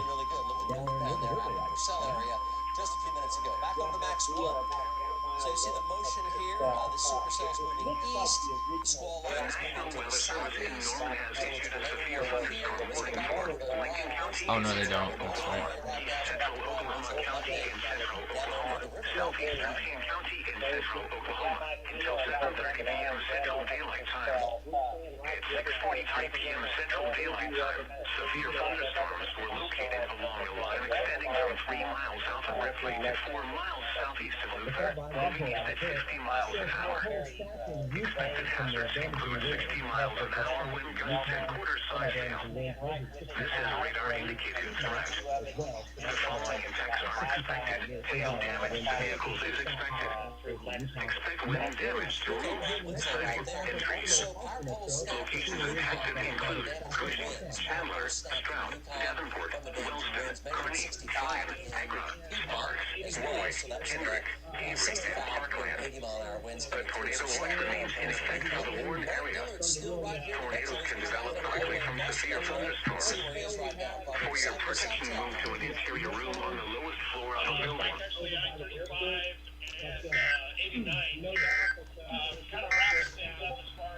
Tornado watch number 171 remains. Starting to really back off quite a bit.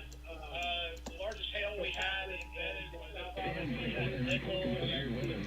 back in the area. But no doubt that there was some powerful snaps because we had every bit of 65, 70 mile an hour gusts at Patrick. New warning, yep. So that's basically Look for rapidly changing weather conditions and listen for later statements and possible warnings.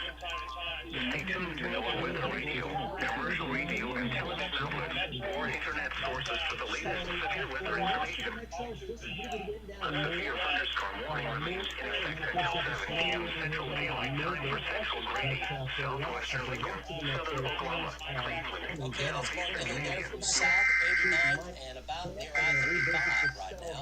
So for most of the metro, still some pretty good wind down at Moore, and then of course you have this tornado warning here down by Noble. But for a lot of the rest of the metro, things are calming down. National Weather Service in Norman has issued a severe thunderstorm warning for west central Grady County and central Oklahoma, southeastern Chatham County and southwestern Oklahoma until 7:30 p.m. Central Daylight Time.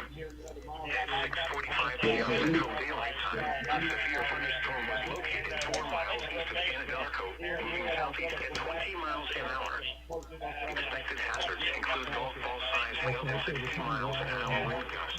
This is a radar-indicated threat. The following impacts are expected. People and animals outdoors will be injured. Expect hail damage to roofs, siding, windows, and vehicles. Expect wind damage to roofs, siding, and trees. Locations impacted include Chickasha, Anadarko, Vernon, Susan, Norwich, Lake Chickasha, Minico, and Liberty. A tornado watch remains in effect for the warned area. Tornadoes can develop quickly from severe thunderstorms. For your protection, move to an interior room on the lowest floor of a building. Moving east, tornado warnings all the way over to the west side of the Tulsa metro area. A severe thunderstorm the west side of the Tulsa metro area, and tornado warnings for the far southern side of the Oklahoma City metro area. So both major cities have metros have tornado warnings right now ongoing at the same time. Let's go back over to the folks down around. New warning for Butler County, Kansas. Warning from Idaho continues. When you look at it visually, yeah, like you watch it, and it looks so much better. Have a person kind of does on radar. I like that. It's kind of honey on radar. The velocities have been not as consistent as other things that we've seen earlier in the day. But when you look at it visually, there's a lot of people out here looking at it. I'll tell you that. You have some of the different you have a flat range remake. You have striations, and you have what is a vertical slant on either side. You can tail cloud a little bit earlier. So, I mean, it does look every part of the tornado warning storm in person.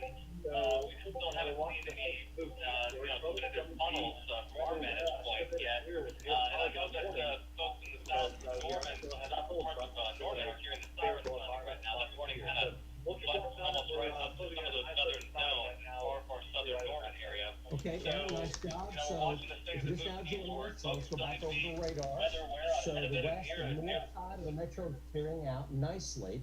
The heaviest part of this line is down by Amber, Pocasset, and Chickasha up toward Blanchard.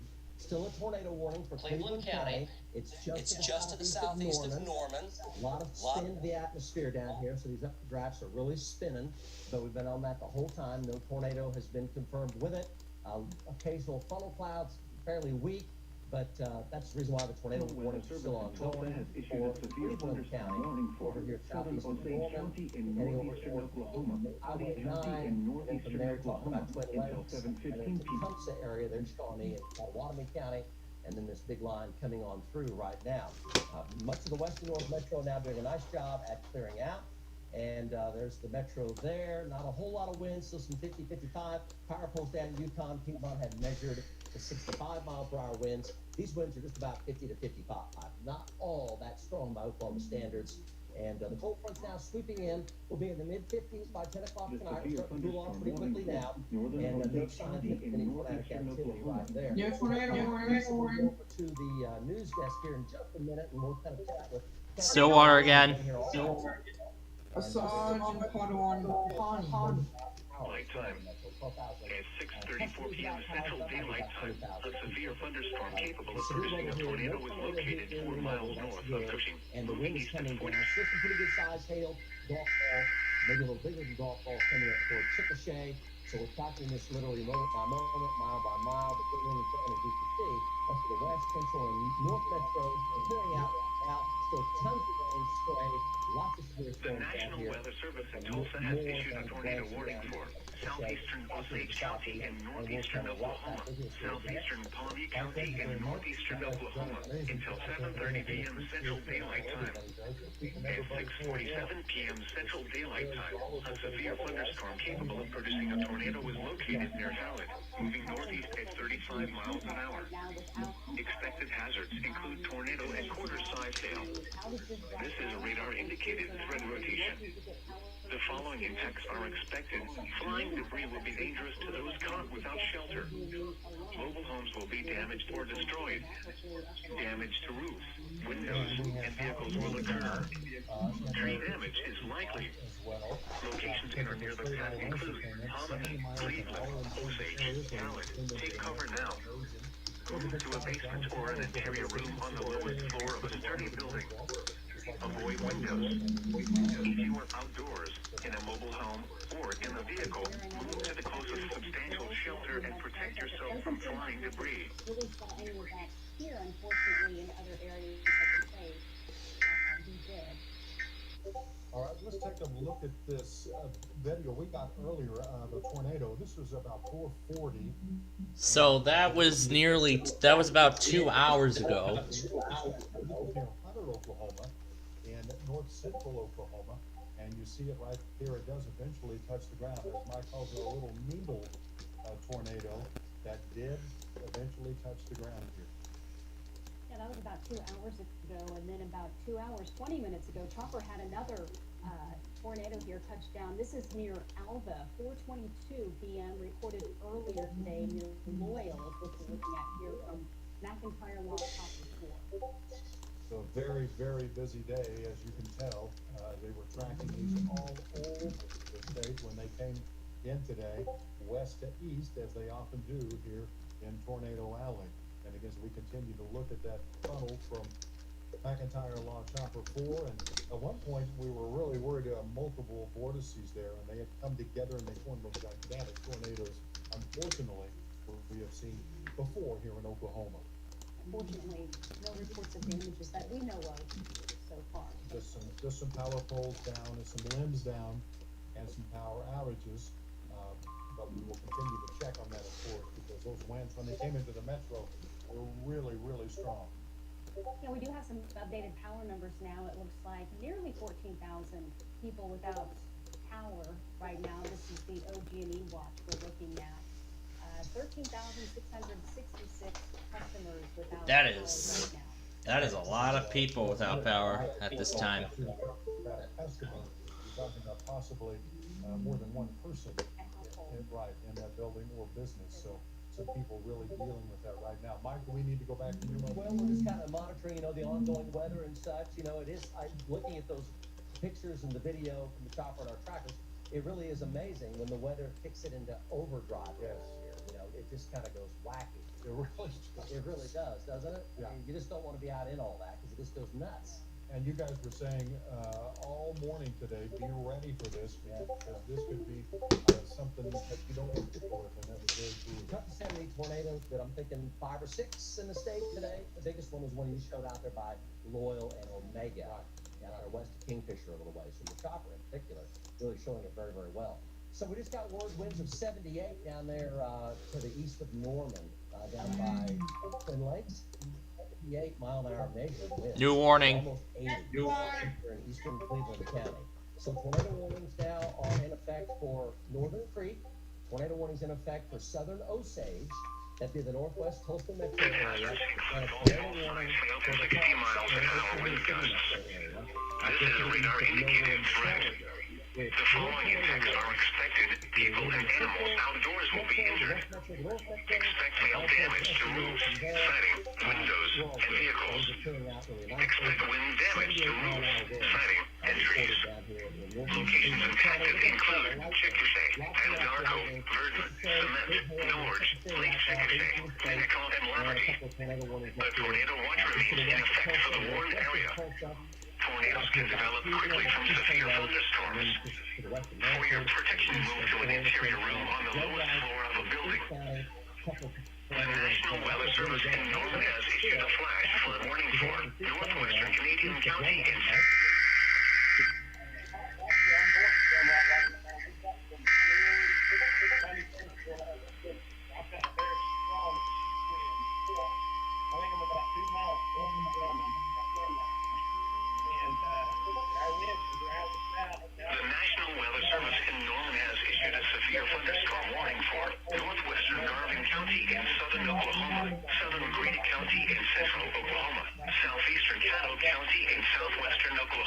This is for Tulsa. But I'm still doing Stillwater. McLean County in central Oklahoma until 7:45 p.m. Central Daylight Time. At 6:54 p.m. Central Daylight Time, severe thunderstorms were located along a line extending from near Oklahoma City to near Norman to near Middleburg to near Cement, moving southeast at 30 miles an hour. Expected hazards include ping-pong ball-sized hail and 60 miles an hour wind gusts. This is a radar indicated threat.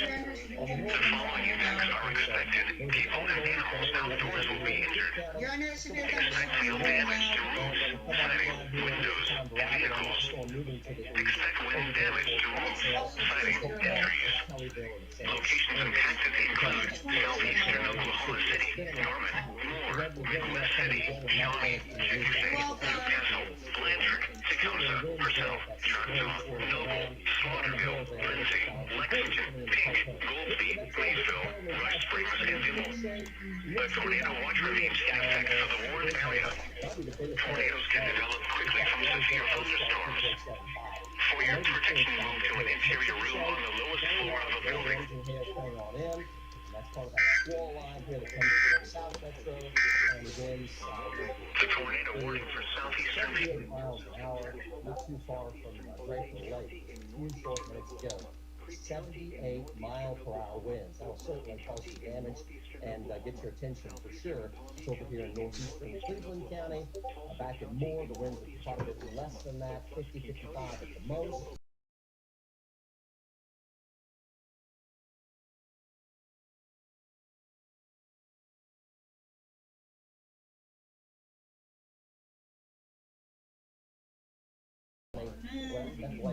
No. Lakes, over toward Pink as well. Then eventually Dale and Shawnee, the high winds heading your direction. That bow right there, 78 mile per hour winds on that bow just going out in the past 5 minutes. So let's go back down to the South Metro. Update you on that tornado warning southeast of Norman. Let's go over to Aaron Brackett. Aaron? Yeah, Mike, we're getting ready. We're close to South Florida right now. We're getting ready to actually collect for the line. And you guys are getting the alpha cloud right here with the low hanging clouds indicating strong winds blowing out. We've been looking at radar. There's a couple spots. What you've been saying, those measurements you've done around the radar. A lot of really gusty parts of this line. So that's we're gonna head right into that here. We're getting rapidly dark. I'll deal with that in just a moment.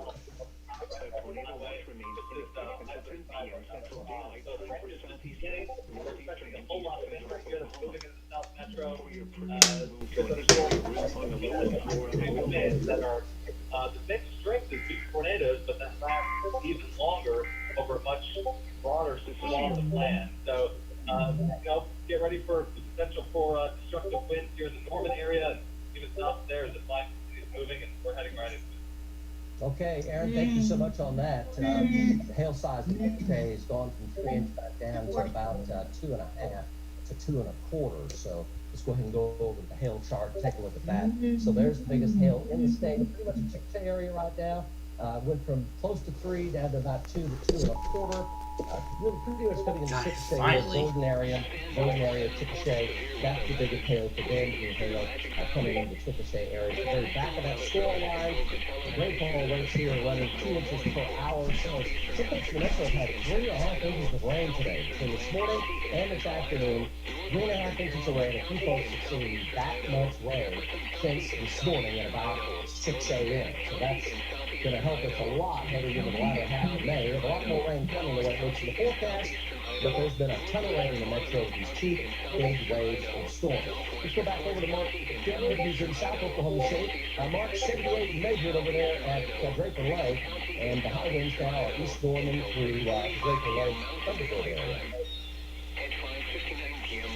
Yes, I'm just kind of letting you get there. We're going to go back to check out some damage over here west of Yukon, near Cimarron, MontcoEAS. But just kind of going back to April, I haven't seen a whole lot of power outages or any kind of power line or ancillary debris, line damage, or anything like that. In that aspect, no doubt that some pockets had probably 75, 80 mile an hour winds here in the west metro area. Okay, Mark, thank you so much on that. So a new tornado warning here coming out for eastern Cleveland and Potawatomi counties. A brand new tornado warning here submitted to Cerri, and not too far from St. Louis and Maud. So there's Maud, Cerri, the country's right there. So new tornado warning on that lead supercell out ahead of the main line. Brian Winslow's down, tracking that still. New tornado warning there, lots of spin in the atmosphere. Brian, what do you think? Yeah, Mike, we're north on Etowah Road. It's hard to see in the shot because of the trees, because we're beside a hill. But the mezzo has started kind of shaking back up. Wow. It's got variation. It's making the saucer shape. We're just ahead of it, so we're back to the north because it's kind of pulled a little bit north of Highway 39. We're out of the rain, so we've got a clear view of it. But folks in Etowah, Cerri, and Point Key need to be ready if this moves through. We're staying right with it. Back to you. Okay, so look at the velocities right here. Don't see anything too terribly threatening as far as an immediate tornado is concerned. Let's go back over the radar here and check it out. So passing out Cleveland County into Potawatomi County here pretty soon. So the circulation there is very close to Tease Etowah. warning. So Brian Winslow's right there. Here's your time of arrival. Again, tornado warning on this. So Etowah, Tribby, Macomb. You know what? I don't think PDS tornadoes are possible anymore. And the general direction of Seminole is where that supercell's tracking coming out of Cleveland County into. Pretty much that's what it's looking like now. The Norman area, big line now. Didn't even look like Norman, it's just a lot like Cole, Dipple, maybe Piner, lighter in Washington, hand. Blanchard, back down to Chickasha. Here's the velocities here, looking at the wind. No immediate sign of any tornado there, looking at those wind velocities. No real strong spin, but there's a lot of spin in the updraft. Updraft is spinning like a corkscrew up there. There's so much.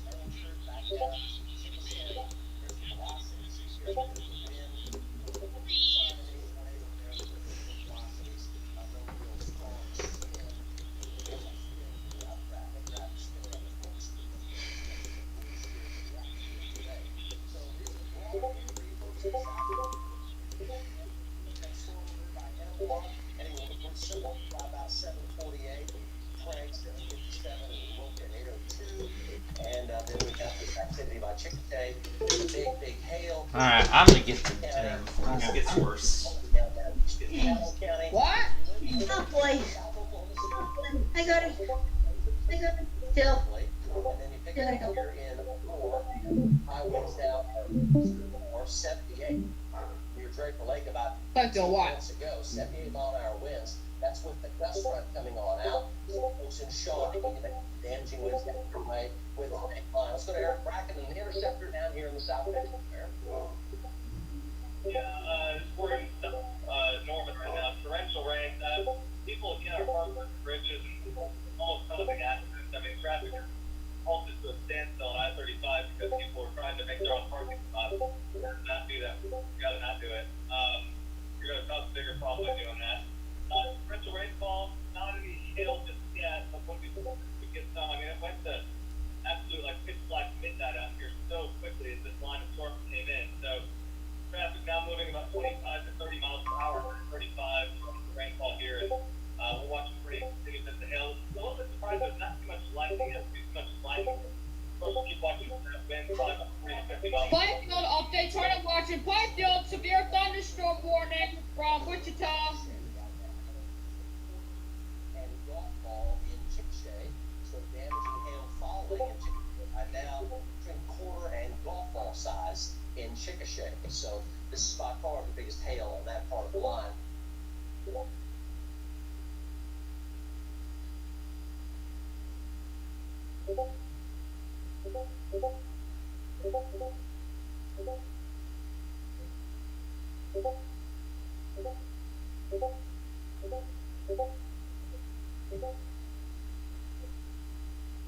Supercell's kind of wrapping up a little bit here. It's kind of wrapping up. So Tribby definitely has a different look to it than it did just about 5 minutes ago. That's wrapping up a little bit more. That looks a lot more ominous on radar than it has. Let's go back over to Brian Winslow. Brian, the Tribby area, I'll tell you, that's the real deal they're starting to form on that. Yeah, Mike, you're looking at the wall cloud there, kind of just up the trees to the center on the camera there, and the lightning has picked up a lot. And there's a big sheet of rain right to the north. We're out of the rain. It's clear, so we've got a clear view of it. It's not a tornado. There's not a lowering, but we're watching it. It's really shaped up in the last. Right. Gotta do something. Just by the way it looks. Just by the way it looks.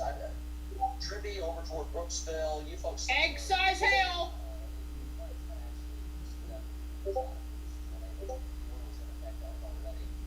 It's 77 degrees over there with a pretty strong inflow. So it's over at Etowah right now. It's taking on let's go back over to Max 1. It's taking on a totally different look than it did just a few minutes ago. So it's really holding back over on itself, and the hook's trying to come around on it. So Etowah, Tribby, there's Brooksville, there's Bethel Acres, and Tecumseh sitting right there. There's Tecumseh right there. Shawnee's just off the edge of the map. That's definitely looking a lot more in terms of something trying to spin down the climate base. So let's go back over to Brian Winslow and look at that again. Brian, lightning rates have come up on it. It has a lot more wind shear in it than it did about 5 minutes ago. Yes. The radar signature is hard to read just because it's so close to Twin Lakes, but we're looking right at it. It has really shaped up. It's got a rain-free base. We're moving north to Slaughterville Road, and we're going to go east with it. But folks in Etowah, Macomb, St. Louis, Maud, Brooksville, be alert if this comes through. We're staying right with it.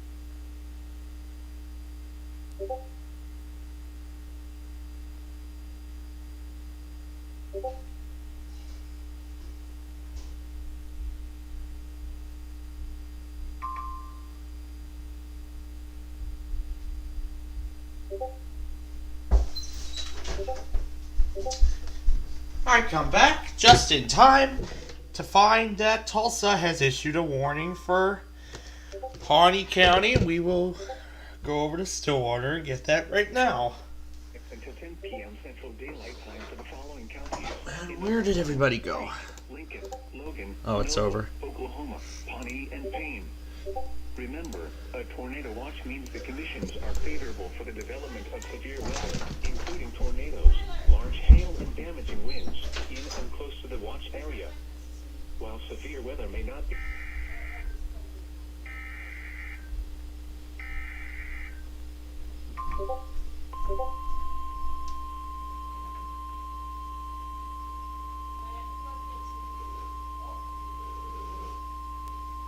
The National Weather Service in Tulsa has issued a severe thunderstorm warning for southeastern Osage County in northeastern Oklahoma, southern Washington County in northeastern Oklahoma, southeastern Pawnee County in northeastern Oklahoma, northeastern Tulsa County in northeastern Oklahoma, until 7:45 p.m. Central Daylight Time.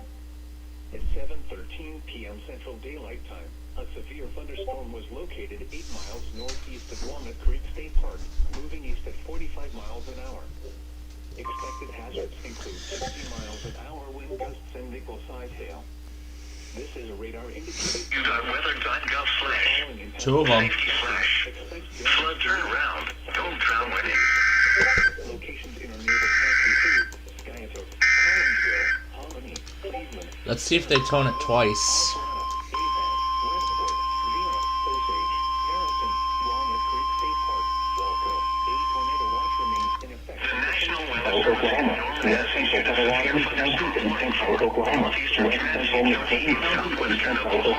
Southwestern Creek County in central Oklahoma, southeastern Caddo County in southwestern Oklahoma, until 7:45 p.m. Central Daylight Time.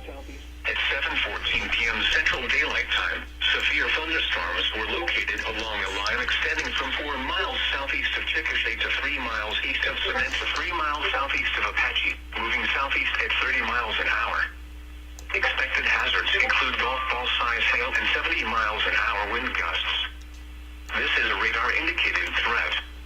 The following impacts are expected. People and animals outdoors will be injured. Expect hail damage to roofs, siding, windows, and vehicles. Expect considerable tree damage. Wind damage is also likely to mobile homes, roofs, and outbuildings.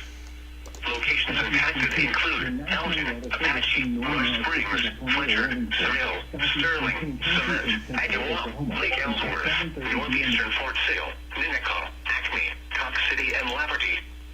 A tornado watch remains in effect for the warned area.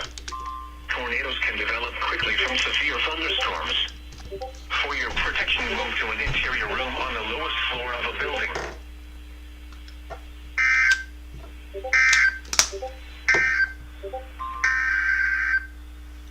Oh yeah, that's right.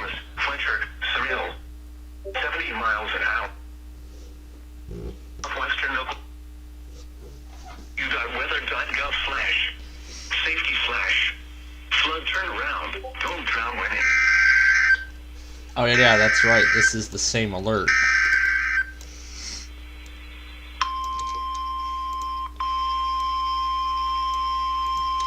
Norman has issued a severe thunderstorm warning for Lincoln County in central The Oklahoma. National Weather Service in Norman has issued a severe thunderstorm warning for northeastern Comanche County in southwestern Oklahoma, southwestern Grady County in central Oklahoma, southeastern Caddo County in southwestern Oklahoma until 7:45 p.m. Central Daylight Time.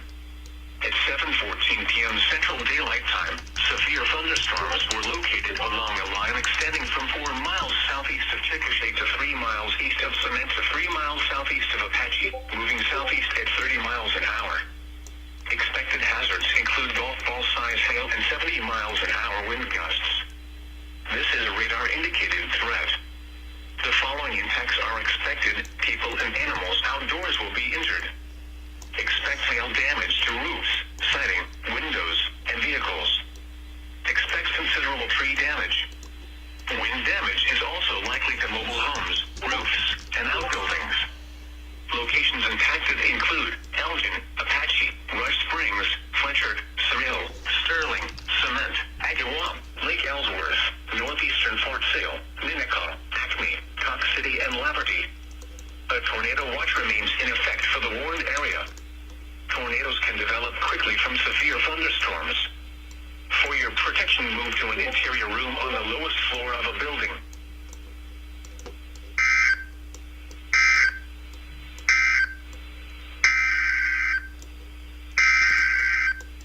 Issued a tornado warning for southeastern Osage County in northeastern Oklahoma, southeastern Pawnee County in northeastern Oklahoma until 7:30 p.m.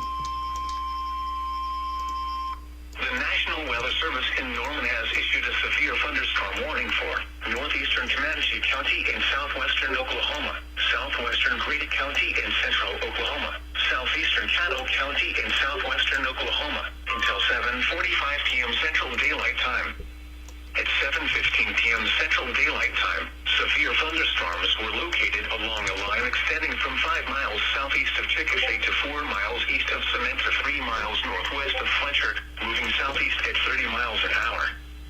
Expected hazards include golf ball size hail and 70 miles an hour wind gusts. This is a radar indicated threat. The following impacts are expected: people and animals outdoors will be injured. Expect hail damage to roofs, siding, windows, and vehicles. Expect considerable tree damage. Wind damage is also likely to mobile homes, roofs, and outbuildings. Locations impacted include Elgin, Apache, Rush Springs, Fletcher, Cerri, Sterling, Cement, Agawam, Lake Ellsworth, northeastern Fort Sale, Minnetonka, Acme, Cox City, and Laverty. A tornado watch remains in effect for the warned area. Tornadoes can develop quickly from severe thunderstorms. For your protection, move to an interior room on the lowest floor of a building.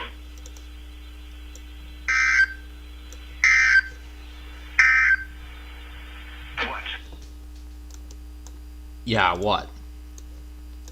Yeah, what, Norman? Why did you do the severe thunderstorm warning twice? In northeastern Oklahoma, southeastern Osage County in northeastern Oklahoma, Creek County in northeast.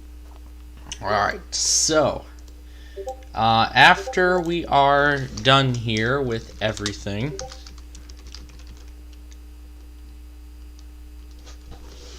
well, we're almost caught up, so we don't have that much to go. And once we are at that catch-up point, then I will decide from there. Well, we didn't take care of like all of Minecraft Live today because like we were already in like the first stages of building that interchange, but the severe weather event distracted us, and of course that stopped us from continuing further. So we will continue with that project next week. So next time we do Minecraft Live, we will essentially continue with that project. Alright, so we're nearly there. So all I just need to do now is import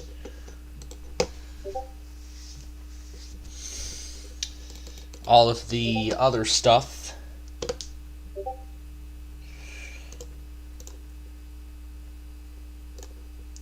We still have quite a few tornado warnings in effect, so I would keep the tornado warning card up on my screen here. Photos is glitching out. probably after all the stuff I did this morning with all the auto weeklies and, you know. I'd say the auto weeklies this morning was a marginal. I'd say it was a marginal success, kinda. But of course, in typical fashion, I slept through a few of them. Tampa, those 3 stations in Georgia, WHAS. I was actually able. I did have enough energy to get those Tulsa stations, along with WGY, but once again I slept through Houston's Odyssey cluster and results, along with KOA out of Denver, and then I was able to have enough energy again to get those stations out of Oregon, along with those stations in Duluth. So I'd say I got a total. Let's see, I got 2. So I think I got like 5 sets of tests that night, and earlier, if you saw during our coverage, we actually might have just found out several new ones. So, however, we'll see if that same station tests again at the same time next Monday.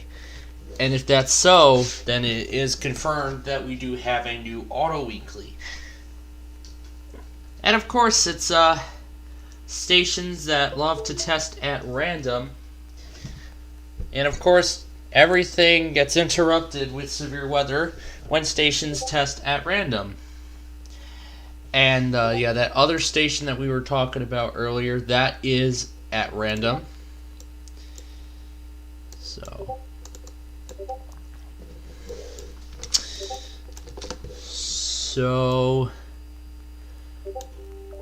I don't know if KFOR is still doing coverage or not, but I'm sure they're moving toward like Tulsa. I'll see if we can find stations in that area, and if we can find any, then that's great. As essentially we'll be continuing coverage for a while tonight.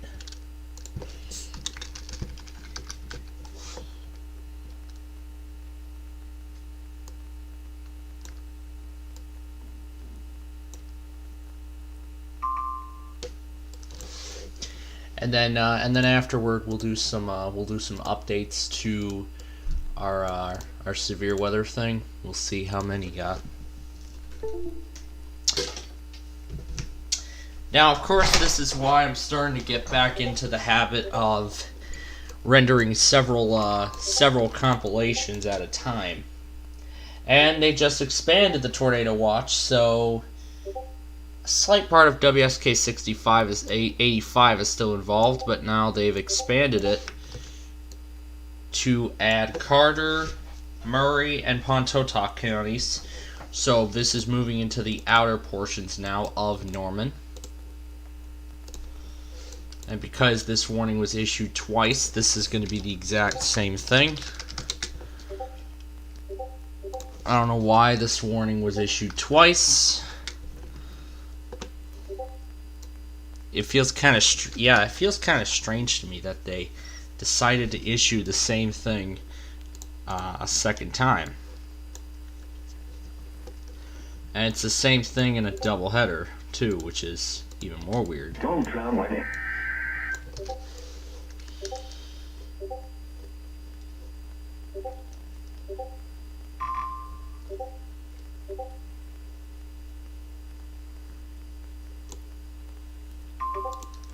Okay, mesoscale concerning Tornado Watch 172 updates severe thunderstorm warning. We're almost there, and then we'll update our office list and see where the rest of this is going to go. Now, because this is the exact same thing being toned again, all I can just do is copy and paste that. Actually, I'd rather just undo it.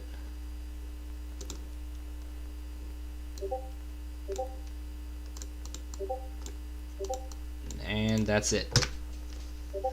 Okay, the compilation is up to date. We're so far at a little over an hour and a half, so pretty much better than the other one. So, it probably wants me to save it again. I do know there are a few missing. I do see that there are a few missing cards inside of here, so I'm gonna go ahead and take those missing ones out. 40th anniversary. What is this? 40th anniversary.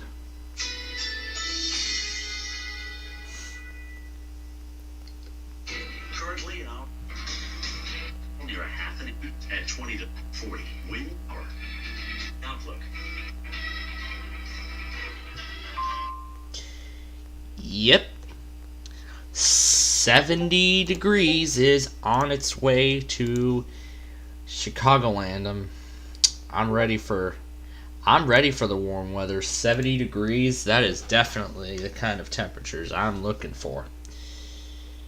Alright. So we have so far we've had quite a lot of things come our way so far. So this has gotten very interesting pretty quickly. Okay, so now the next thing is I would like to go ahead and take this time and update on where all of this is going. So first, let's start with Wichita. They're pretty much moving out of that area. They're pretty much moving out. So I'm gonna say that we are done with Wichita. I don't care if a station works or not, but we are done with Wichita. Okay, next our attention turns to Norman. It looks like we're going to continue to need them for a good while. And the same story goes with Tulsa. We will continue to need them. I do see the Fort Worth Metroplex being involved later tonight as well. However, I don't really care about them at this time, so Fort Worth can go too. Springfield, of course, we've already seen what's going to be happening there.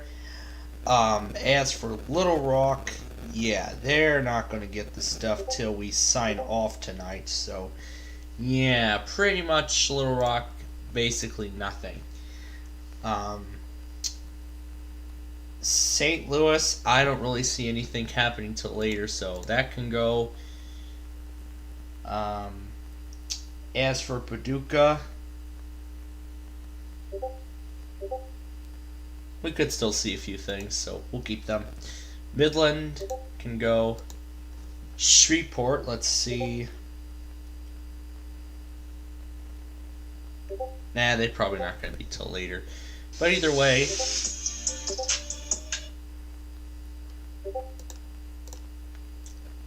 well, that was rude. That was rude.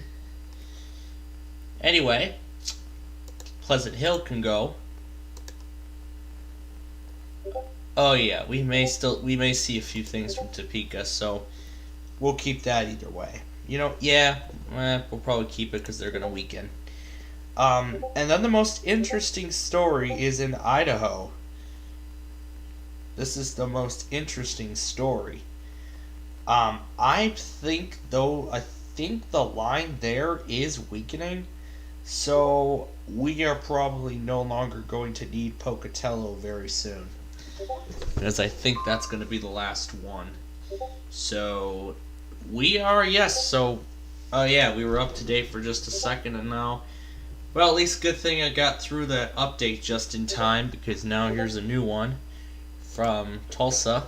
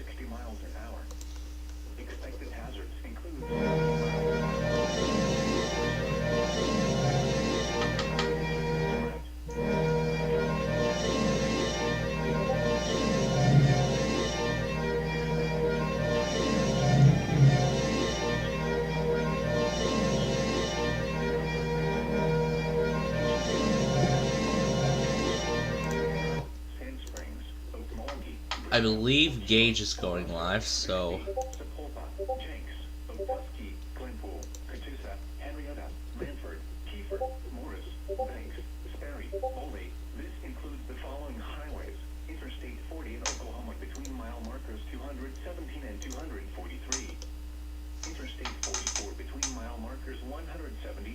Huh, he's not going live.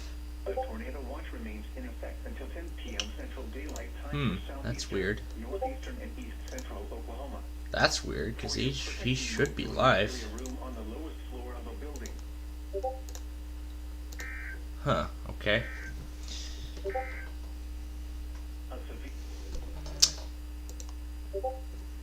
Oh, yep, that's actually the other monthly. That was perfect timing, too. So, I know Inyo is actually a little, I understand how Inyo is actually way inconsistent. I don't know why they're inconsistent or how. So we're going to pass on that, but we do have, of course, as you all know, we got WTOP. I don't know if they're going to be tested. I don't think I checked on them this hour. I don't think they tested at all. So let me go back through John's log. And... oh my god. This thing is... nope, I do not see a TOP anywhere. Nope, I don't see a TOP. Good. So, we're going to try for TOP this hour. Of course, I'll be trying it off air. Oh my goodness. Alright, so I think pretty much this is starting to become like less widespread at this time. I don't think anybody has done coverage, but let's check on, let's go back to KFOR for a quick moment.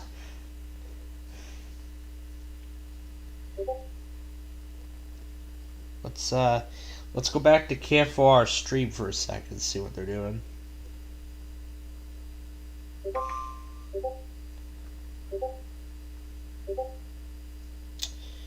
It says standby for stream, so I'm guessing they're done with coverage. So I'm assuming they must have wrapped up coverage because of how not so widespread these storms are becoming. I probably shouldn't have gotten ahead of myself, but we do have a new severe thunderstorm warning now. So let's go to Oklahoma City and get it. Well, severe weather.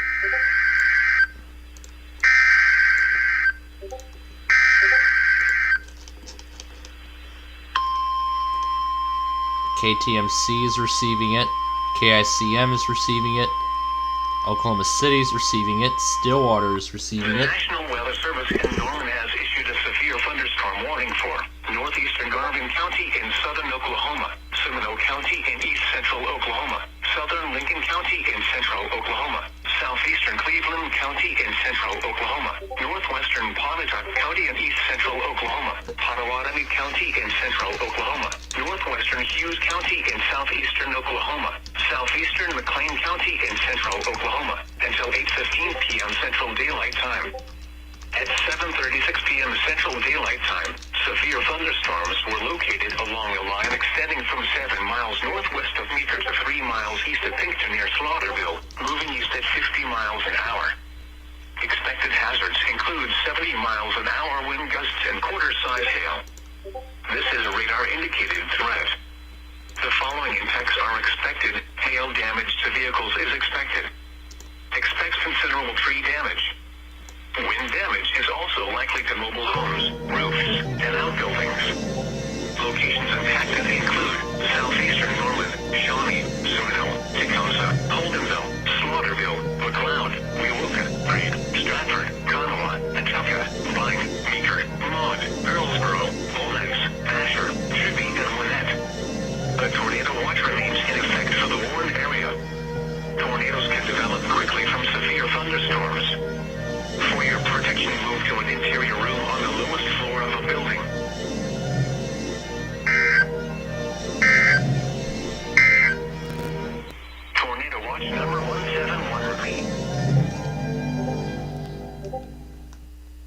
That's a great short variant of that logo.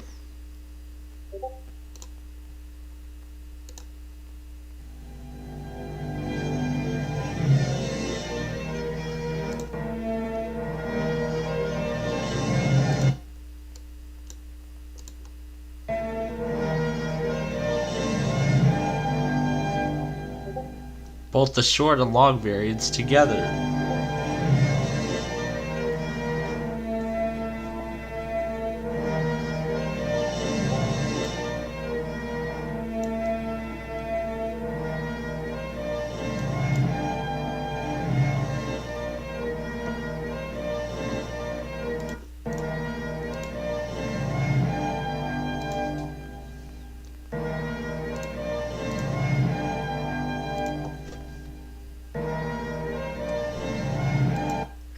Great, now that's gonna be a logo I'm gonna play around with all night.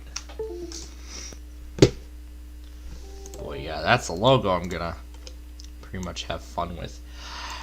So yeah, now we're pretty much done with a whole lot of forecast offices. This really turned out to be a insane moderate after all, but now tomorrow we're gonna have a kind of a quiet, I would say. I don't know how quiet really it's gonna be, but we got a slight risk, but who knows? We'll see what happens with it tomorrow. And we should hopefully be able to get Roblox live in tomorrow on time. But of course we got the White Sox playing tomorrow night, and I think that's kind of perfect timing too. Alright, so I believe that this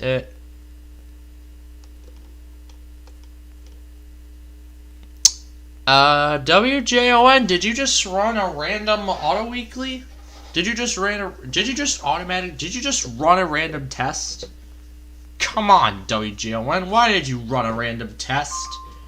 Why did you run a random test, John? Please explain this to me. Okay. I think I should start making my own, like, severe weather screen, and I should make improvements to the weather scan thing. Oh, look at that. Look at that. As soon as we hit the save button, there goes another one. There goes Oklahoma City. Oklahoma City is going from monitor 4. Monitor 33 is KSCM. How many monitors does he have? Jesus Christ. How many monitors does he have programmed in this thing? My God.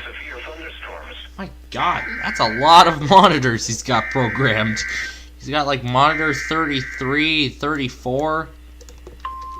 Right as I say, we're about to go back to regular programming. There goes this.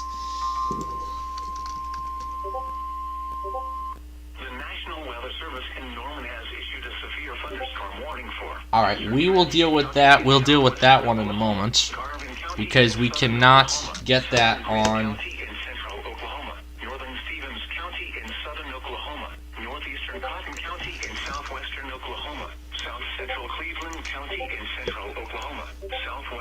We will use KIH 27 in just a second. We will have to use the Broadcastify stream though, because the main one is offline. Expected hazards include golf ball size hail and 60 miles an hour wind gusts. This is a radar indicated threat. The following impacts are expected. People outdoors will be injured. Okay, well, I don't think we're gonna stay. Alright, well, we're gonna have to do it on my other one then, because we're gonna get a doubleheader. Locations impacted include northeastern Lawton, Duncan, Falls Valley, Purcell, Marlow, Slaughterville, Lindsay, Elgin, Lexington, Stratford, Maysville, Rush Springs, Bray, Fletcher, Eagle, Sterling, Elmore City, Wayne, Washington, and Brownlee. A tornado watch remains in effect for the warned area. Tornadoes can develop quickly from severe thunderstorms. For your protection, move to an interior room on the lowest floor of a building. Central Daylight Time. At 7 p.m. at the Tulsa International Airport, thunder was reported. The temperature was 68, dew point 65, relative humidity 90%.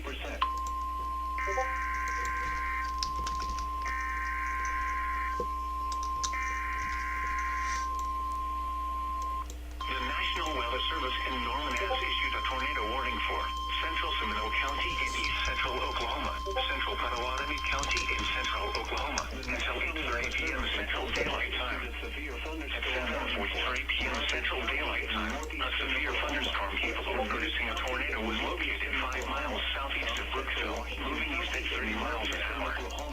Expected hazards include tornado and ping-pong ball-sized hail. This is radar indicated threat rotation.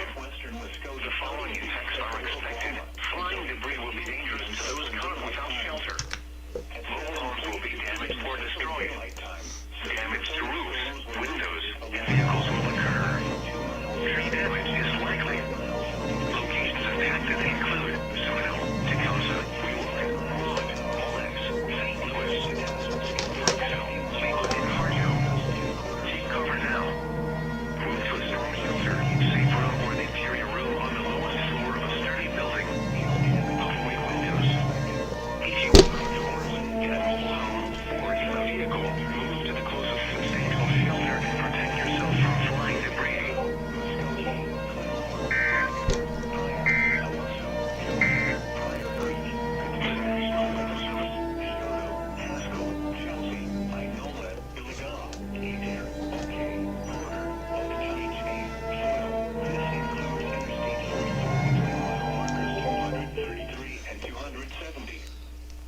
Tornado watch remains in effect until 10 p.m. Central Daylight Time for southeastern, northeastern, and east central Oklahoma. For your protection, move to an interior room on the lowest floor of a building.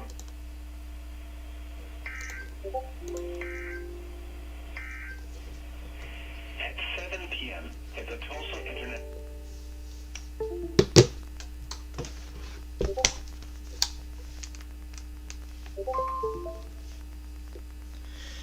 And a flash flood in Norman remains observed. Pretty much Wichita is nearly done, and so is Topeka. Well, barely Topeka at all.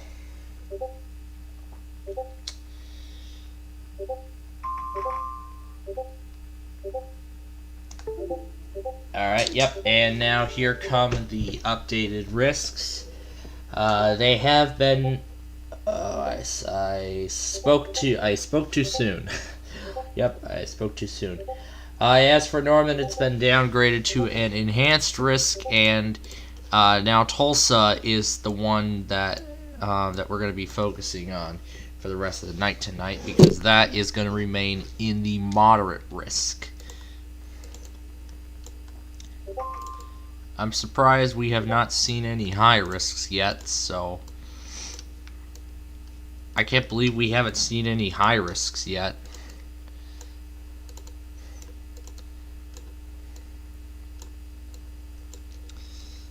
I mean, what more could go wrong here, but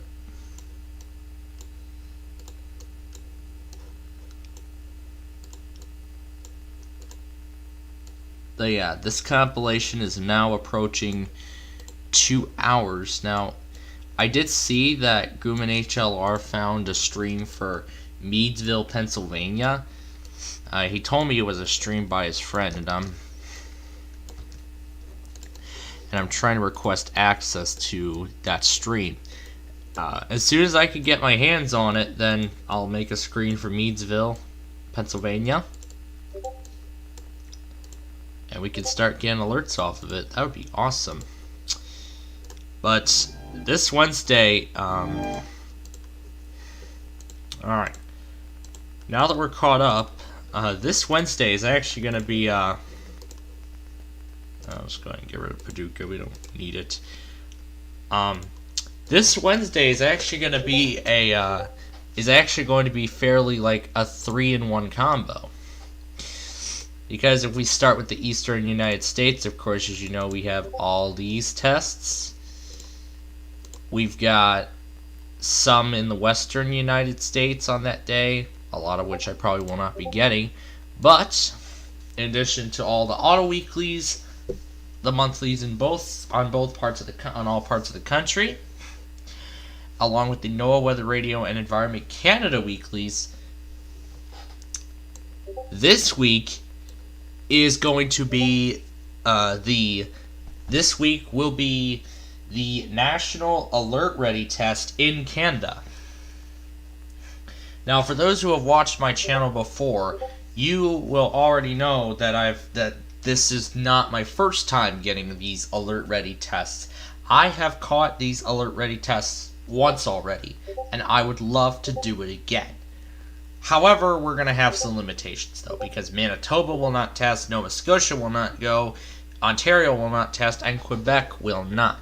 So, pretty much, we are limited down to just 9 different provinces of Canada out of the 12. So, 9 out of the 13 provinces will be testing. However, we need to figure out what these times convert to in my local time zone. How do we do that? Well, this is actually a really good...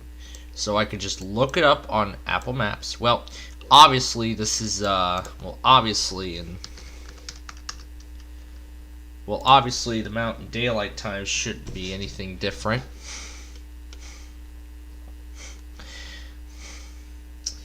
So Alberta will be at 2:55. I'll actually go ahead and set up special reminders. So I'm going to set up special reminders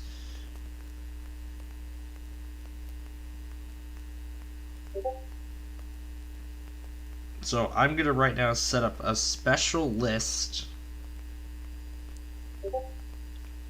So I'm going to set up a special list specifically for Alert Ready.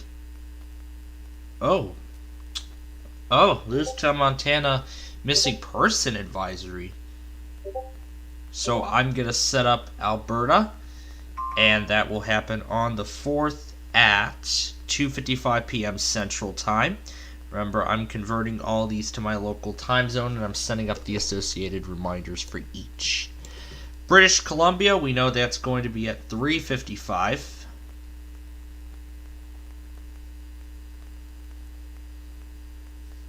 So that's going to be at 3:55 p.m. So that's towards the end of the hour. I'm not setting any priorities on it. Now, for Newfoundland, this one I have never gotten before. So now I do know Saskatchewan will be testing at the same time too. So these two will not test.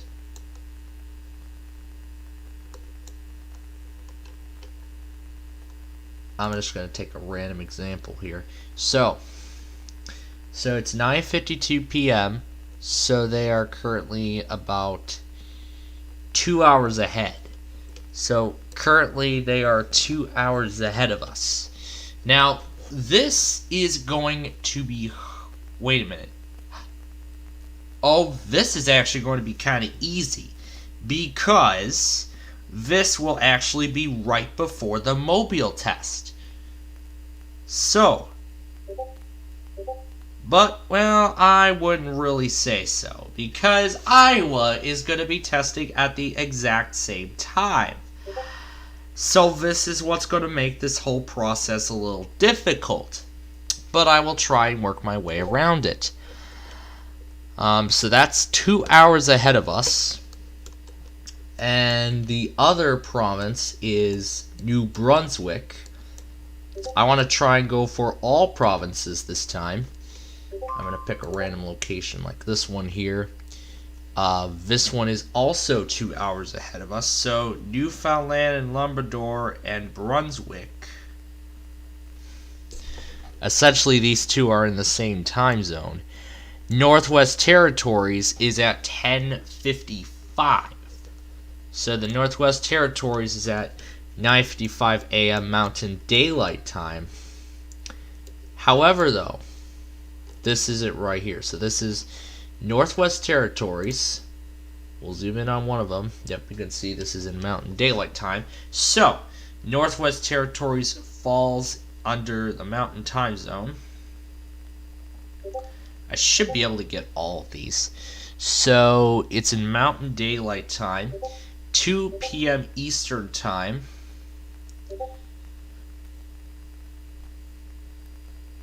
Nunavut will be at 1 p.m. So Nunavut will be at 1 p.m.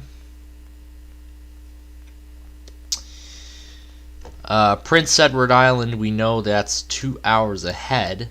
So, because that's in the same time zone. So we'll zoom in. Here's Prince Edward Island. I'll click this. And yes, that is 2 hours ahead of us. So, that test will be happening at 10:55. So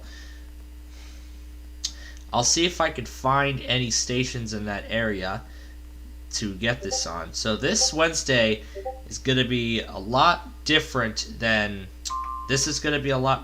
your average weekly test Wednesday, because of course we're dealing with Canada as well. And we have a tornado on the ground. That is wonderful. And of course we obviously know, we already know Saskatchewan's times, so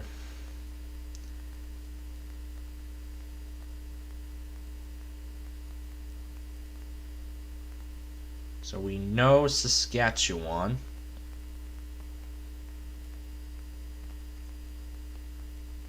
For some reason it wants to recommend a date of August 1st. I don't know why it wants to. And Yukon, of course, we know that's going to be at 3:55. Alright, so I've got the special Canada tests schedule all ready to go.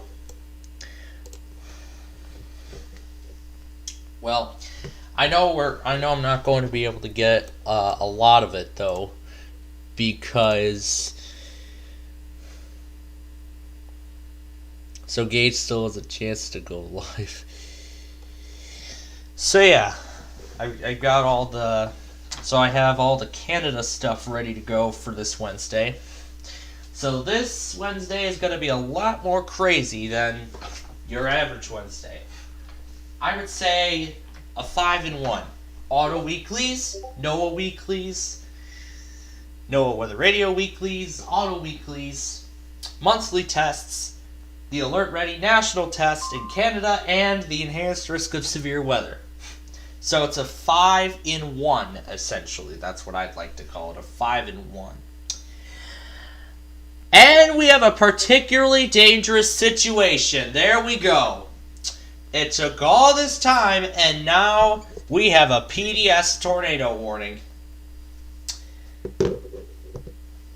We have a large tornado on the ground.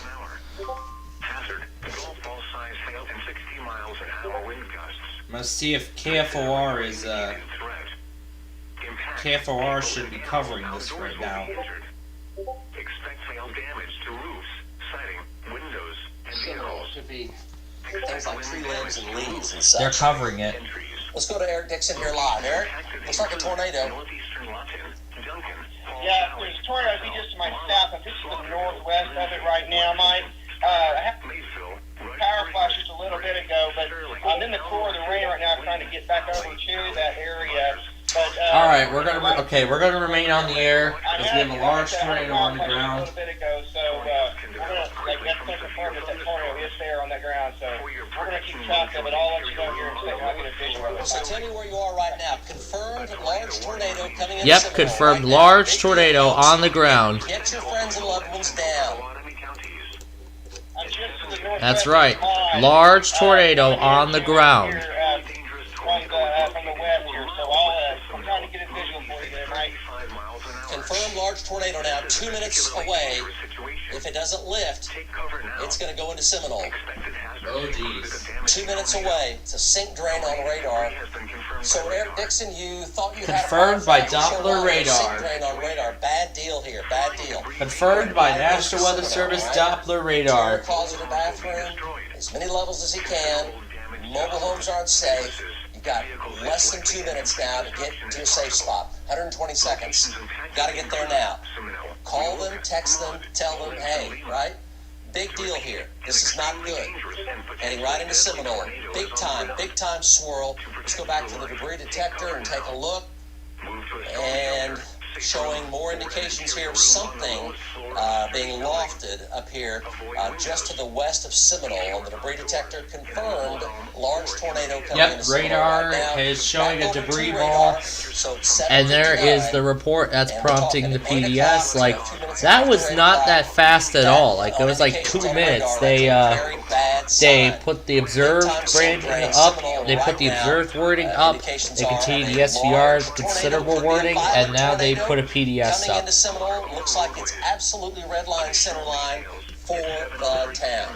In the next minute, 2 minutes at the most. It's right now. Let's go back over to Eric Dixon. Eric Dixon, look for power flashes. Where are you right now? All right, I will let you. I'll let y'all listen to KFOR's live coverage of the. Bad deal. So yeah, bad deal. So Seminole, you need to go to your safe spot. So I'll let you all listen into KFOR's coverage of this tornado that is currently moving into Seminole. Again, a large tornado is on the ground 4 miles west of Seminole and is likely reaching and it has reached Seminole as we speak. So it has reached Seminole as we speak. Again, a large tornado is on the ground causing massive destruction.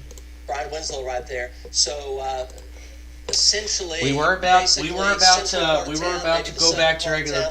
We were about to start regular programming, but then this PDS came along, and now let's hope it lifts. Let's hope it's lifted. Looks like a tornado right there. Here's Seminole. Here's the actual town of Seminole. Oh, yep, Seminole is in the path of this, and I believe it's getting hit right now. And I believe southern Seminole is getting hit right now with this tornado. Tornado's right there, and the motion takes it. Yeah, Seminole is getting hit right now with this tornado. South of downtown Seminole, where this is. Right now, it's literally going to cross the highway in the next minute. It's going to cross Highway 270. So bad deal for Seminole here. Yeah, it's going to cross. It's going to cross U.S. routes 270 and 377. Indications are of a large, significant tornado here. Right here, right in rural areas near between Pleasant Grove and Seminole. Let's go back over to the debris detector and see what we see. Indications, something's right there in terms of debris detection. So something's being lofted up on the debris detector. Wow. Now coming into Seminole. Let's go back over. Yep, to Max coming 1. into Seminole right now. So this is in that safe spot. Tornado's right back here. It may try to turn north into town. Right now, if you just straight line that out, it's going to be about a half mile south of downtown. It's going to be in about maybe a minute at the most from right now. Minute 8:03 or so. So let's go back over to Brian Winslow. You folks in Seminole, everybody should be where they want to be right now, and stay there. Be safe. Yeah, Mike, we're still eastbound on Highway 9. We are due north of it. I'm looking into the area where the tornado is. I cannot see it. It is rain wrapped. There is a donut hole on the radar signature due south of us. We're parallel. All right, that is very scary. All right, we're hearing that the tornado is rain wrapped. This is even about 5 minutes ago. And a power flash was observed. All right, this is not good. Okay, this is not good at all. This is not good.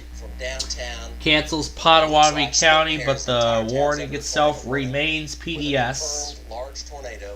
That's right, confirmed large tornado, large and violent tornado, large tornado on the ground. Clearly see it's major, big time indications there of a tornado. It is indeed. Basically due east, and it is really quite powerful. That pier's been sitting there that whole time. Effect, like a fudge swirl. That's the tornado sink draining down into its vortex, and it's coming into Seminole right now. Literally coming into Seminole at this very moment, and there is your. Yep, here it comes. Yep, here comes into Seminole. Everybody in Seminole has got to be in their safe spot. Yep, here it comes. Here it comes into Seminole. They are being hit. Back over to Brian Winslow. Brian. Yeah, Mike. The tornado watch for Osage, Pawnee, and Washington, Oklahoma has just been canceled. So it's due south of wherever he is on Highway 9. And we're making our way east into the north sides of Seminole. So so the chaser is right now going. He's right now going east on Highway 9 into Seminole, into the north side of Seminole. Mainly the south side of Seminole is mainly being impacted. It's very much like the debris detector at this moment is not showing giant indications of heavy debris, which is good. It is showing indications of lighter debris coming into Seminole. Damien, let's go ahead and push even more into Seminole on that debris detector. When tornadoes hit, I'll let you see the areas, you'll see this plume up. So there's the city.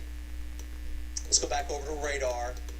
The swirl of the sink drain effect of the tornado is literally right over Seminole now, south side of Seminole. Yeah, now it's right over the south side of Seminole, so pretty much, so now Seminole is getting slammed. Indications are, you see the swirl there, the fudge swirl effect of the tornado itself, and the motion here takes that Seminole. And I just saw an SVR show up, I'm not sure. Oh yeah, it's getting sent. Oh yeah, that was a previous product. It's getting sent out now. They've eased back a little bit. Just looking at it here, moment by moment, they've eased. The velocity signatures have eased back. They've weakened a little bit. They've weakened. It's right over Seminole, but they have weakened some. We had the tornado vortex signature, now not necessarily. They've weakened some, so this is good if you have friends or loved ones in Seminole. No guarantee that it has lifted. We simply don't know right now. We have two trackers that are there. They're within about a mile or two of it. We're going to know here very, very soon. But that velocity signature has relaxed some. That's really good news. That's what you want to see. Eric Dixon now live. Eric? Yeah, I'm pulling over here towards a little bit west of Seminole right now, Mike. I don't currently see any power flashes to indicate that thing's on the ground. But I don't see any lowering. Of course, I know some torrential rain kind of in the core here, trying to punch you out of here a little bit. I kind of want to adapt up here with a little bit of reception issues. I just got the stream pulled back up, but we're blasting east over here with it. And again, I don't see any power flashes or anything like that to indicate, hey, there's a tornado on the ground there. But so it might be going on. But mainly it's within. That's 2 miles west of Seminole, and I believe it's lifting. That's really good news in terms of anything substantial. There's a little bit out here by Pleasant Grove, and that went away, and nothing else is plumed up, so that's good news. And this is a pretty good sign. If it's a significant enough tornado to loft debris a few thousand feet up into the sky, we'll see it. There's no strong indication of that on the live debris detector, so that's good news right there. Let's go back over to the velocities. And the velocities are still a little area right there on the west side of Seminole, about a half a mile or a quarter mile west of the highway, that still is a little bit of a hot spot right there that just popped back up. So it may have shrunken down to maybe a rope or something like that, and that's the indications of the rope that you see right there. So we'll zoom on in, and you see clearly a little hot spot sitting right there. But the velocity signature definitely relaxed a lot. It relaxed a lot. It was up there, tornado-wise, was up there at a pretty high level on the scale. Now, tornado-wise, it's still significant on the scale, but not as high as it was. So it's relaxed a lot. Notice the green and the red are not hot, jammed up right next to each other. So it could be suction spots, little vortices coming through. It could be a little rope. That could be the little bitty rope sitting right there. We'll see no big heavy debris on the debris detector. It's not plumed up. That's good. So let's just take this moment by moment, and we'll step through, and hopefully we won't have a problem here, not a major problem in Seminole. Tornado warning, though, continues. Tornado warning continues, and I would say right now that could be a little rope sitting right there. That could be a little rope tornado sitting right there. So it could be a little rope coming in. It was a bigger tornado earlier, bigger tornado out there by Pleasant Grove, west of Pleasant Grove. That could be a little rope, and it's coming back up. I would say that's what that is. Looking at radar, I'd say it's a little rope. Yeah, so we'll see if there's a little pin we're hearing that the tornado is starting to lift. A little rope there coming So here it's starting to lift. It started to become a small rope tornado. So it is likely lifting. So it is lifting. In diameter because of the strength of the mesocyclones. Seminole just getting hammered by softballs. That is going back up again. It's going back up again. That looks like a tornado again, right there. Looks like it may have weakened, then it came back up. Let's go back to the debris detector and take a look. And Seminole right there. So we're looking basically near downtown, on the south side of downtown. Nothing has plumed up. Let's hope that stays green. We want that to stay green. Let's go back over to the velocities. Yeah, so that's more than a little rope now. That's increased in size in the past minute or so, and it's still basically crossing the highway. It's 8:08 right now, 8:09. So imminent tornado warning still for Seminole. The trend was down, now it's come back up, and let's hope we don't have a problem here in Seminole other than softball size hail. A lot of big giant hail, gorilla hail in the Seminole area right now. Let's go back over to our trackers here. Let's talk to Eric Dixon. Eric? Yeah, they're talking about softball size hail. I'm looking to east. I haven't seen any fire flashes as of yet or anything to indicate, hey, you know, I'm on a little bit of a windy road back here with a bunch of trees, so my visibility and reception has been a little spotty back there. And so The tornado warning is actually still PDS. That's power flashy right there. Look at that. That looks like a power flash, not a lightning. Okay, so the tornado warning is still PDS. We have softball size hail. There is still a large tornado 2 miles southwest of Seminole. Yeah, that's not good. Those are power flashes. Yep, so that indicates that a large tornado remains on the ground. It was updated just a moment ago. It says observed PDS. And we have a new severe thunderstorm warning now for Tulsa. We will go get that in just a moment here. So we will go get that in just a minute. But first I'm gonna Southeast side of Seminole is where that is. Seminole, southeast side of Seminole, softball size hail. Looks like power flashes. We hope everybody's safe in Seminole. Let's go back over to Eric Dixon here. Now, continuing with a little bit more power flashes. You know, as I was saying that there wasn't any, but all of a sudden, you know, it kicked back up, and then, yeah, here we got power flashes. It looks like the velocities that came up really a lot on that since we talked. I'm pulling into the town of Mont here, and I'm swinging over back up to the northeast with it. So we'll get a better view of it here just momentarily, but yeah, you're continuing with power flashes to my east. Yeah. So let's go back over to radar. Tornado warning continues. Strong indications of power flashes. Doppler velocity indicates the tornado will reform with a reoccurring TDS, a redeveloping, regenerating TDS. And it looked like Yep, it's regenerating, so we may get another PDS very soon. So.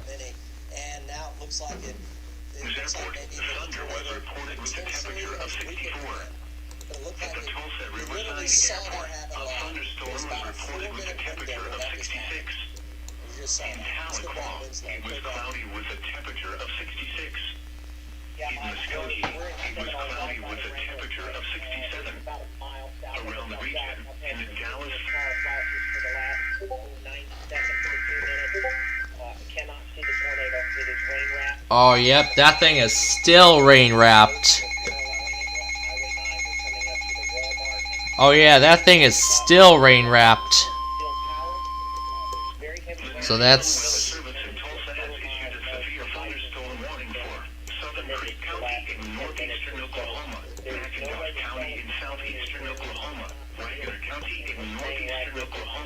Cerri County in east central Oklahoma, Okmulgee County in northeastern Oklahoma, Muskogee County in east central Oklahoma, southeastern Tulsa County in northeastern Oklahoma, Okmulgee County in east central Oklahoma, until 9 p.m. Central Daylight Time.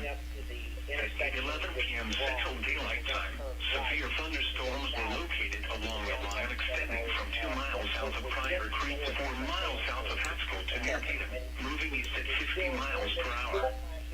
Expected hazards include 60 miles per hour wind gusts and quarter-size hail.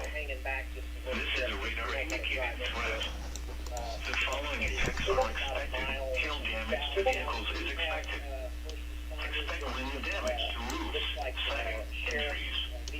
Locations in or near the track include Tulsa, Broken Arrow, Muskogee, Tahlequah, Oak Mulgee, Waggoner, Bristow, Okemah, Bixby, Jenks, Oak Fusky, Glenpool, Coweta, Catoosa, Henrietta, Fort Gibson, Chacona, Haskell, Kiefer, Warner. This includes the following highways: Interstate 40 in Oklahoma between mile markers 212 and 271. Interstate 44 between mile markers 178 and 201. A tornado watch remains in effect until 10 p.m. Central Daylight. So now the Storm Chasers at the Casey's in Seminole. A tornado watch also remains in effect until 11 p.m. Central Daylight Time for East Central Oklahoma. For your protection, move to an interior room on the lowest floor of a building.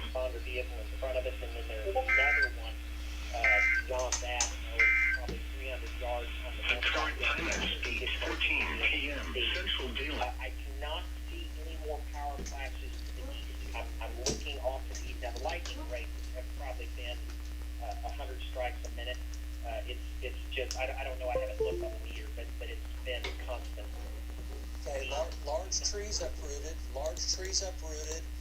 We don't see big-time debris on the debris detector, which is Large trees uprooted? Alright, that is not good at all. Large trees being uprooted, that is not good. giant debris on the debris detector. I'm not saying there isn't any there. We just don't see any big-time debris on the debris detector that got lofted quite high. But large trees uprooted, reports of that. So it looked like it was perhaps just south of downtown. Brian Winslow's there, Eric Dixon's there. What is left of the tornado is east of Seminole now. It's past Seminole, and we're looking at some first responder vehicles here. Let's go back over. Let's toggle that, Damien. Let's go over to Max 1 here and take a look at that velocity. So Damien's going to hand toggle this. So the problem was right there. So it went away. The velocity, a couple of the TDS went away, and then it redeveloped. So yeah, the TDS dissipated, it redeveloped. Flurry of power flashes. I mean, a bunch. Boom, boom, boom, boom, boom, boom, boom, boom. A lot. And it had, you see it redeveloped. Boom, small, and then it got bigger. And then it went back, it redeveloped. So it looks like maybe just south and southeast of Seminole, that was corresponding with a lot of power flashes from our trackers and all the trees out there. No giant debris on a debris detector. That's good. Let's go back to Brian. And the tornado warning is now down to just radar indicated, so it tells me that it has weakened again. So it's radar indicated. The hail is now down to 2 inches in diameter. So the good news is the tornado has lifted. However, now the only question is, what's going to happen from here? Is it going to continue to weaken, or will it try to gain strength again? That's what we will find out. That is what we are going to find out eventually as this severe weather event continues to progress here. So we're going to kind of check this area out and see what we find, and we'll be right with it. Back to you, Mike. Okay, so we have softballs in Seminole and trees. Well, now it's down to 2 inches. The detector didn't have a giant amount of debris that we could see that was lofted up very high. So that's really good news in that respect. And it never has shown a big amount of debris in the Seminole area that was lofted high enough to give us a return on the debris detector. The bigger tornadoes will give you a really hard-punched signal of debris up in the mesocyclone, aloft, like a core of debris.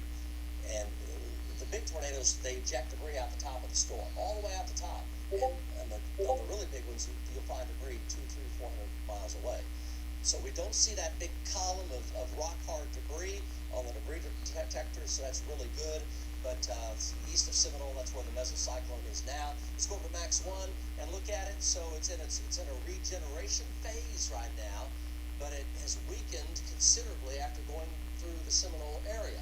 So it's over here to the west of Butner and to the west of Welika and Wetumpka, to the south of Cromwell is where this is, over in eastern Seminole County, and it's much weaker than it was even 7 to 8 minutes ago.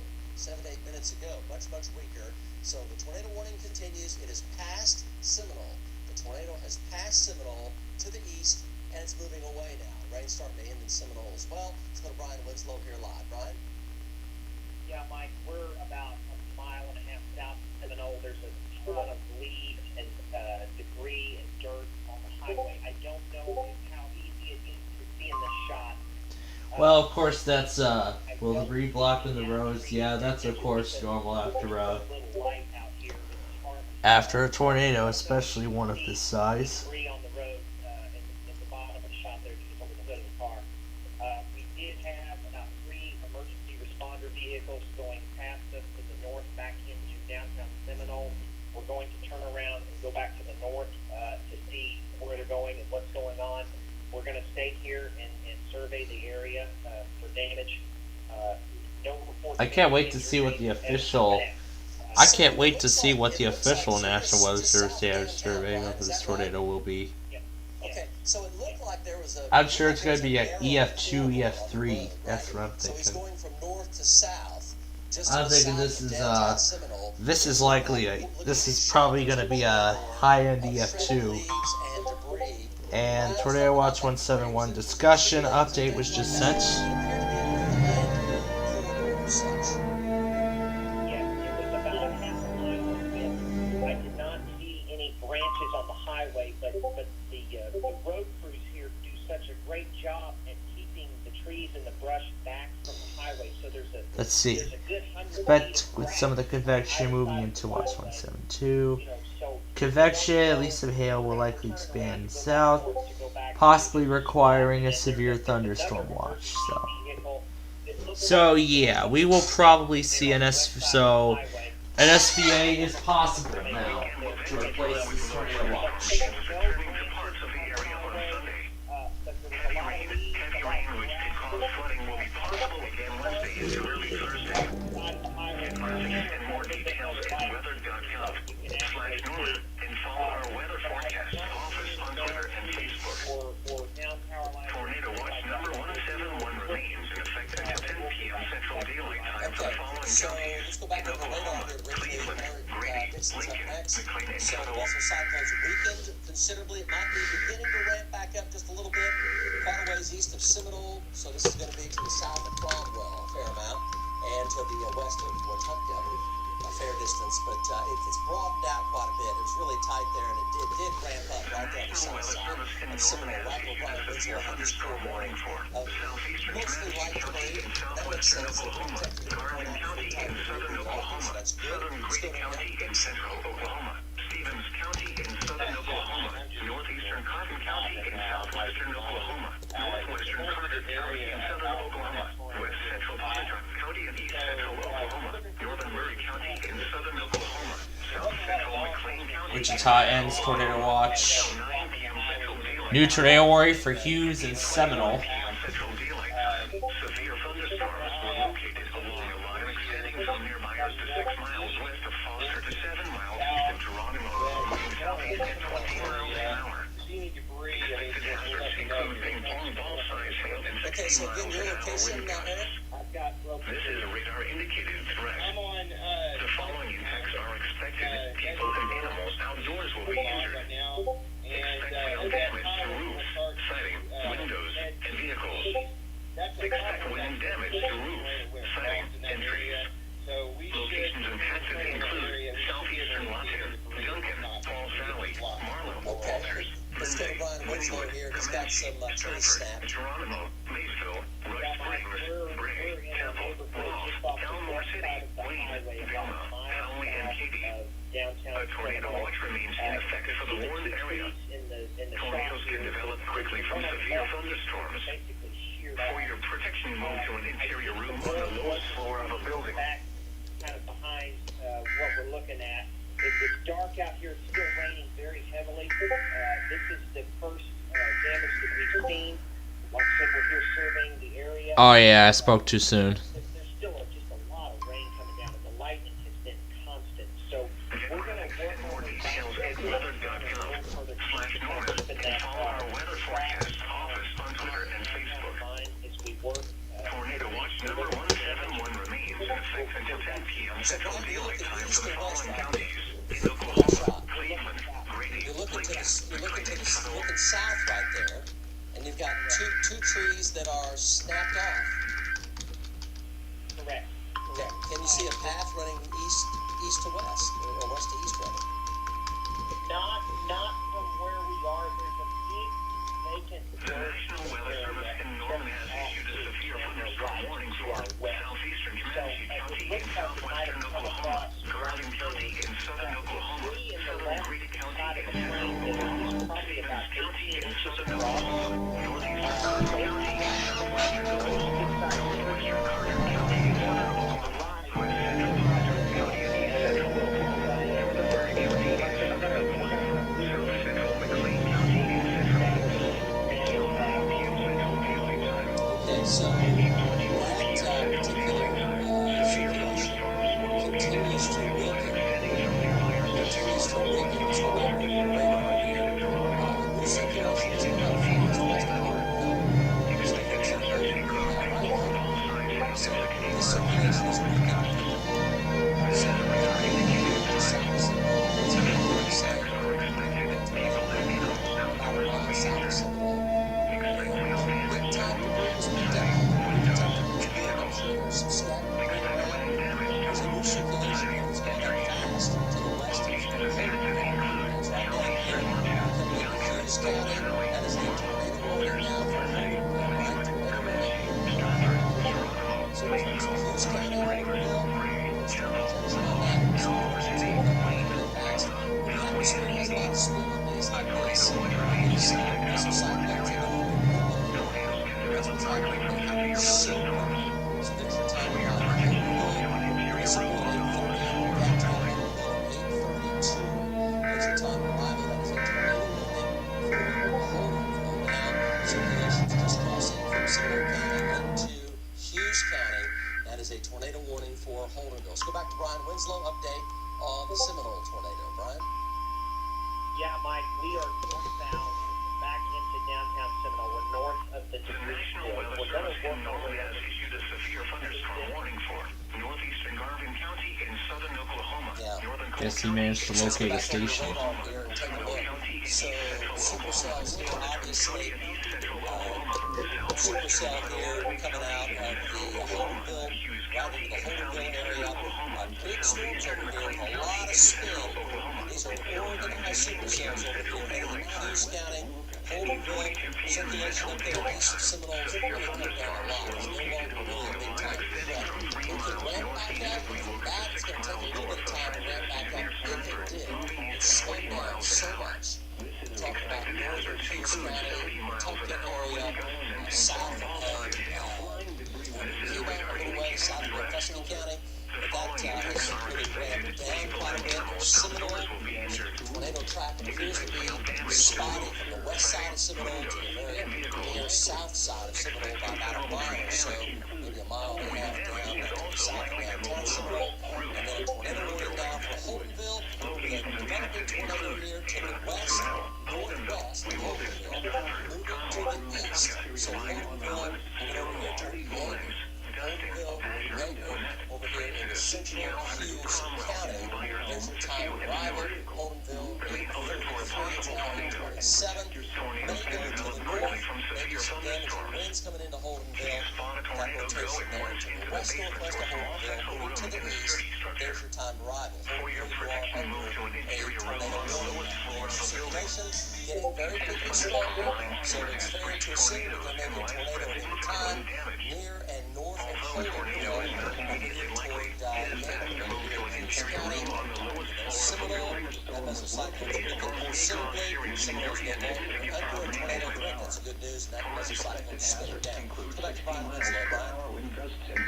Yeah, Mike, we are eastbound on Highway 38, right on the east side of downtown Seminole. We do not see any damage in downtown Seminole. It looks just past there. We're headed east to Holdenville. The light was remained constant for the last 15 minutes. I like that I have to look at the meter, but I can't see the iron strikes are going. There's a lot of rain, storms kind of cycle because we had gotten out the rain earlier. Now, dumped a tremendous amount of rain, a lot of water, a lot of ponding, a lot of puddling. Interstate 40 in Oklahoma between mile markers 323 and 328. It's getting dark out here. Interstate 540 between mile markers 1 and 14. See a lot of rain. Interstate 49 between mile markers 22 and 35. A tornado watch remains in effect until 11 a.m. Central Daylight Time for northwestern and west central Arkansas. Okay, very good. So for you folks in Holdenville, it looks like a lot of damaging winds and mesocyclone is having trouble closing off. That's good. That's really, really good news for the Holdenville area. But you're under a tornado warning, so by the book, it's the real deal for sure. But here's velocities right here. So also I think the fact that the debris detector didn't pick up a whole lot of debris, just spotted debris being lofted, is good news for the Seminole area. They had softball size hail. That mesocyclone east of Seminole has definitely wound down. This one's trying to wrap up. Looks like it's damaging winds for Seminole. You're in the tornado warning. If the tornado forms, it's going to be perhaps just on the north side of Holdenville, the north side of Holdenville. So there's your time of arrival. Holdenville coming up here 8:35 or so. It's 8:30 right now. So in 5 minutes or so, but you may have really powerful west winds in the Holdenville area. And again, the tornado has cleared the Seminole area altogether. Big time supercells here as well, tracking to the east. Notice that big hook there, that big, kind of a big wet hook there, forming just on the northwest side of Holdenville. Supercell there, big hook coming around. And the storms are totally cleared all of the Oklahoma City metro. They're down now in Garvin County, all the way down into northern sections of Comanche County. Let's go back over to Brian Winslow here with an update. Brian? Yeah, Mike, we are southeast of Seminole, about halfway to Wewoka. The rain is still constant, the lightning is still constant. That circulation is about 10 miles to our southeast, so we're northwest of it. Haven't seen any. And we have a tornado warning for Cherokee and Wagner counties. A lot. I don't know if you can see it from out there, but it's almost constant. And that statement from Newport, we will definitely get that when it gets. Yep, when that gets warned, we will definitely get that. Circulation is going to catch back up to the cold front and spin up. But further to our south, it looks like the line is actually kind of gusting out. But we're staying right with this circulation. We're heading to Holdenville, and we'll be right with it. Back to you, Mike. Mile markers 229 and 272. I think it's generally good news. Of course, we don't know about the rural areas to the west of Seminole. We simply don't know the rural areas to the west of Seminole. So the signature is picking up now just to the west-northwest of Holdenville. So we're going to show that to you right here and kind of back out there. So that's why there's a tornado warning right there. That looks like a TDS, a tornado vortex signature, just to the northwest of Holdenville right now. So here's Holdenville. There's the city streets. That looks like a tornado right there. That looks like a tornado right there. Just coming into Hughes County, there's Holdenville. So it's at about 3 miles to the northwest of Holdenville. This is west winds here coming around. Could be high velocity. West winds coming around.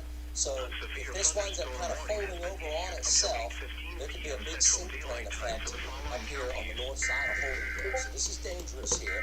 That's ramping up. That looks like a tornado right there. Northwest by 2.5 miles, maybe 3 at the most. West-northwest and northwest of Holdenville. And the motion is basically due eastward right now. So you see a big wraparound, wet, rear flank downdraft coming around. Storms here coming into Pontotoc County, a lot of heavy rain, nickel-dime quarter-size hail there, very common.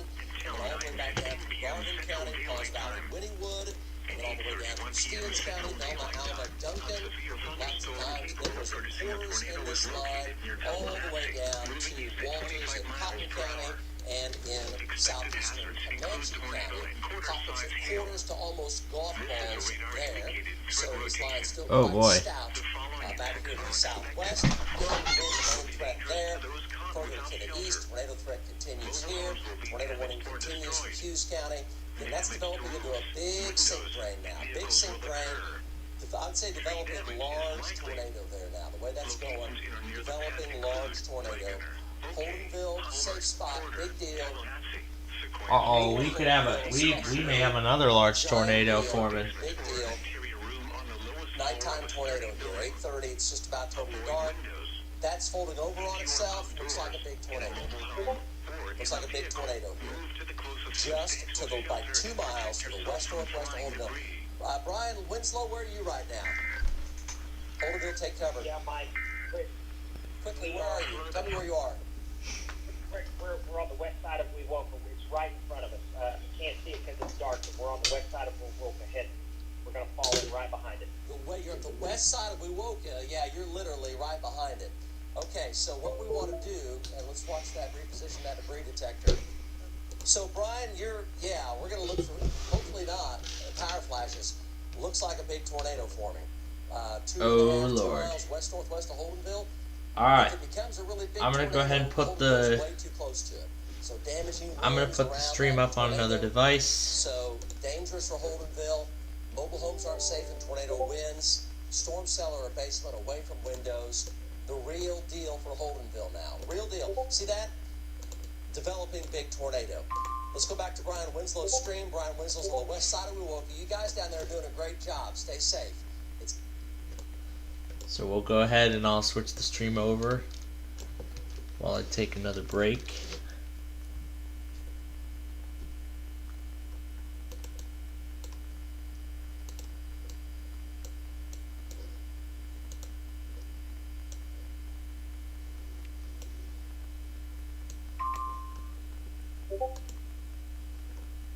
Still radar indicated.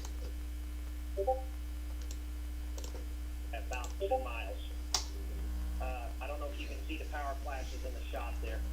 Yeah, this is not good. Holdenville, everybody get down. I'll let you listen. Get down right now.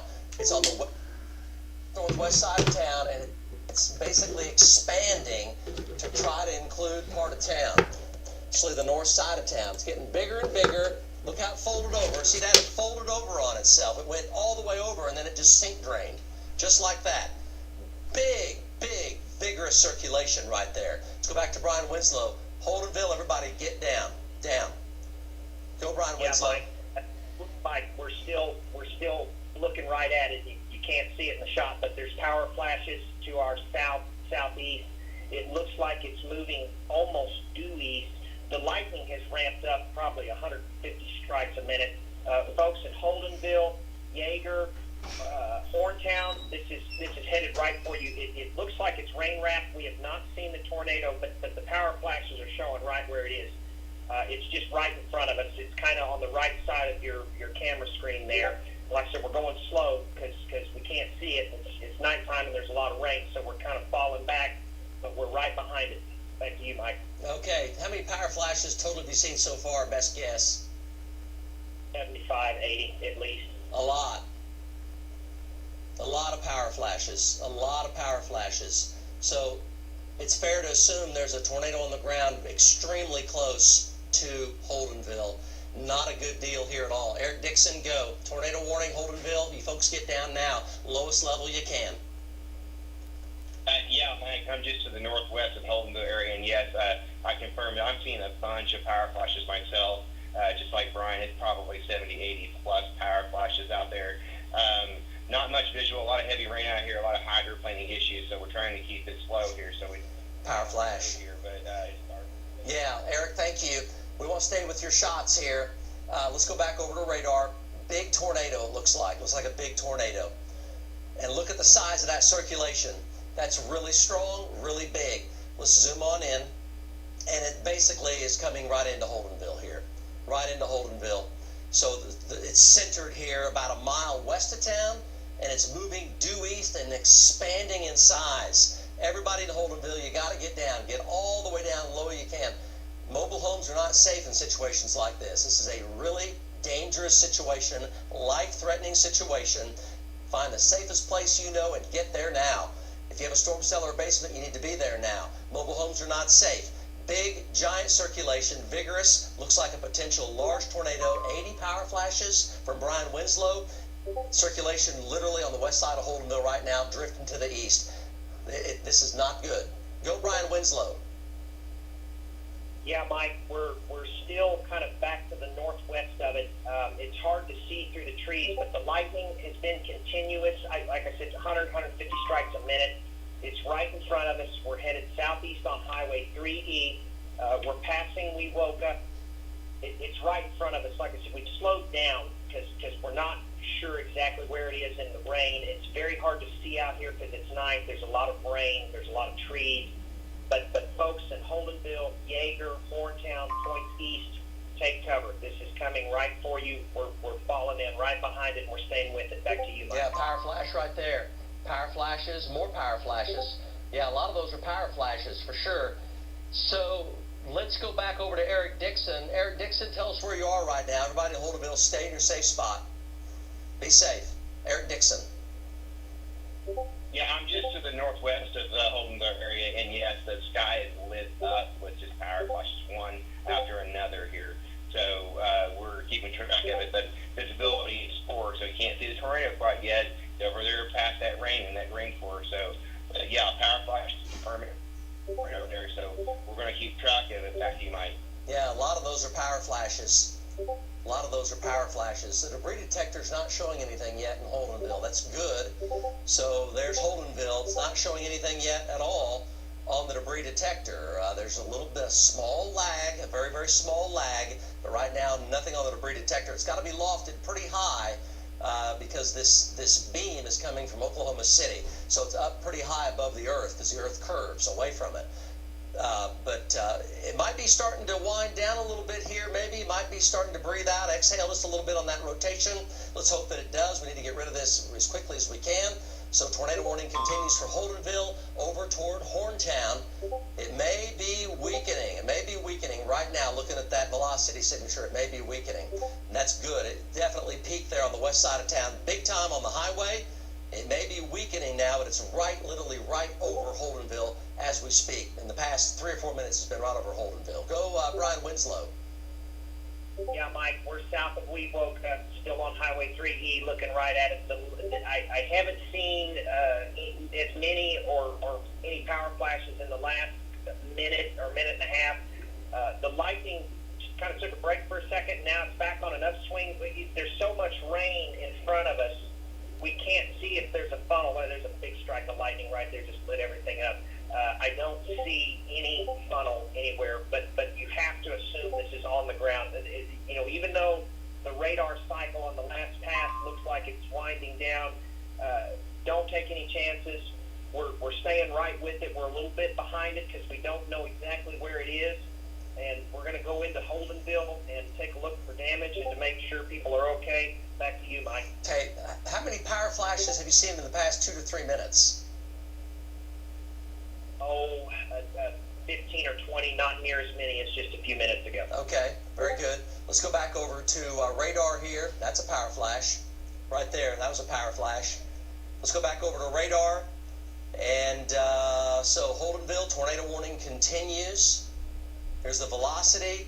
It's a big sink drain. Every indication that there was a significant tornado on the ground may or may not have lifted, but the mesocyclone has kind of relaxed and exhaled a little bit. So that's a good sign. Let's hope that continues. And it's now centered on the east side of Holdenville, heading over toward Horntown is where it's going. So there's Holdenville right there. Let's go back over to Eric Dixon here. Talk to Eric now. Eric? Yeah, Mike, I'm still in the northwest of Holdenville.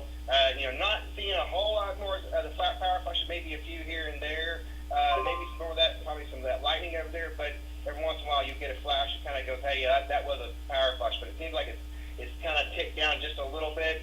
So we're keeping an eye on that for you, and we're going to look for any damage as we're going to come into Holdenville here shortly. Back to you. Okay, that's Eric Dixon there.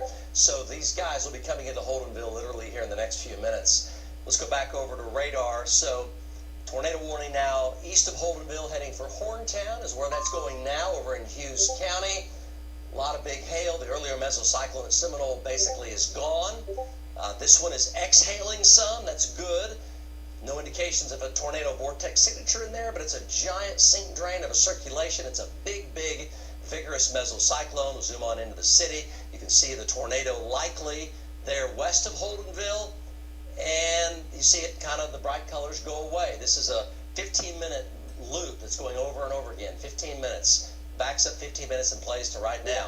And you see how that kind of went away. And there's the shear marker, the wind shear marker there, also relaxed a little bit there. It is not quite as elevated as it was. The wind shear showing wind speeds in different directions at different speeds, and it puts a measurement on that. It's a shear detector, a wind shear detector. The tornadoes are wind shear.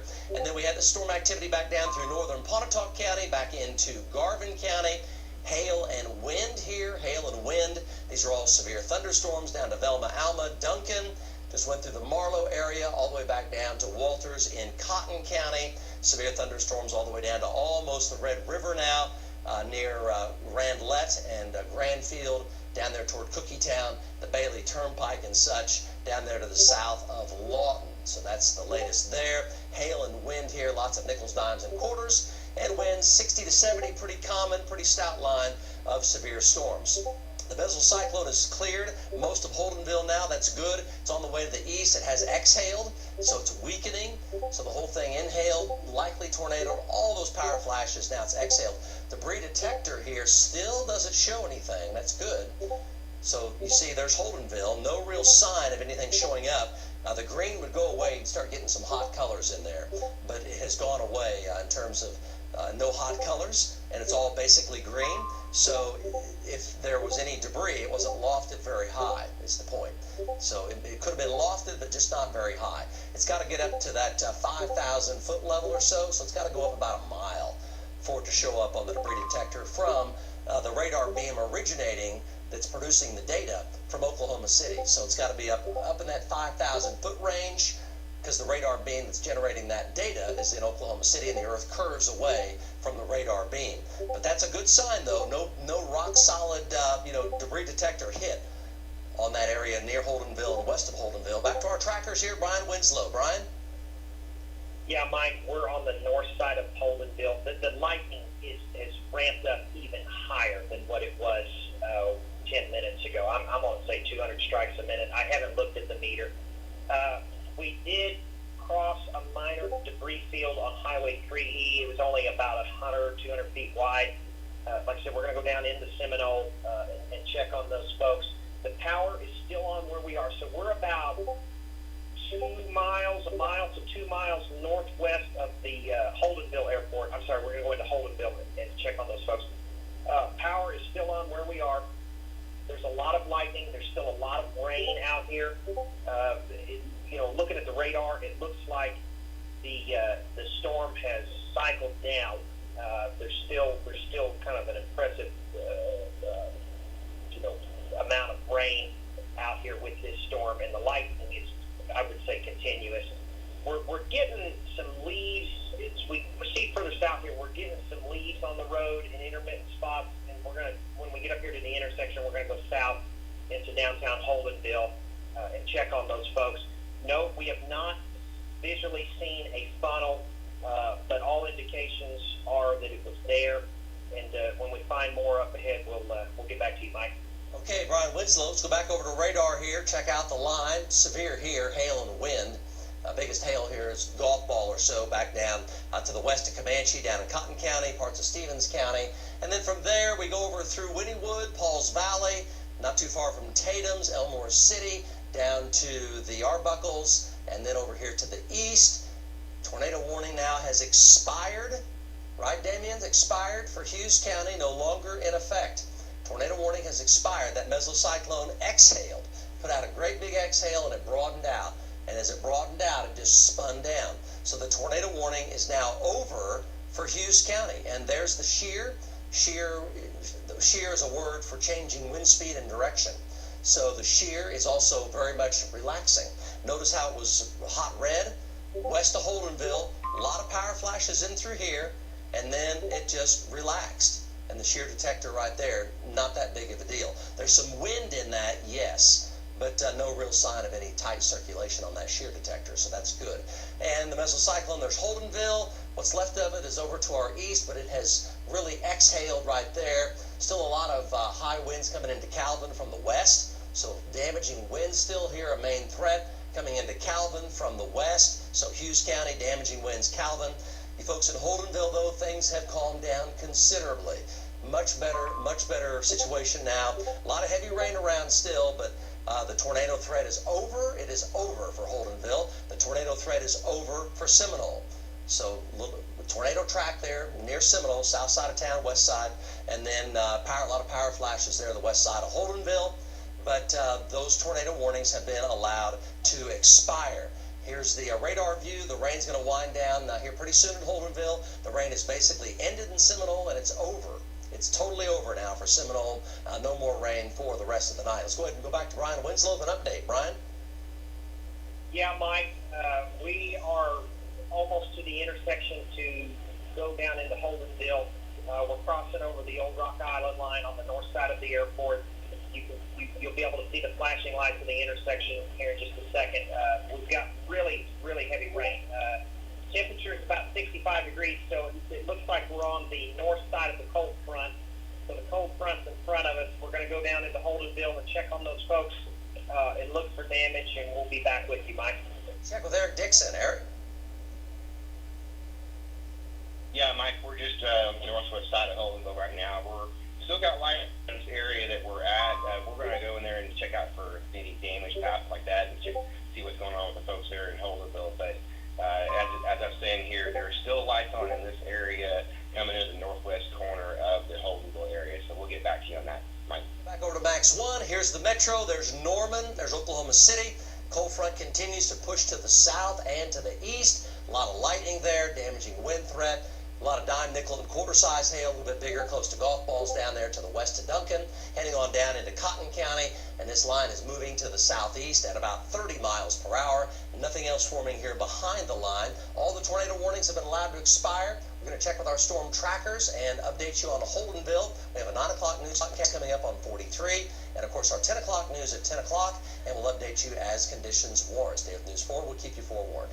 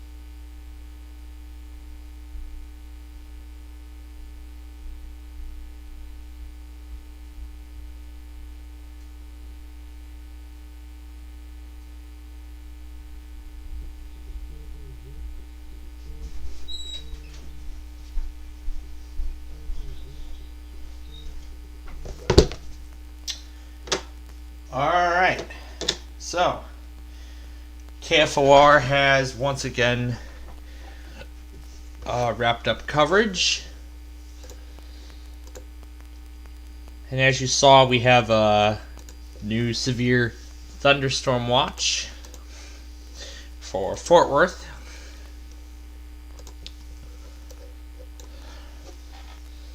So new SVA, I did get a tornado watch expansion from Springdale, as well as a severe thunderstorm warning from Norman on KICM. So I'm going to go ahead and import all those now. And yes, I'm watching MVG's Biddits game. Sold.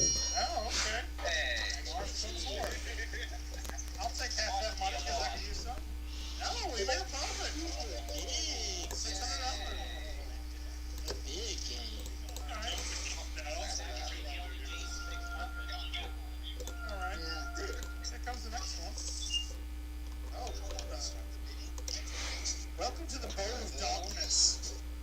What is that? Black squid ink? I'm afraid to even ask. Is $1,700.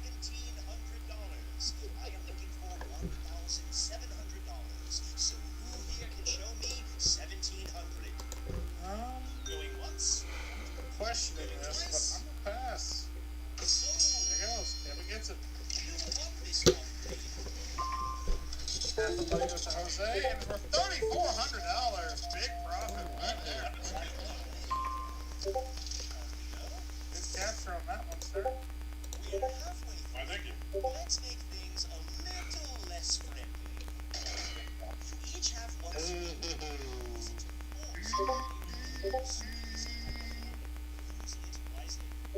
I don't know what that was. The one was being too loud.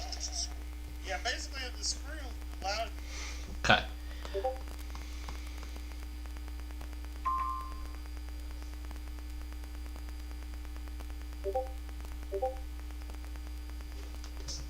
You know what? We're going to do all of this on Fayetteville because they're going to go off twice. So, Fayetteville it is.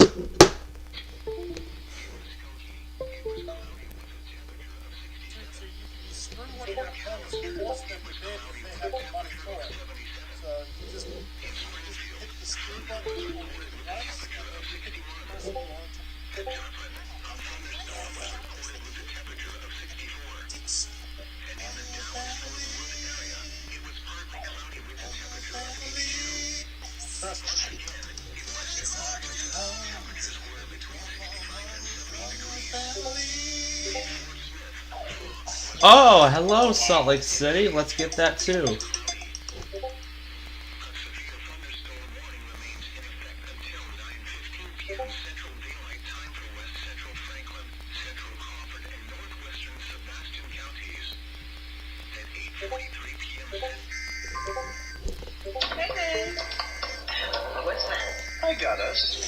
County alpaca. A what? We were there when you discovered you have an exotic animal allergy. I am really allergic to cats. But Doc, llamas aren't cats. It's the gander you're allergic to. Good thing you're here. Let's get you feeling better. We were there for that, and we're here for everything else. Here at Edward Elmer's Medical Groups, it's personal because we get to know you. Find your perfect doctor at eehealth.org/here for it.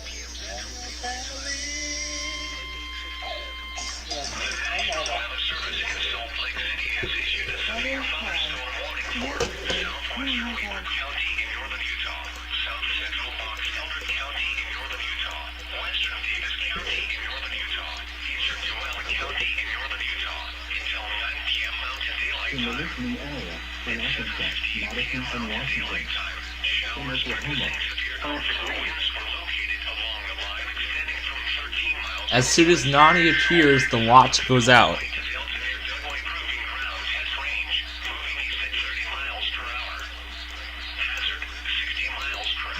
Number 173, effective until 2 a.m. Impact. Expects damage to roofs, siding, and trees. Locations impacted include Zoella, Grantsville, Dugway English Village, Stansbury Park, Dugway Proving Grounds, this watch includes the following counties in Texas sources for the latest severe weather information. South of the Causeway, Mills, Utah Test and Training Range North, Utah Test and The Training Range national South, Stockton, Rush Valley, Tip Island, Lakeside, Lake Point, and Antelope Island State Park. This includes Interstate 80 in Utah between mile markers 39 and 101. For your protection, move to an interior room on the lowest floor of a building. Wind damage with these storms will occur before any rain or lightning. Do not wait for the sound of thunder before taking cover. Seek shelter immediately inside a sturdy structure and stay away from windows. Repeating, a severe thunderstorm warning has been issued until 9 p.m. Mountain Daylight Time for the following counties in Utah: Fox Elder, Davis, Zoella, and Weber.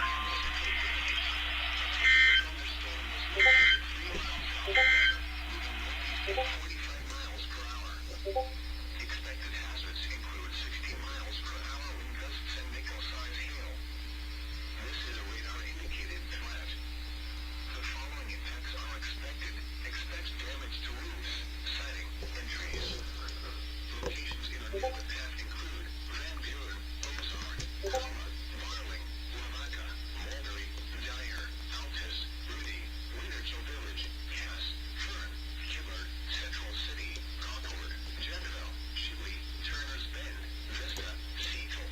This includes the following highways: Interstate 40 in Arkansas between mile markers 6 and 42. Interstate 540 between mile markers 1 and 2. Borrow money, but running low on money? Predatory loans can help. Just press the loan button on your device now and get $1,000 that you can use in auctions right away. Sure, at the end of the game you roll back $1,500, but so what? It's fun. And remember, if you want to borrow money between auctions, just hit the One's a never predatory fun. loans button on your device. Trust me. When you can't borrow money from your family. Haha, that's funny. Trust me.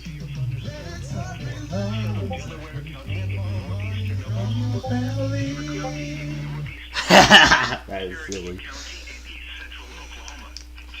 That is silly. Trust me. When you can't borrow money from your family. Wow. Go. Next one up. Hell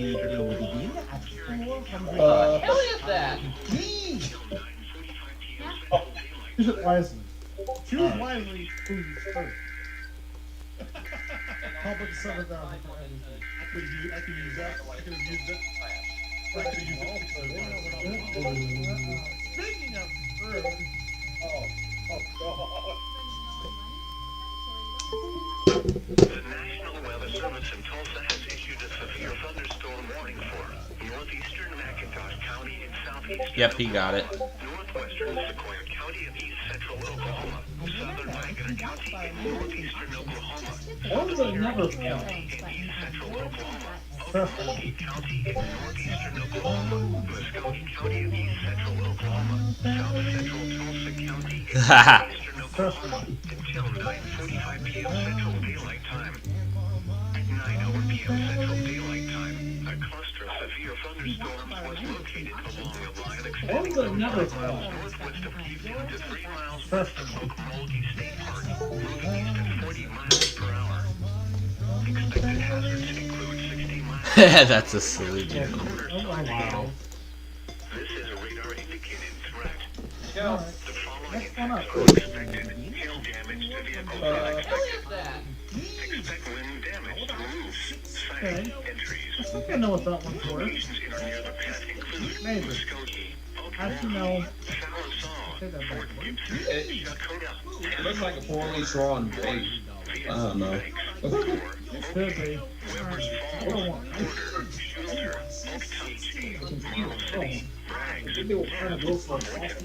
includes Interstate 40 in Oklahoma between mile markers 250 and Come on, Brandon, you know you wanna. A tornado watch remains in effect until 10 p.m. Central Daylight Time for southeastern, northeastern, and east central Oklahoma. Do I? Tornado watch also Oh no! Wasted screw! Central Daylight Time for southeastern, northeastern, and east central. Oh no! Wasted screw! Oh, wasted. Come on, Brandon, you know you wanna. Do I? Oh no! Wasted screw! Come on, Brandon, you know you wanna. Do I? Oh no! Wasted screw!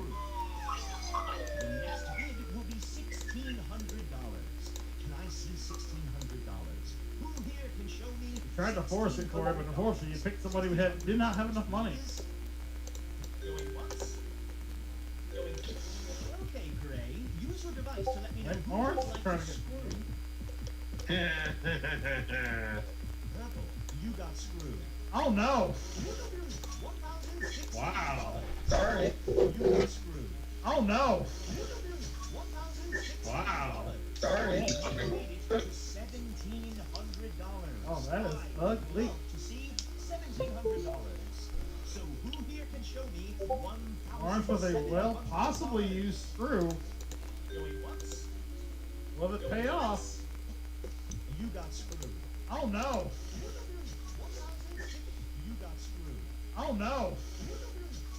1,006. Wow! You got screwed. Oh no! A screw. Wow! Sorry. Oh, that is ugly. So who here can show me 1,000? Orange with a well possibly used screw. Will it pay off? Good. Congratulations, Purple. So they get half that money and $1,100. Wow. Wow. And the hostility has begun.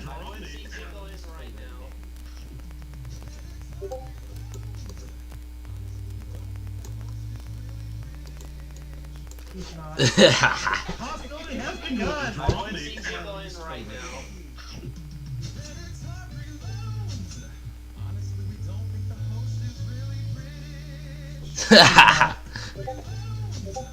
Honestly, you don't think the host is really rich? He's not.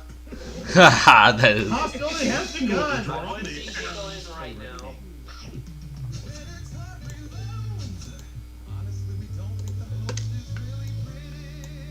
That is silly. Alright. I like this Yeah, now. here comes the next one. How about we start the bidding at $400? Alright. I am looking for Good lord. Wow, that shot. That escalated quickly. This one's a crazy quick looking. Alright, I'll go 1,500.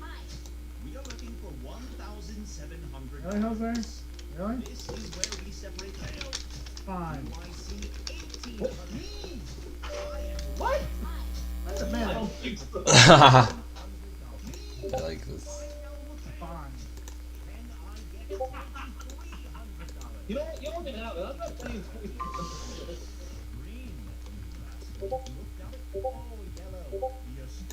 Oh no. I guess I am. Oh. No. I guess I am.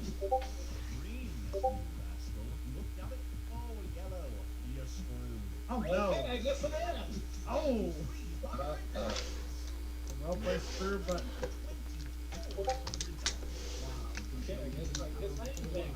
yeah, you can't screw back once you've been screwed. Somebody has to bid first.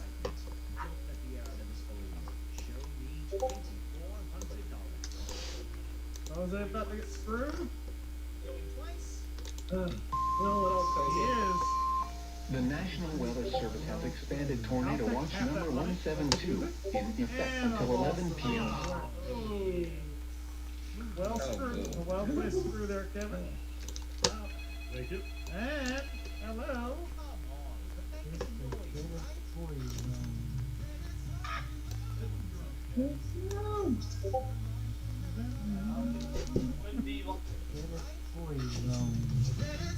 So well screwed. A well placed screw there, Kevin. Thank you. And hello. Come on, the thing is annoying, right?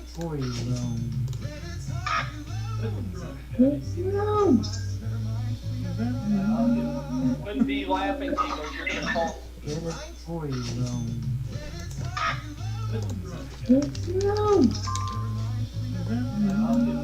Wouldn't be laughing, Eagles. You're gonna call upon the bank too. So. All right. Picture 9 of 12 here.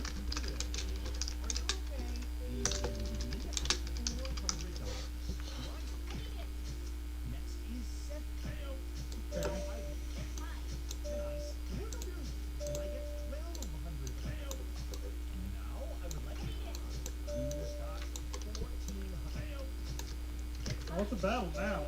It is a battle, ladies and gentlemen. We are going at it here. Next is $1,700. I am looking for $1,700. So who here can show me $1,700? Going once. Going twice. Me. Oh, really, Kevin? You. This is a fun little game. You know what? I would actually like to see what Jackbox really is, and you know what? We could start doing that on our TV network if you'd like. If you'd like, we could start doing that. That could be a future future addition to our channel. That'd be exciting. $100. What? Wait a minute.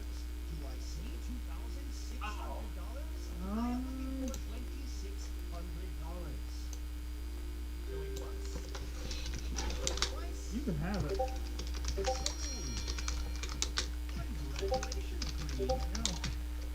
And you lost some money on it.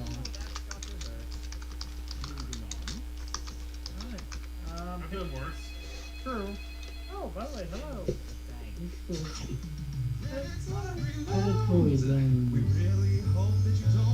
Go find prayers.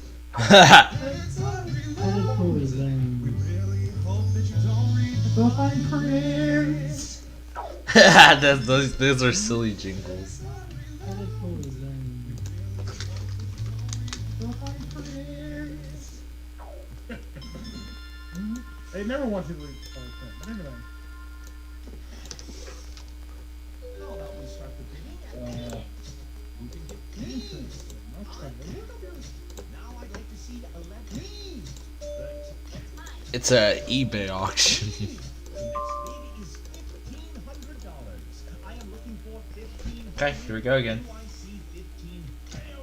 The next bid will be $1,600. Can I see that? Show me $1,700. Can I get $1,700? I am looking for $1,000. Service, and he cleaned a lot of the big churches in my small. Going twice. Yeah, so I was cleaning toilets, mopping floors, scrubbing floors, all that stuff, and think getting a job early on really helped with my work ethic. Learning that at a young age and just, I don't know. I feel like you have it, but I'm like, you know what? You need to pay just a little bit more for it. You need to pay more for it. Hi, I'm Jay Novacek, three-time Super Bowl champion. As unpredictable as the weather can be, it's very important to have a very reliable HVAC system. Wow, what a process. Will it be enough? Won't be enough to let them win.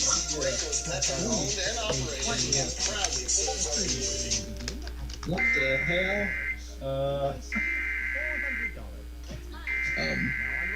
Oh, okay. I get it. I know what that is. I don't know what it is.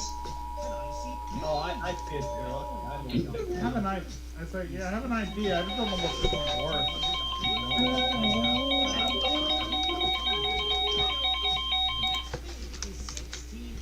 The National Weather Service in Norman has issued a severe thunderstorm warning for northern Johnston County in southeastern In Oklahoma, 7 p.m. Central Daylight Time, severe thunderstorm.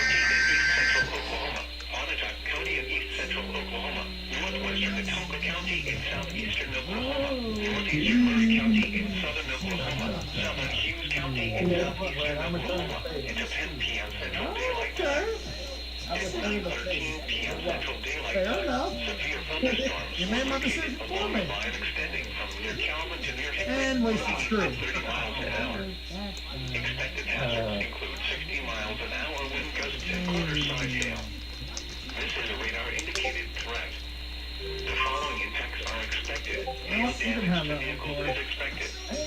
Expect wind damage to roofs, siding, and trees. Locations impacted include Etoka, Mulgate, Allen, Ross, Stonewall, Winnebago, Lehigh, And we have reached our final pages of the evening. Depew, Stewart, Bromide, Garrity, Central, Atwood, and Agree. A tornado watch remains in effect for the Ward area.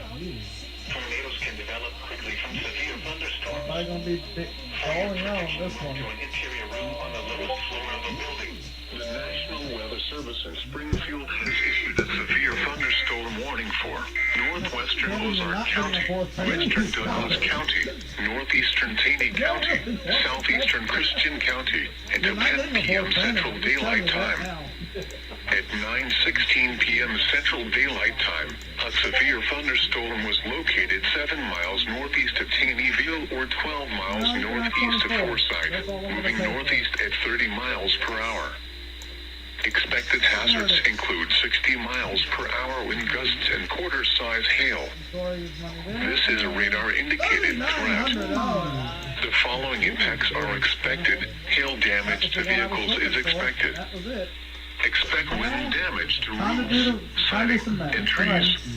I bought 2 pennies, dog food and a cauldron, Garrison, Rome, Squires, Brown Ranch, Bradleyville, Corey's got Biggle. 3 For pennies, your protection, move to an interior room on the lowest floor of a building.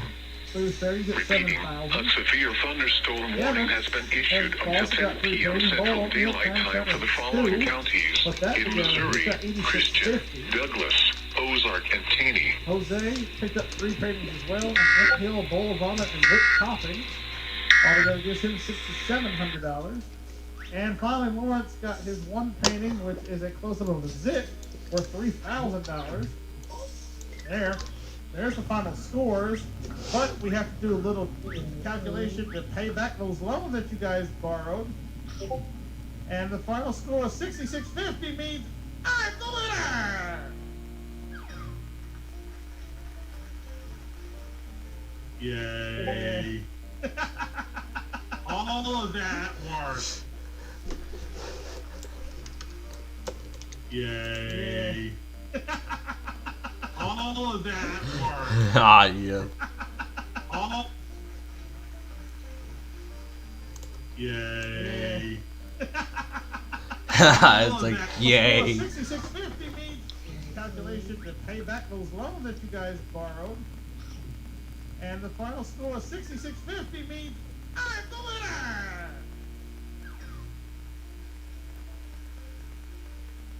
Yay. all of that. Yay.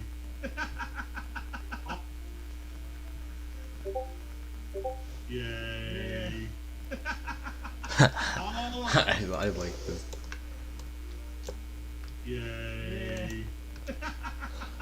All of that work for you to bring this series to air. And who wins? Well, ladies and gentlemen, your boy B done did the job. Hey, don't hate me. Don't hate me because I beat you. Hate me because I actually won. Because I never lose. play with people real life. I was getting screwed over somehow by either the loans or anything. But hey, it worked out, and I picked up a win on this one. So I'm okay with that.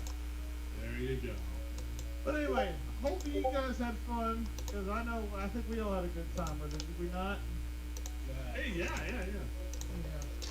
Well, I hope you guys enjoyed. Let me know if you want to see some more videos in the comment section down below. In the meantime, between time, we're out of time. So, I said for all of us here, thank you so much for watching. Make sure you click that subscribe button and ring the bell that we never miss out on all the fun games going down here at MVT Productions. And until the bidding wars begin once again, I'm Brandon for Kevin, Corey, Lawrence, Jose, and myself, of course. Thanks for watching the videos. We'll see you next time. Bye. Advertising is a race. If your campaigns are not winning, you might be left on the track. StackAdapt, the programmatic advertising platform that powers your campaigns to win the advertising race. What is the number one? Yeah, a lowercase L of it. All right. Points on the board. I take the big lead. 20-10 for me. Kevin right behind. Along with Jose. Go on. Celebrity social media time. Oh. Yeah, you have to do this. I'm not a fan of these. All right. Points on the board. I take the big lead. 20-10 for me. Kevin right behind. Along with Jose. Go on. Celebrity social media time. Oh. Yeah, you have to do this. I'm not a fan of these. Celebrity tweets. On April 10th, 2017, Nicki Minaj tweeted. Oh, what the heck? Not a fan of these. Alright. Points on the board. I take the big lead. 20-10 for me. Kevin right behind. Along with Jose. Go on. Celebrity social media time. Oh. Yeah, you have to do this. I'm not a fan of these. What the heck kind of show is this? Oh my god. That sounds like something that would be great to bring to Plainfield TV. We could do that on a Friday night if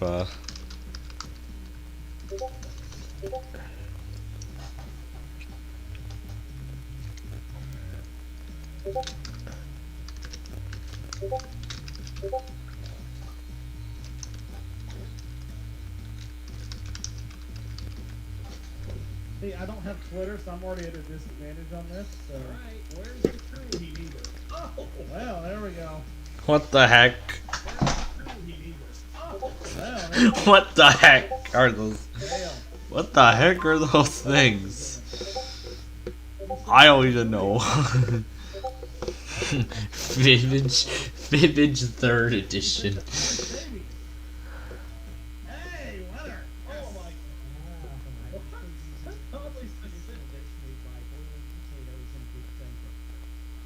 I think she had owned like Irish Terriers, maybe. Would be the only reason she'd say something like that. I don't know. Well, not so big lead, but again, super early in the game, so anybody can catch up. Jose takes the next category. Quickly. This. Important. Here's a question for you.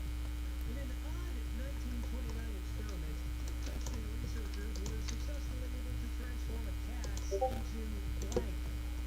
And realize now. What would you transform? What the heck is? I feel like a lot of these things are coming across as very weird, and this one too.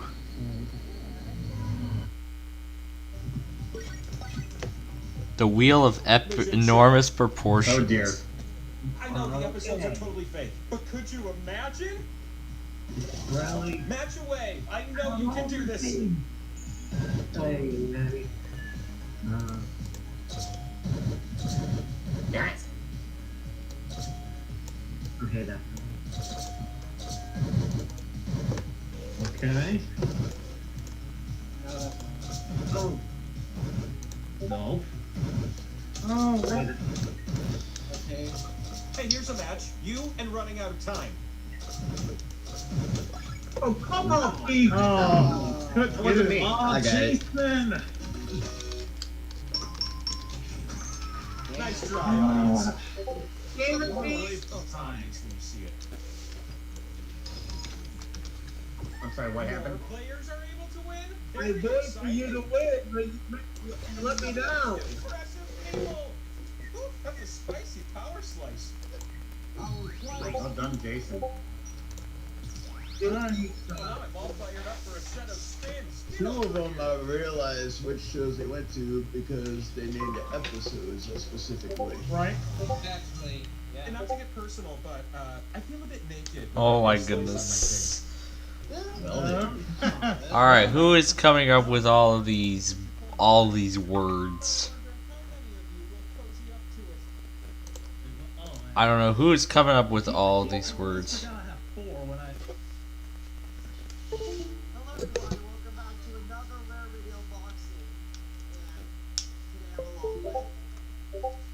With all of those people.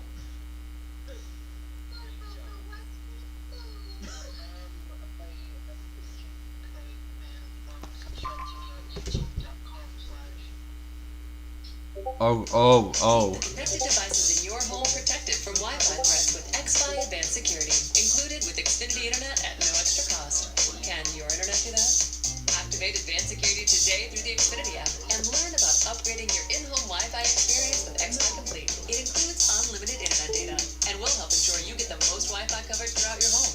Go to Xfinity.com/XFi Complete, call 1-800-XFINITY, or visit a store today. Restrictions apply. XFi and XFi Complete available to Xfinity Internet customers with a compatible XFi gateway. Over 10,000 doctors have trusted their eyes to TLC.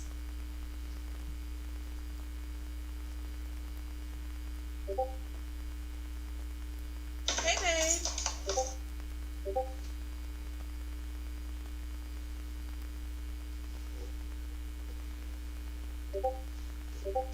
Okay, got it in. Got it in.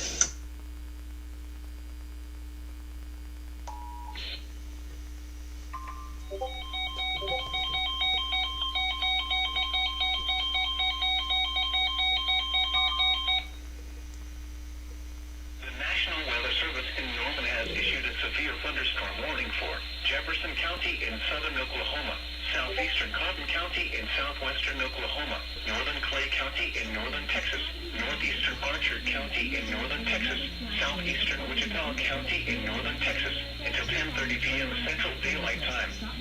At 9:25 p.m. Central Daylight Time, severe thunderstorms were located along a line extending from 9 miles east of Addington to 4 miles east of Myers to 5 miles west of Shepherd Air Force Base, moving southeast at 25 miles an hour. Expected hazards include ping-pong ball-sized hail and 60 miles an hour wind gusts. Silent. I barely hear anything. Indicated threat. The following impacts are expected. People and animals outdoors will be injured. Expect hail damage to roofs, siding, windows, and vehicles. Expect wind damage to roofs, siding, and trees. Locations impacted include Wichita Falls, Gwinnett, Henrietta, Bloomington, Ryan, Petrolia, Myers, Dean, General, Jolly, Addington, Sutton, Shepherd Air Force Base, Grady, Oscar, northeastern Lake Arrowhead, Lakeside City, Pleasant Valley, Pittsburgh, and Charlie. A tornado watch remains in effect for the warned area. Tornadoes can develop quickly from severe thunderstorms. For your protection, move to Cut off.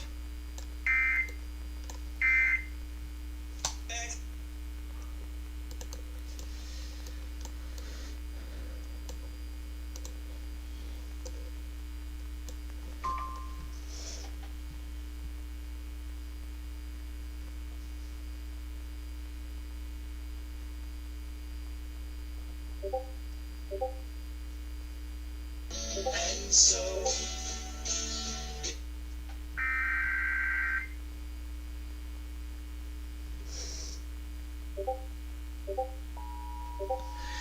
we're doing KTMC for a change.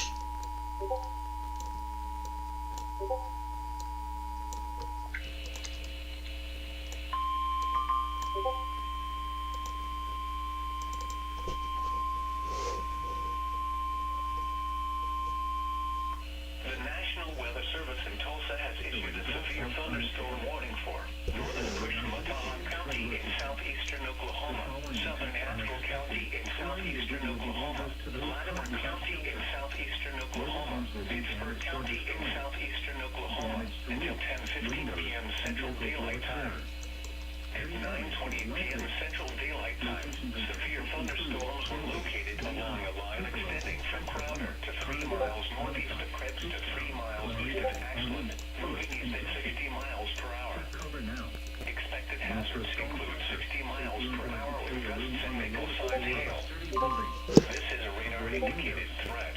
The following impacts are expected. Expect damage to roofs, siding, and trees. Locations near the Passing the Canister, Wilburton, Clayton, Hartshorn, Krebs, Kenton, Kiowa, Savannah, Red Oak, McCurtain, Crowder, Alderson, Kinta, Canadian, Indianola, Albion, Ashland, Higgins, Haywood, Tuscaloosa. A tornado watch remains in effect until 10 p.m. Central Daylight Time for southeastern Oklahoma. Let's play it again. Why not? Until 11 p.m. Central Daylight Time for southeastern Oklahoma. For your protection, move to an interior room on the lowest floor of the building.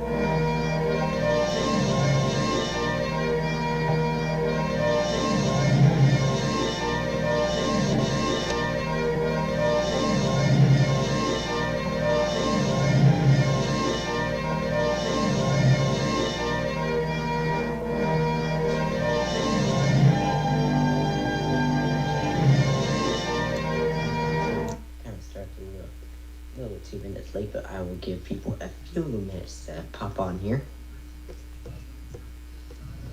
But we are live once again. Oh shoot, I forgot to connect this to the internet. Is this connected to the internet again, Yoshi? Again, Yoshi? Okay, so this phone stayed connected to the internet. I just wanted to make sure, so hopefully it won't drop as much as it would if it wasn't connected.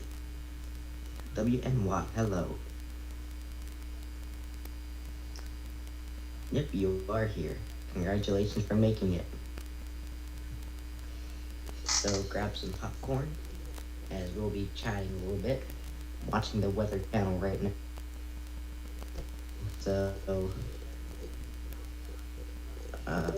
So yeah, I pretty much am just watching IamBot currently right now.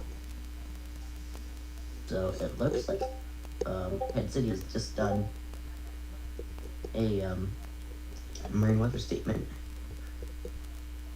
Yeah, quality isn't that good. Not trying to be rude. Yeah, I know. I figured it probably wouldn't be that good. My phone's the only way I can stream, pretty much. Hi, EAS, Texas. My phone's the only way I can stream. Your office Hello, Raid Waves. is in it. This is our late night portion of our streaming, so it's just 10:33 for me. That is 9:33 for So, my what's the time zone. Plainfields here? Oh, are we out of space So, already? How are you, Plainfield? So, yeah, it is kind of laggy. Yeah, hopefully you're enjoying my videos. I am enjoying my videos. Oh, great. Are we out of room yet again? Yes, we are. Only 841 megabytes of space left. It's enough to get this in, so. Now what are we gonna do to get all the space off again? Yes, it is. Alright.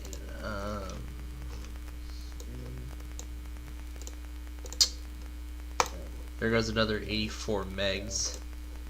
I think there's like another gig of stuff in the recycle bin. Oh yeah, deleting another gigabyte of things. Alright, that should help. Okay, that should help a little bit.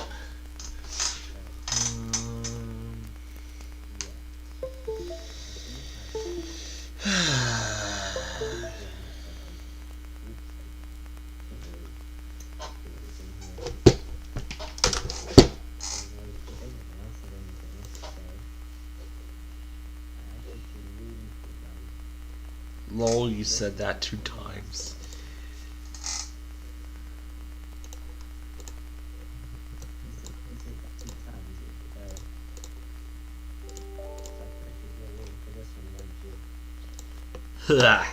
Yeah. The fake Athens test.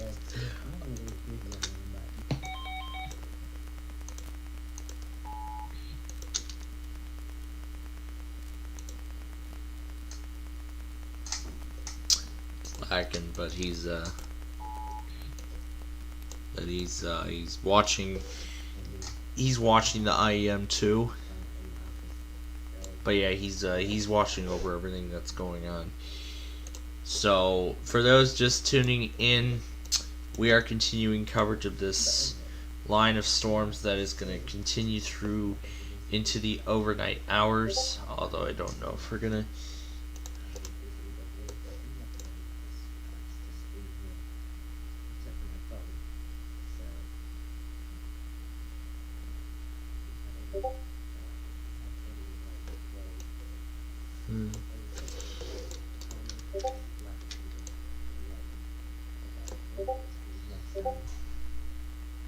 Carol.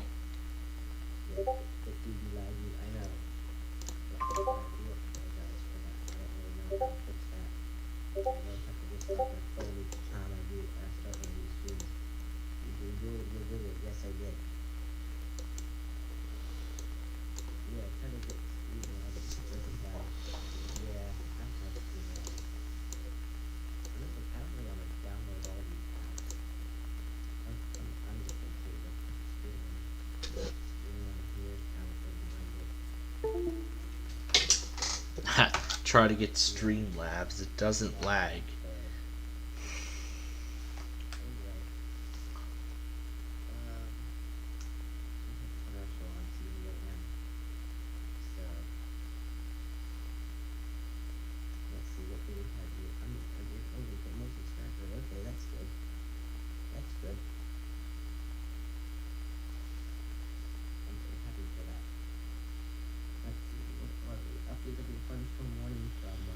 Yep, he's talking about the strong thunderstorm statement from Springfield along with everything else that's coming up on there.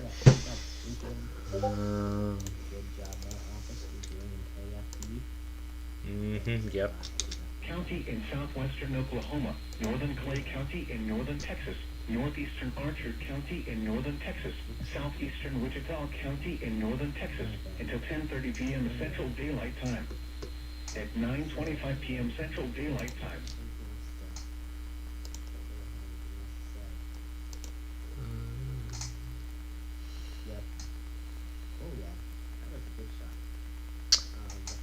Oh yeah, that was from that storm. Yeah.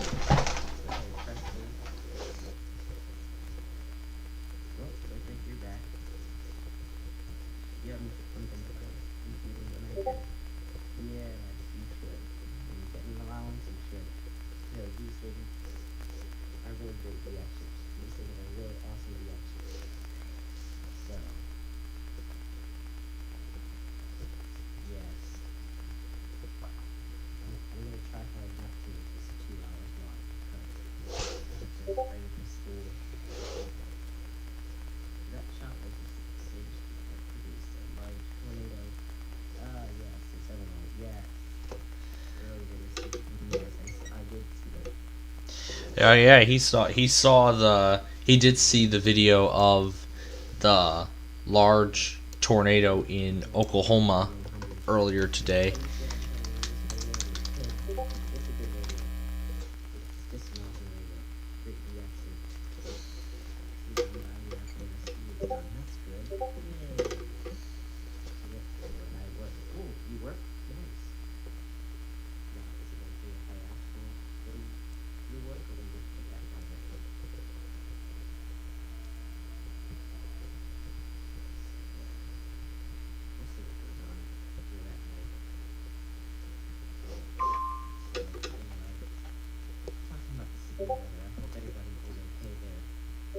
Yeah, I'm hoping everybody's okay, wherever they are, especially wherever these storms are now.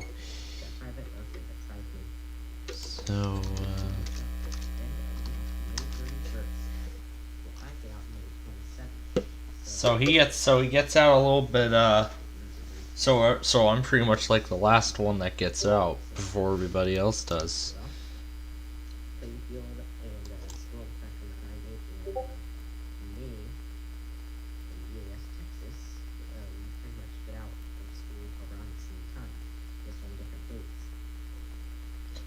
And Baltimore's until June 2nd. Till June 2nd. Wow.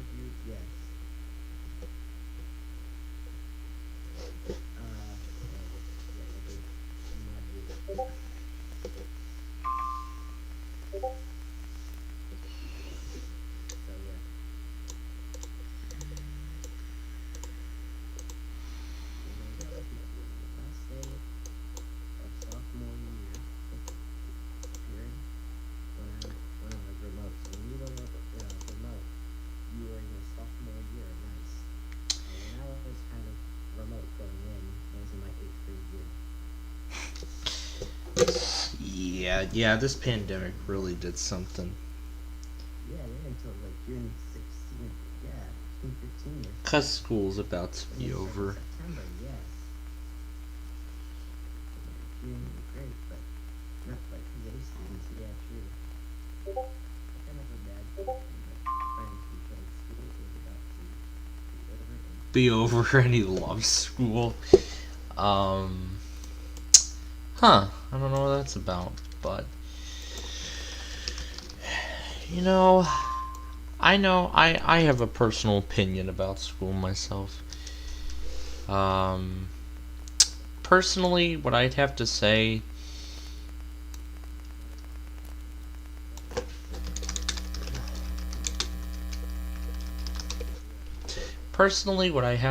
about school, well, the only thing I don't like is just having to get up early, and I have to deal with all these hundreds of thousands of automated weekly tests at the same time. Alright, this is driving my computer nuts. So I'm gonna close that before we run out of space again. Alright, so wow, we've had a lot of surprises today. So for those who are just tuning in to Plainfield TV right now, we are doing. Who wants to see what kind of turbos we have tonight? Kind of tropos we have tonight? Oh, great. Remember my iPad size. This is gonna be funny. No internet. Yeah, it says no internet. This is gonna be funny. So yeah, it says log on the internet. See how good I am at it. Not very good, but I'm not very good at dinosaur game. Yeah, that little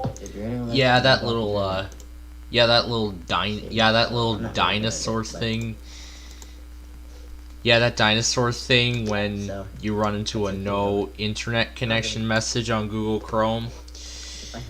Well, too bad I don't use Chrome for the time being, although I am considering returning, but for now I'm fine with Edge. Well, I'm right now fine with Microsoft Edge, so I don't need well, basically Edge and Chrome are based in the same kernel, so it doesn't really matter if I use Chrome or Edge. It's essentially the same thing. But anyway, we have this new warning for Franklin, Arkansas, and I believe we can get it on... Holy crap, look at that. Like an orangish yellowish, so I might be able to get something tonight. We could do it on Fayetteville, so let's get it there now. Okay, time for trip. Here we go. Arkansas, Fayetteville, and update. Ooh, new warning. Let's do it again on New Bern. Current time is 9:44 p.m. Central Daylight Time. At 9 p.m. at Drake Field in Fayetteville, it was cloudy. The temperature was 70. Dew point 65. Relative humidity 84%. The wind was southeast at 6. Pressure was 29.74 inches and falling. At Fort Smith, a thunderstorm was reported with a temperature of 68. The wind was north at 9. In Little Rock, it was cloudy with a temperature of 73. The wind was out at 6. At Allison, fog was reported with a temperature of 60. The wind was southeast at 10. In Hot Springs, it was cloudy with a temperature of 75. The wind was east at 3. Around the region, in Tulsa, thunder was reported with a temperature of 63. In Muskogee, a thunderstorm was reported with a temperature of 65.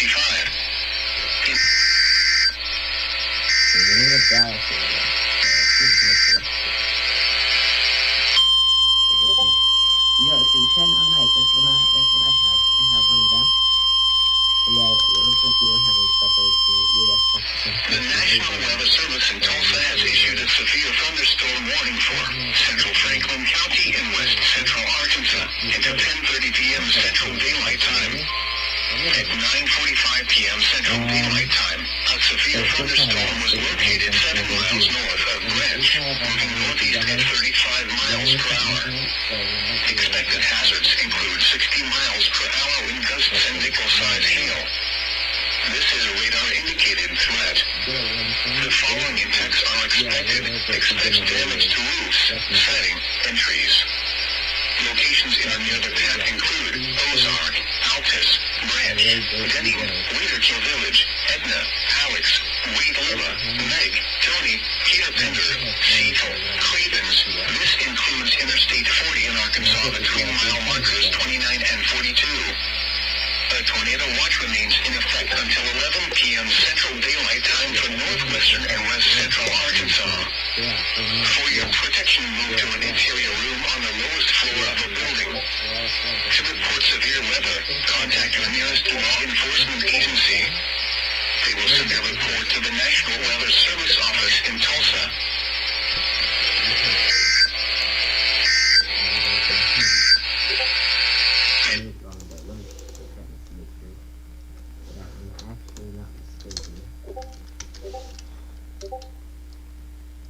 Yeah, we don't have a slate tomorrow. Kind of in my state. Look at that. We have a slate tomorrow, kind of in my state, but not close enough to my area. But if this event goes into the nighttime, I can possibly DX WWVA or something for that. Yeah. So, yep.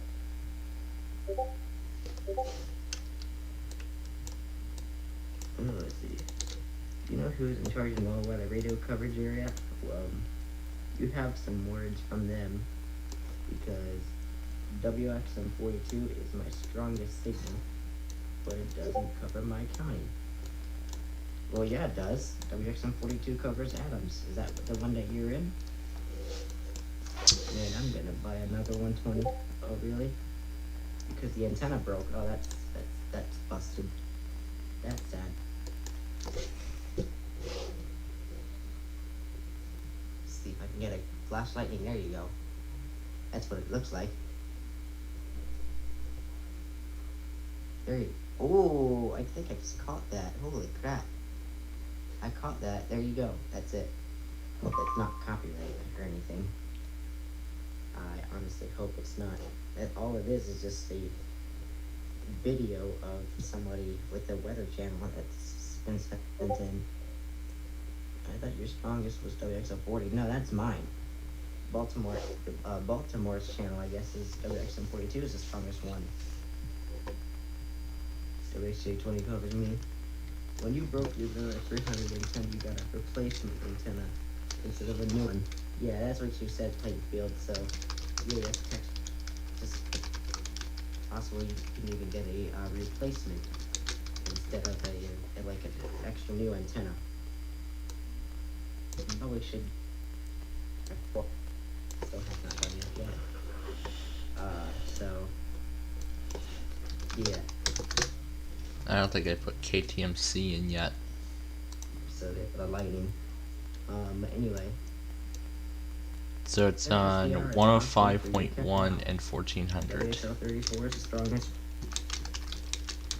It covers York. Oh, that's true. That is true. Anyway, yep, another SPR.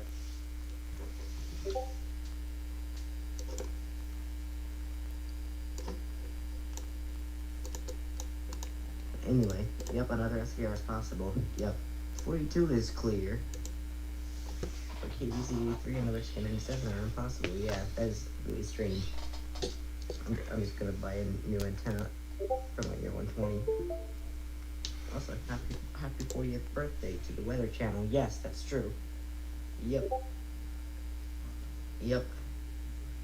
So that's the footage from Sequoia. But that's pretty much all it's Sequoia. What he's showing. Yes. Strongest ALT channel you can get from where you are is WWF48. My strongest ALT channel is WXM42. So, Northern Utah, you had to turn your radios off for tonight, but you have your HH with. Oh, okay. With me, yeah, that's fine.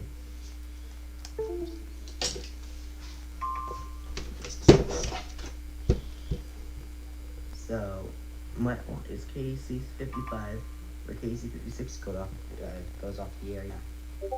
Yeah, that's fine with me. By the way, Northern Utah EAS, I bet you got my annoying cookie comment, didn't you? The cookie comments. Alright, what else do we have? KZC81 and Washington, Arkansas. Oh, yeah. 58 are both the strongest channels in my area that cover your county. Winslow, Cincinnati, Blackburn, Devil's Den State Park, Redwood, Strickler, Drake Field Airport, Johnson, Elm Springs, Goshen, Walnut Grove. This includes Interstate 49 between mile markers 41 and 73. A tornado watch remains in effect until 11 p.m. Central Daylight Time for northwestern Arkansas and northeastern Oklahoma. For your protection, move to an interior room on the lowest floor of a building. WXL40 went off the air. I managed to get WXL43 and KD36. The current time is 9:53 p.m. Central Daylight Time. At 9 p.m. in Springdale, thunder was reported. The temperature was 67, dew point 65, relative humidity 93%. The wind was south at 9. The pressure was 29.73 inches and falling. At Drake Field in Fayetteville, it was cloudy. The temperature was 70, dew point 65, relative 4%. The wind was southeast at 6. The pressure was 29.74 inches and falling. In Fort Smith, a thunderstorm was reported with a temperature of 68. The wind was north at 9. In Little Rock, it was cloudy with a temperature of 73. The wind was south at 6. At Harrison, fog was reported with a temperature of 60. The wind was southeast at 10. In Hot Springs, it was cloudy with a temperature of 75. The wind was east at 3. Around the region, in Tulsa, thunder was reported with a temperature of 63. In Muskogee, a thunderstorm was reported with a temperature of 65. In McAllister, it was cloudy with a temperature of 77. In Springfield, it was cloudy with a temperature of 61. At Joplin, light rain was falling with a temperature of 65. Once again, in western Arkansas, temperatures were between 67 and 70 degrees. At Fort Smith, a thunderstorm was reported. At Springdale, thunder was reported. At Fayetteville, it was cloudy.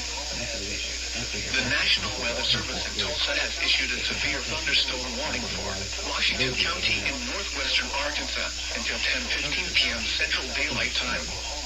At 9:51 p.m. Central Daylight Time, a severe thunderstorm was located over Lincoln, moving east at 55 miles per hour. Expected hazards include 60 miles per hour wind gusts and penny-sized hail.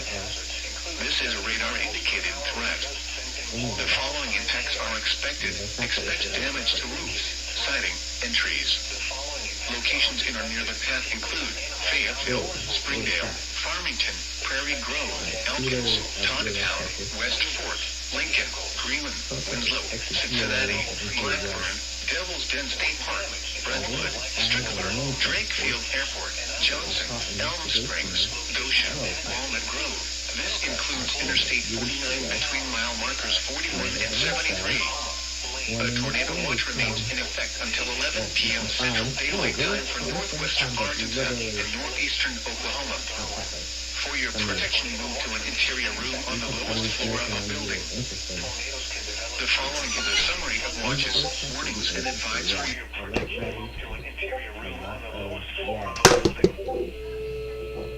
Yeah, every first Monday, 11 a.m. Yep.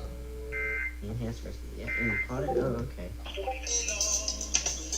Wasn't recording. Bacon? Yes, I love bacon. That's good. Wasn't recording. I think I might catch some alerts in my area this week. Well, that's good. You can. Yes, I like bacon. Yes. Bacon. Bacon's one of my favorites.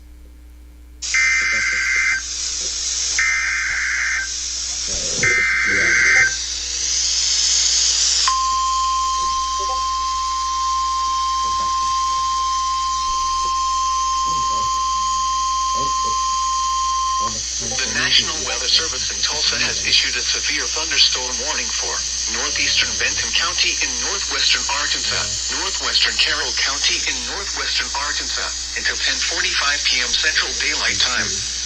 At 9:56 p.m. Central Daylight Time, a severe thunderstorm was located over Rogers, moving east at 40 miles per hour. Expected hazards include 60 miles per hour wind gusts and penny-sized hail.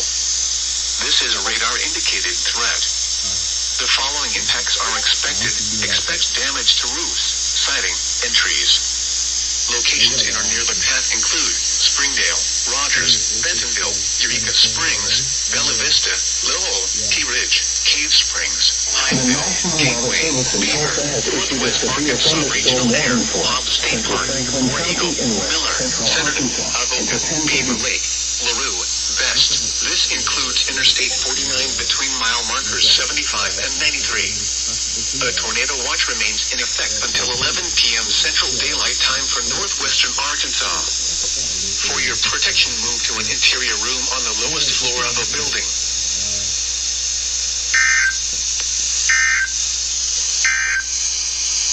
The following is a... You get both Baltimore and Harrisburg stations. Yeah, true. Yeah, Northern Utah, you heard it right. Apparently Baltimore said that there's no national periodic test this year. So I don't know why they're not doing it this year, but I thought that was a yearly thing that they were going to do. Honestly, I thought it was going to be basically a yearly thing they were going to do every year, like in August or September or even October, but I guess not. So we'll have to see what happens.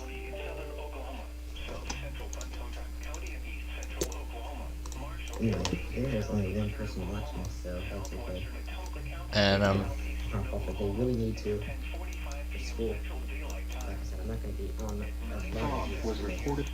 Thunder was reported with 27 and 70 degrees Fayetteville. Tulsa has been. Yeah. yep, I'm the only person still watching the show.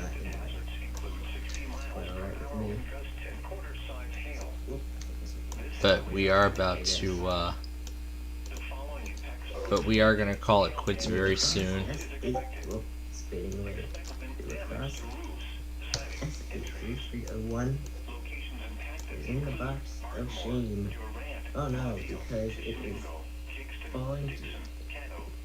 Oh, failing to receive a signal. That's sad. That's sad. It's the fresh news from this morning. And given the stuff in Ukraine, yeah.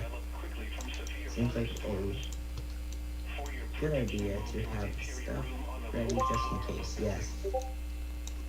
I think I'm the only one here. I don't know, not really northern Utah, there's still Baltimore still here. They only have to do it once every 3 years anyway. Oh, I thought it was only every year. Wait, never mind. Yeah, I don't know how often they do it. News 8. So, News 8 is on. So, yep. News is on. And, yeah, here's the sad thing. Our chocolates dropped a little bit, so now we're at 3. Washington County in northwestern Arkansas. Oh, yes. Holy crap. We've been like Georgia. Oh, that's a shame. The Carolinas. Holy crap, look at that. Holy crap, those are good tropos. I wish we had those. I want those too. So yeah. Having those tropos would have been more fun. It's currently 73 degrees in here, so drop it low. Alright, now here goes KSU with this warning for Pemiscot, Missouri.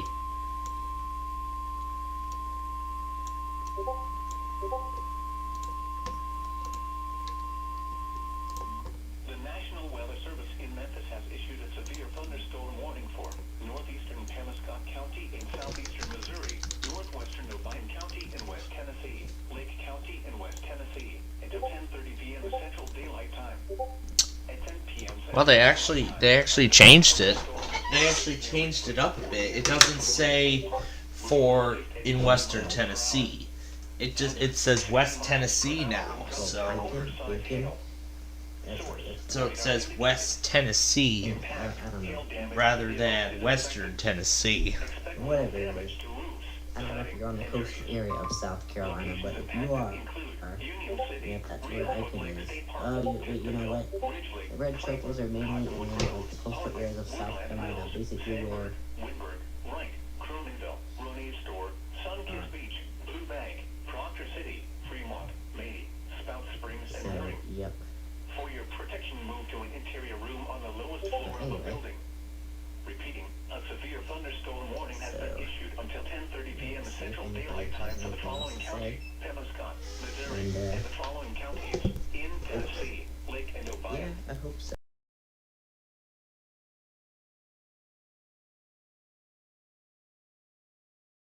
Nothing, I was on the stream for the night because as best I can. So you remember doing in Asheville. Oh, from coastal South Carolina. Oh, you remember like getting Asheville, like WXL 56? Did you get that station from there, or is that what you're trying to say? You got some alerts on your radio yesterday. Well, that's good. Let me try this. Good. Oh, okay. I see what you mean, Plainfield. Yes. Yes, DX. Yeah. Yeah, I get what you're saying. Yeah. Yes, DXing. 2 days ago, we took a trip to South Carolina. That's good. I even managed to pick up Eatonton from there. SPRs. yeah. So, yeah. So recently I took a trip to Florida for a band concert. Well, not a band concert, but like a band trip. It was a band trip for the band orchestra and chorus we go. So basically it was my entire school's music department went to Florida, and we went through South Carolina, North Carolina, Virginia, Maryland, and Georgia, and Florida. So yeah, that's how we got there. So anyway, what state I went to? I recently went to Florida because of a band trip. On the way back to Alabama, you got a Radio Shack scanner. Well, that is a nice way to treat yourself. So, yeah, that's a very nice way to treat yourself. Excuse me. Ooh, boy. So, ooh, jeez. Wow. But anyway, yep. It's only 11:04, but I think my clock is off because the news says it's currently 11. It's actually 11. It's actually 11:06 Eastern time. So it would be like so it's actually about 10:06 Central time. So we have about 25 minutes left of our broadcast before we sign off for the night.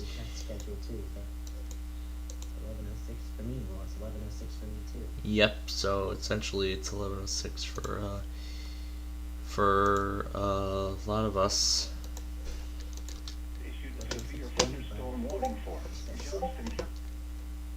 I saw one did not record. I didn't see it wasn't recording, and I just let it pass by. Oh well.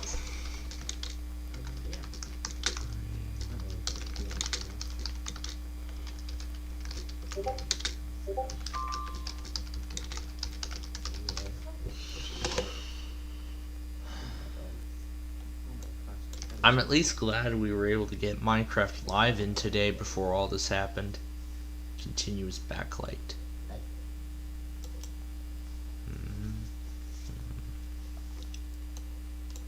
So, yeah, there's all of his little radios there.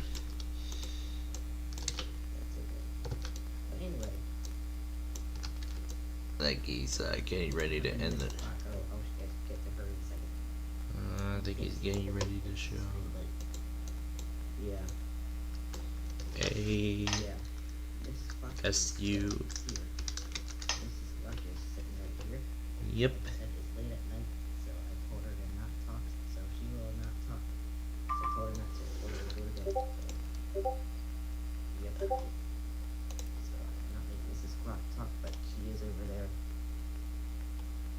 Yep, I know,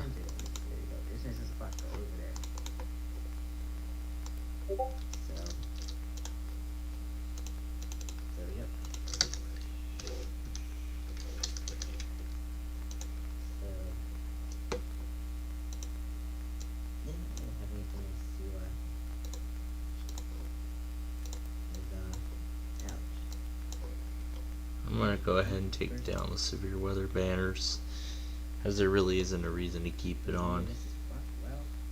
Or maybe. I'll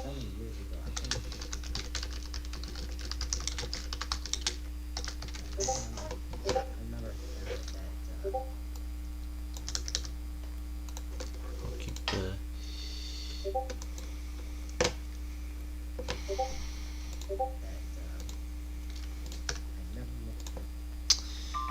such a shame that Paducah no longer tones severe weather statements.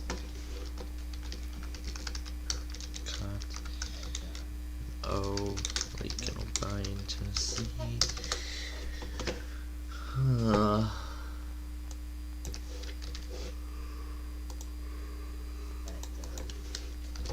mean, I am getting tired myself, but yeah, we do have about 25 minutes left of our broadcast today before we have to go. Why are there two lakes? It doesn't make any Anything else that they would like to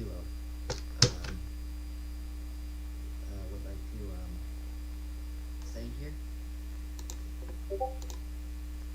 Or is everyone going to go to bed? Because if they're going to go to bed, that's fine with me. I don't really mind what it is either. So, stick around for 90 minutes, I don't know why Gage was just trying to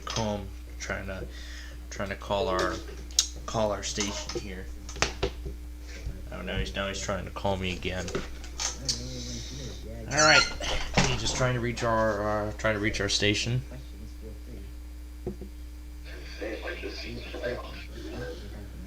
Did you send me text? All those all those videos. Yeah, did you send me the rest of the iPods yet? The Hawaii and all that? Oh, yeah, I think let's see, I believe I still have those laying around. I gotta dig through all these thousands of things. Yeah, so from Memphis. I got that already. These two are getting closer to me now. Oh boy.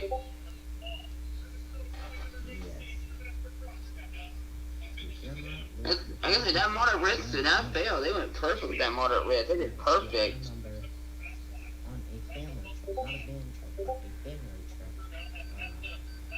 Yeah, and you've got to turn those tests down last night. You got to turn those down for me. Actually, I just looked back at the footage for the Alaska iPause, and instead of the Alaska iPause going through, a tornado watch went through instead.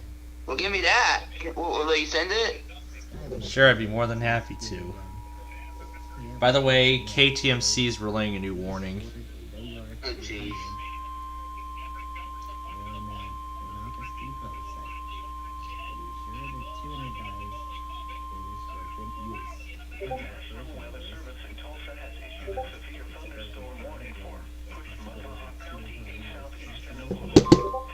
Oh, hello Salt Lake City. They just issued a random severe thunderstorm warning out of nowhere again.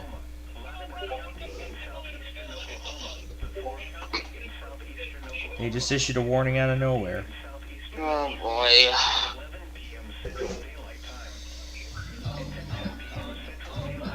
Alright, I'll go ahead and send it over.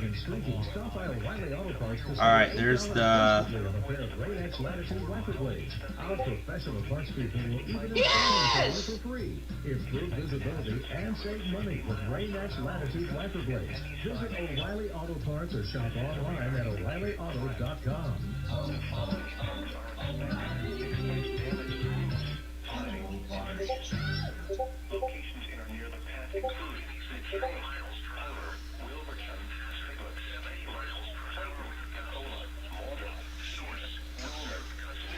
And did you mean that the rest? I found like Hawaii. I didn't get Hawaii. I just sent the Samoa over. Alright. Oh, and this warning's for Salt Lake City. Yeah, wherever's you ever send me this, send those over. I'll put it in the compilation. Yeah, I'm about behind. I gotta get caught up during this next intermission break. Are you watching the Blues game too? No, I don't have the game on right now. Nope, I'm playing against that big tough body. Oh, of course you are. Of course you're going against that big and giant body with glowing blue eyes on it. Besides, is he on your stream right now? Now 3-0.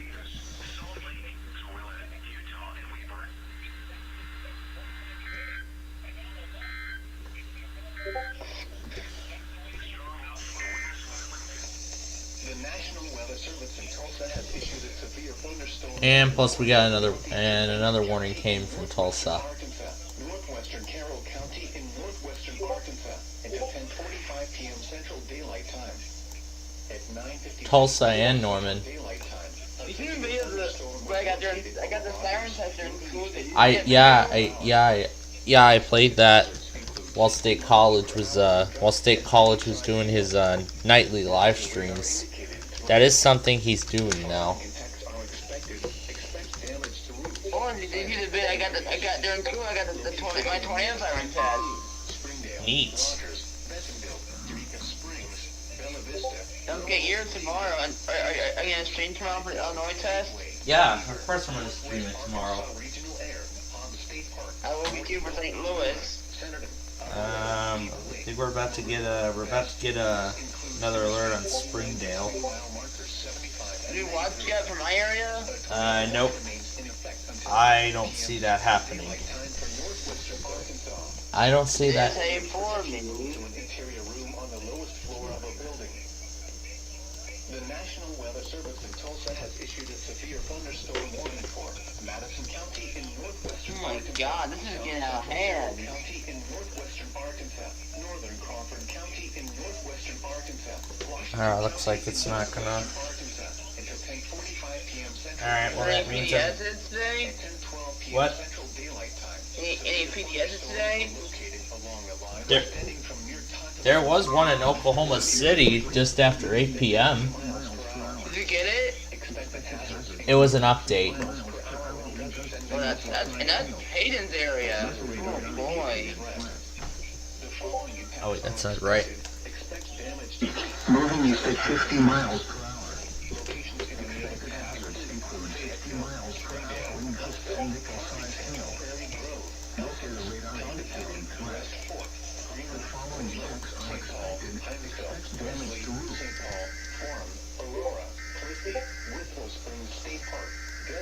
State Park, Brentwood. This includes Interstate 49 between mile markers 37 and 74. A tornado watch remains in effect until 11 p.m. Central Daylight Time. The National Weather Service in Tulsa has issued a severe thunderstorm warning for northern Franklin County and west central Arkansas, Crawford County in northwestern Arkansas, northwestern Madison County and west central Arkansas, east central County and east central Oklahoma. Until 11 p.m. Central Daylight Time.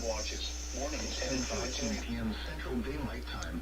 Severe thunderstorms were located along a line extending from near Natural Dam to 3 miles south of Sallisaw, moving east at 45 miles per hour. Expected hazards include 60 miles per hour wind gusts and nickel-sized hail. This is a radar-indicated threat. The following impacts are expected. Expect damage to roofs, siding, and trees. Locations in or near the path include Fort Smith, Van Buren, Sallisaw, Shadaville, Mount Tambert, Natural Dam, Alma, Morville, Roland, Mulberry, Dyer, Gans, Chester, Moffett, Rudy, Cass, Short, Lake Fort Smith, Figure 5, Fern. This includes the following highways. Interstate 40 in Arkansas between mile marker 0 and 27. Interstate 40 in Oklahoma between mile markers 305 and 328. Interstate 540 between mile markers 1 and 8. Interstate 49 between mile markers 22 and 36. A tornado watch remains in effect until 11 p.m. Central Daylight Time for northwestern and west central Arkansas and southeastern, northeastern, and east central Oklahoma.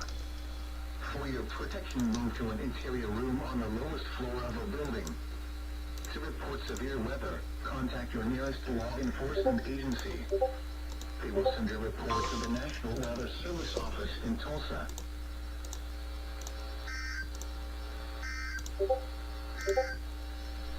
The National Weather Service in Tulsa has issued a severe thunderstorm warning for Madison County in...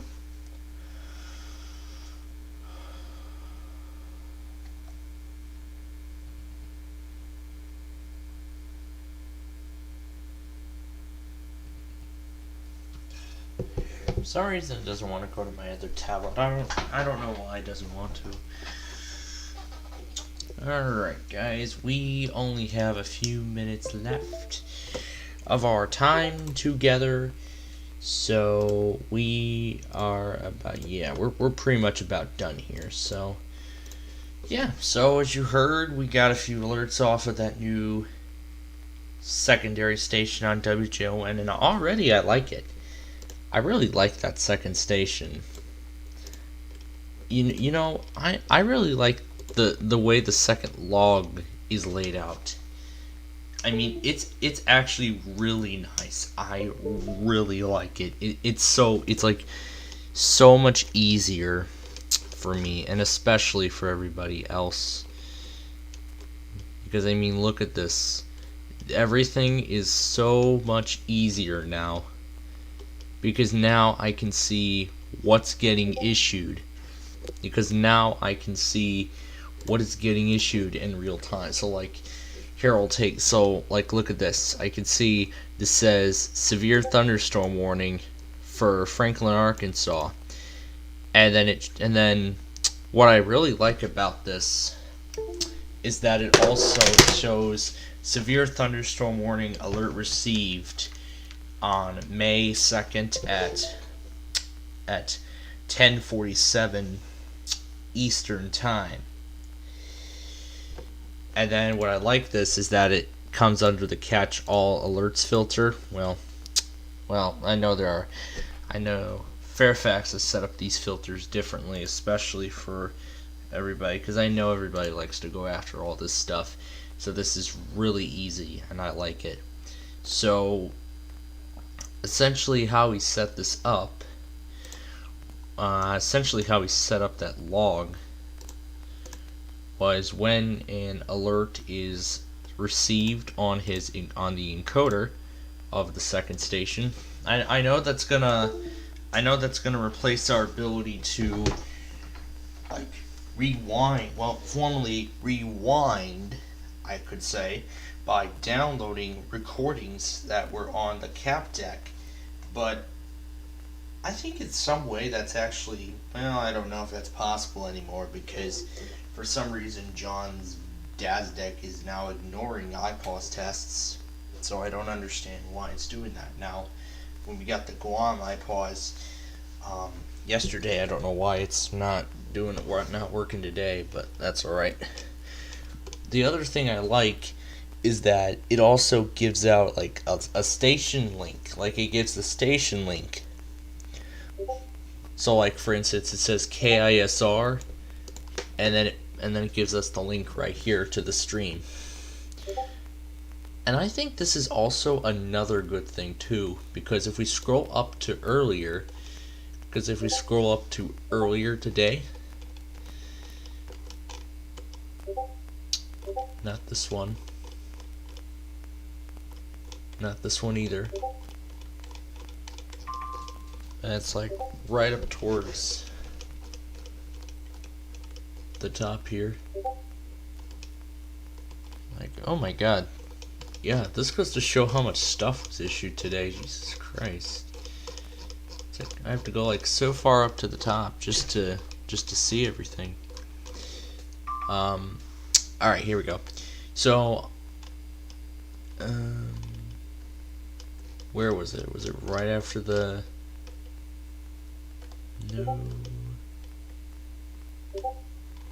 monthly? Oh yes, here we go. Here is an example. So another reason why I really like this log is that I can also see when an auto weekly is going out. So essentially it's no more just guessing and hoping for the best. So now I can just refer to this log, and it'll show like KWEY ran a random weekly.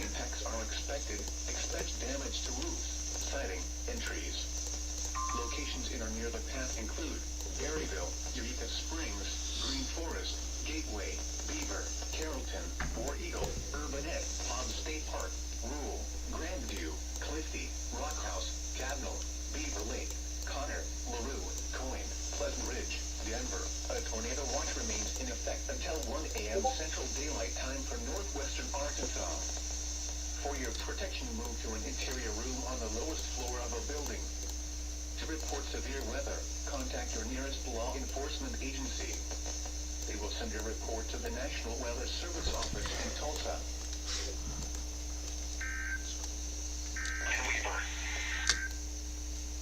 The National Weather Service in Tulsa has issued a severe thunderstorm.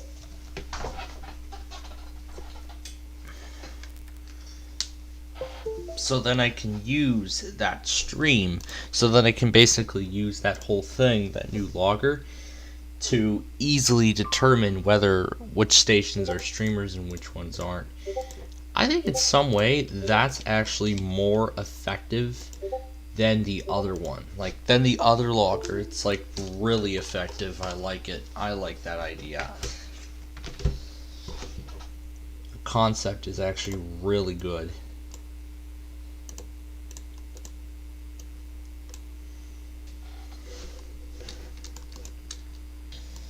Locations in or near the path include I mean, like, the concept, it is really good.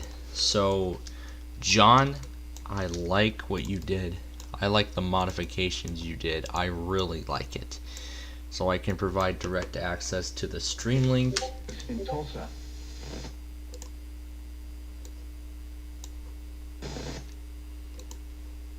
The following is... Yeah, I really like what John did. The modifications are beautiful.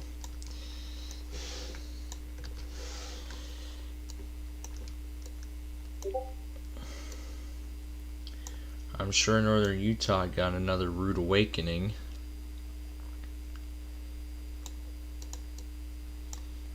By a severe thunderstorm warning for his county, of all things. Alright. So, now then, we have... yeah, we're quickly running out of time, so I'm gonna do what I best can.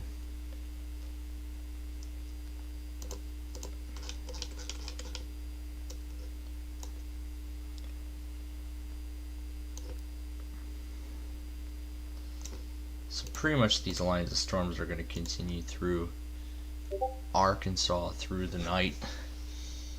We'll see where they end up in the morning, but I see Tulsa extended the watch until 1 a.m., which actually, yes, is the best decision to make. So, best decision to make, Tulsa, is to extend that watch, and I think that's actually a very good idea. That's a very good idea, Tulsa, for extending that watch until 1 in the morning, but I don't know if I'm going to be up to, I don't know if I'm going to, I'll see what I can do to get myself to witness the rest of this. But yeah, we got to get ready. We're going to get ready to go here very soon. Yeah, I'm going to take care of a few, so after I do this, I'm going to take care of a few bedtime duties really quickly, and then we'll come back and we will wrap this up.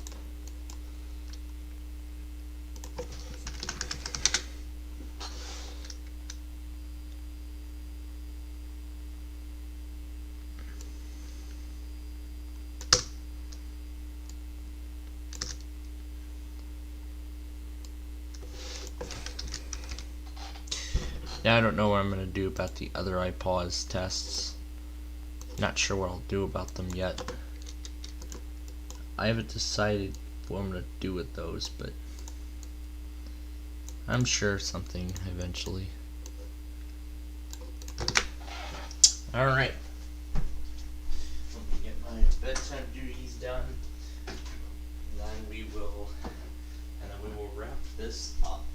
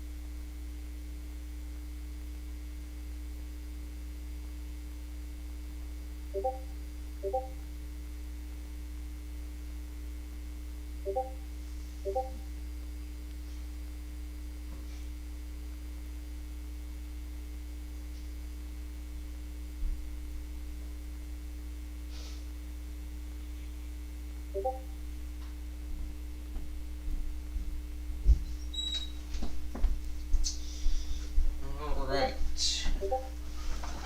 We are ready to go ahead and wrap things up for tonight. So we got our first two alerts on one of our new stations, KC 84. That is very exciting. I am so happy to get stuff directly from Newport now. Alright, so before we go, let's take a look. So before we go, I'm going to go ahead and get the sign off ready. But before we go, I do want to first cover a few things. First, let's see how the rest of tonight is going to play out. That does not look right. Yes, that looks right. But why am I seeing like heavy showers and like Champaign? I'm pretty sure that thing's gonna weaken by the time it reaches there. I'm pretty sure Springfield is now out of the question entirely. I wouldn't be surprised if I see Fort Worth getting stuff tonight. Well, we'll see how it goes tonight, and then I'll decide what to do with the compilation in the morning. I don't see Little Rock issuing anything more, so I'm gonna say Little Rock is done.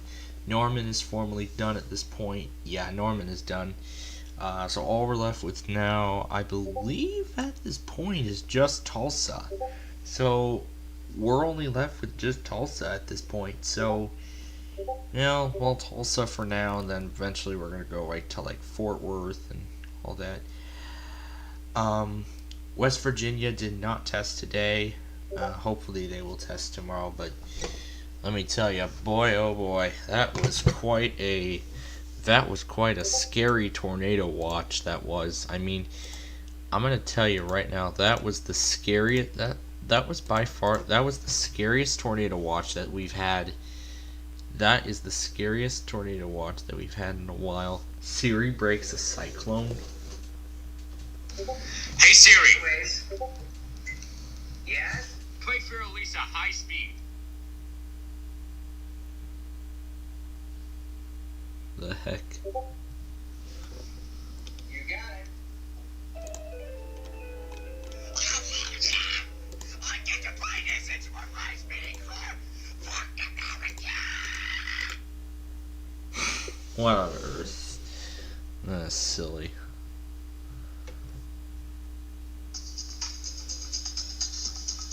Yeah, stupid stupid.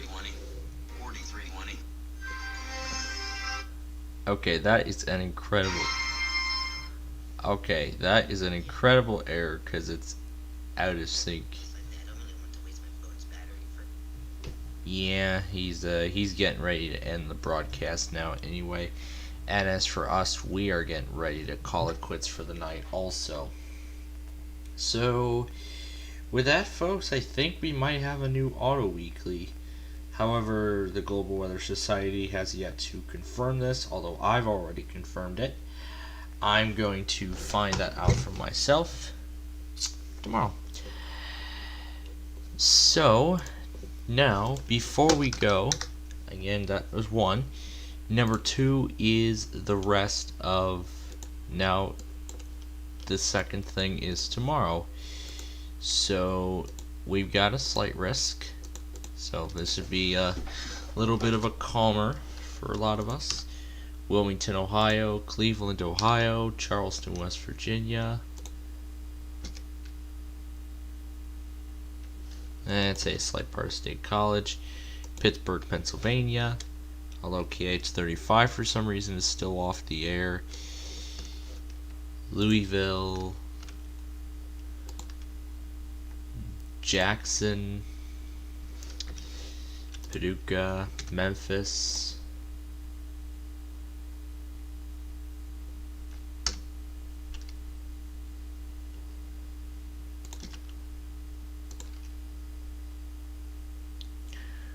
Blacksburg, Wakefield, Raleigh.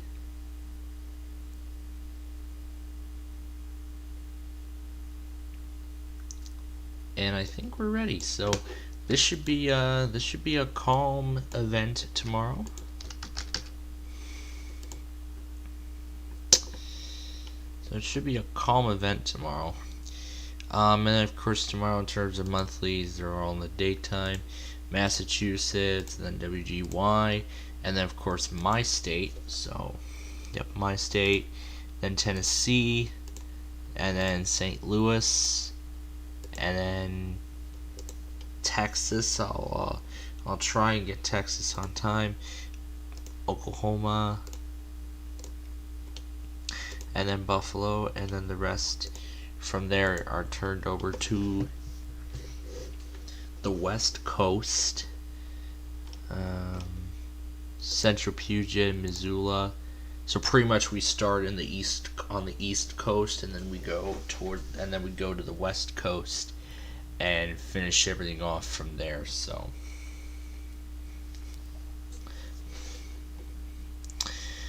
but then Wednesday, yeah, we did get Minecraft live in today, which was very good. But we didn't get too much of it in. But no worries. It doesn't matter because we have another opportunity. We'll get more of it in next week. So yeah, we'll get more of it in next week. Don't worry. Yeah, don't you worry. We will get more of it in next week. So yeah, next week we'll get more of it in.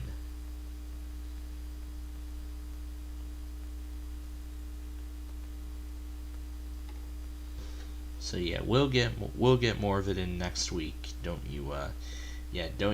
We'll get more of it in next week. And I see a severe thunderstorm watch is now in effect, but it's a little too late for that now because we're about ready to end our broadcast. And it doesn't go into effect for a little bit, but I'm probably gonna fall asleep, so I'm just gonna skip that. I'm just gonna skip that one.